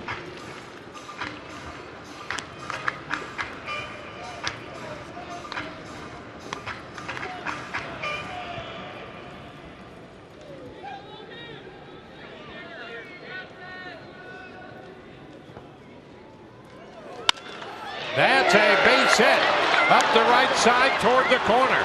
Forsythe will get extra base as the ball pops away from Smith, and Logan's going to go to third. Rays will have a man at third with 1 out here in the 13th. Up the right field line, and it popped away from Smith, giving Forsythe a chance for another base, and he winds up at third with a triple. Logan with an outside fastball. Montgomery heavy with the fastball, and Logan just drills it to right field. And then he's got the play in front of him. He's watching it the whole way. He's not taking for granted that he's just going to get to second as it gets by Smith, and he sees that, and he is turning and going to third. Nice job by Forsythe. Well, the Rays have Tim Beckham available, and they're going to use him as a pinch hitter. Beckham will hit for Miller against the left-hander Montgomery.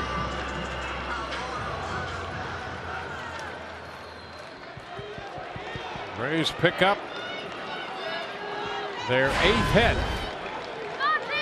And it's a triple by Forsythe. Second of the year. And Beckham is hit by that pitch, and he will head to first. Trying to shake that one off. I'm going to check to see if Beckham is all right. Let's take a look here. It's that big breaking ball. Hits him right in the front foot, the left front foot.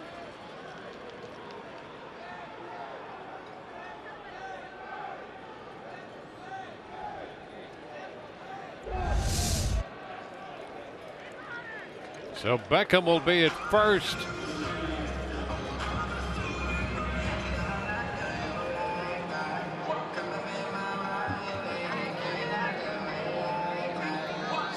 Taylor Motter has come out on deck. Longoria is due. And so you have to wonder what's wrong with Evan Longoria here. It's Taylor Motter will hit for him. He caught the pop-up to end the top half of this inning. This is unusual. So it will be first and third, and Longoria lifted.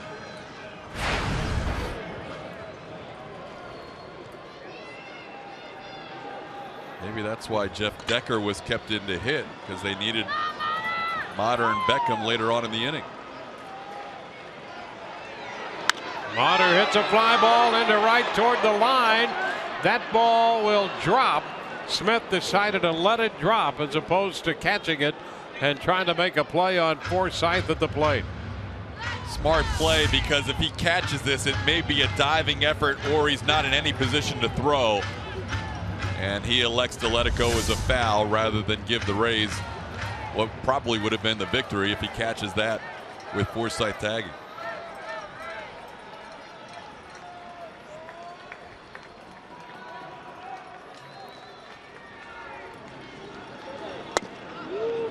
Inside now, 1-1.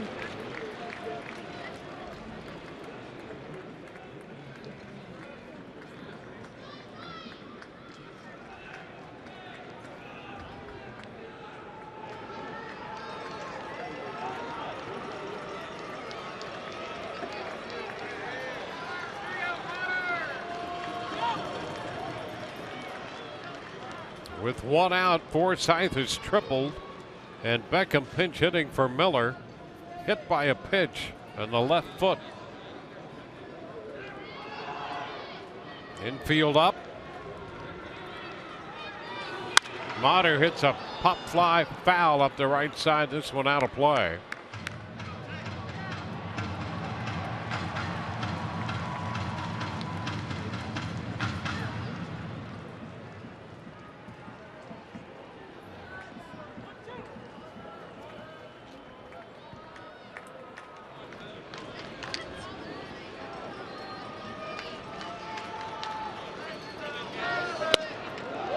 Wide.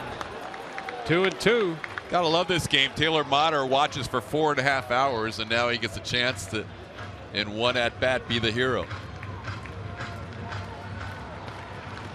Yeah, and it pretty much exhausted the Rays bench now. Souza with the bad hip.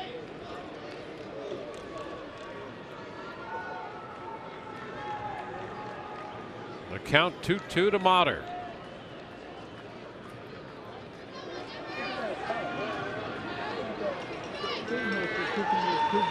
Upstairs, full count.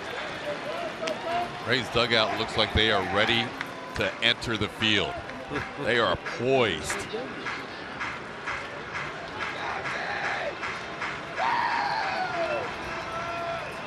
And the starters block.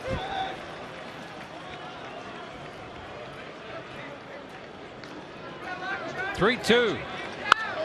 And a pop-up foul that will carry out a play. One thing we've noticed about Motter in a short amount of time is he will extend some at-bats.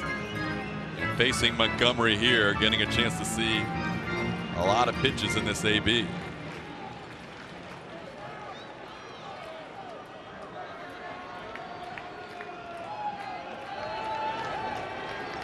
3-2 again. And he walks. So that will load the bases. Following the triple, a hit batter and a walk with one out. Logan Morrison heads to the plate.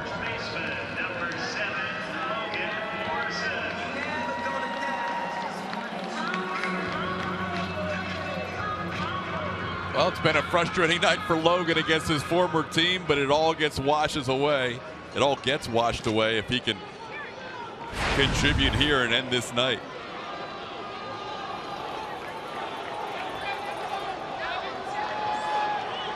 Arnetta out in front of the plate, headed toward the mound.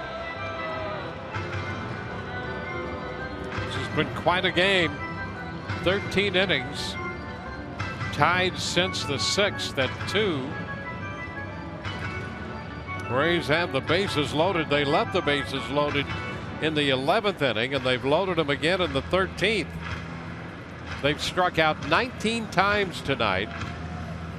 Coming into the 13th, they left 15 men on base.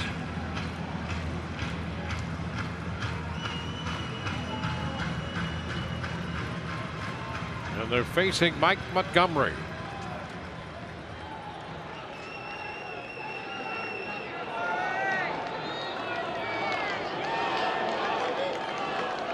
The pitch to Morrison, and Montgomery throws him a strike in the mid-90s.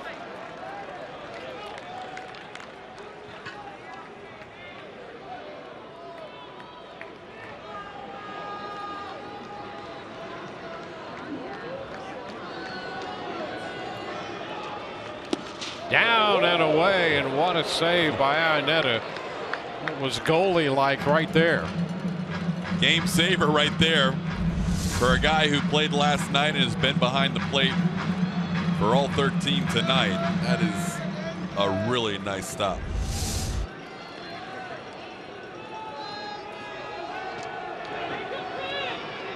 One out, bases loaded. 1-1 to count to Morrison. Upstairs. 2 balls and a strike. Montgomery walked a couple in his outing last night. Has hit a batter and walked a batter tonight, so his command has been off in this series so far.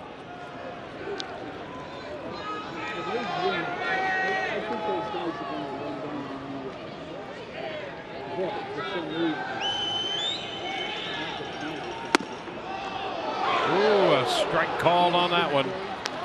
And it's 2-2. That could have gone either way. That was in the upper part of the zone, right on the corner. As you can see, Fox Track says it got a piece of the plate. 2-2 now. 2-2 the score, 2-2 the count.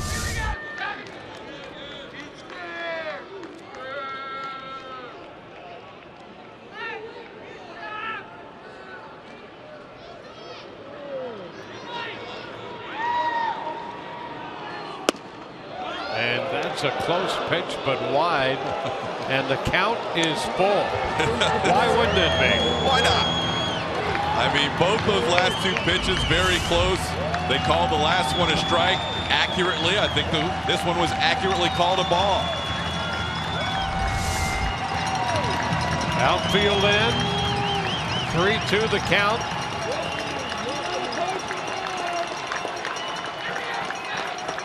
And the pitch. Ball 4. And the Rays win it. Morrison walks with the bases loaded, forcing Forsythe then. And the Rays win it 3-2 in 13. Mike Montgomery parting words with the plate umpire Sean Barber. And the Rays celebrate on the infield. They have outlasted the Seattle Mariners in 13 innings and win this one 3-2. For the Rays tonight, 3 runs, 8 hits, no errors, with 18 men left on base in a game which saw them strike out 19 times. For Seattle, 2 runs, 8 hits, 2 errors, and 10 men left.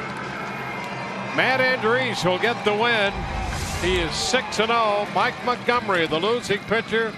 He missed on that pitch right there to force home the deciding run. He is 2-3. It took 4 hours and 38 minutes to play this one, and the Rays win it in 13. So the Rays are winners tonight. They've taken the first 2 games of this series. Right now, let's go to the field. Rich standing by with the Rays second baseman Logan Forsythe right now. That's right, Dwayne. It was a long night, longest game of the season for the Rays. You had your fair share of hits, that triple that led off that inning. Take us through that. Yeah, you know, we had 1 out. I was just trying to get on base for the big guys coming up behind me. You know, Mikey had some good stuff, good changeup working early. So told myself, got the 2 strikes, stay back, try to see it a little bit deeper, see the ball up a little bit, and luckily I got one in the zone, got the barrel on it. This was certainly a pitcher's duel, a lot of strikeouts from both sides. What were you seeing so well tonight where it got you the 3 hits? You know what? I think most of our approach tonight as a team was executed pretty well. I mean, both sides are pitching the ball pretty good. So, you know, I'm just trying to slow things down a little bit, let the shoulder come along at its own pace, and you know, luckily I contributed tonight. A win like this, another come-from-behind win. What does this say about the Rays team? It shows that we care. I mean, we're in it every pitch, every inning, and you know, it's good, especially for these young guys, to see us do this, knowing that we can do it.